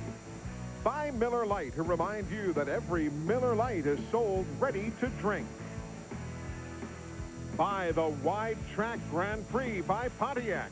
Wider is better. And by First Plus Financial. At First Plus, you don't need equity, you just need a home. Well, let's take a look at where everybody came on home here today. Matt Kenseth in 6th. Good run, top to bottom. John Andretti, Bobby Hamilton, a great effort. Steve Park banged up. Look at that Jeff Bodine without that power steering. He came home in 14th today. Boy, that's a great job because that's hard to drive it when the power steering goes out. Darrell Waltrip in 21st. Earnhardt, you see there in 23rd position.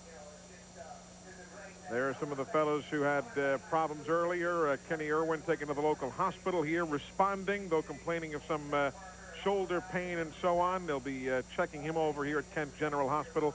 And there you see the fellows who dropped out of the event early today.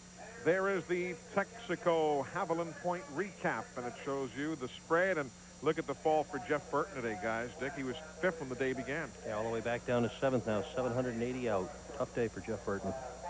Jeff Gordon, though, 194 points. Only a pickup of 10 points today for one position, plus leading the most laps in the case of Mark Martin. But that's going to wrap up a busy weekend here at the Monster Mile. Glad you've been able to spend some time with us. Buddy Baker and Dick Bergman alongside me up here in the booth throughout this weekend. Of course, down on the pit lane and in the garage area, Glenn Jarrett, Steve Burns, and Matt Yoakum. Want to remind you, coming up in just about an hour from now, the points battle continuing for the NHRA and the Pioneer Keystone Nationals in Reading, Pennsylvania. That's 5 o'clock Eastern today. Bob Fry to host it all for you. Here we congratulate Mark Martin, winning the MBNA Gold 400. I'm Eli Gold. So long from Dover.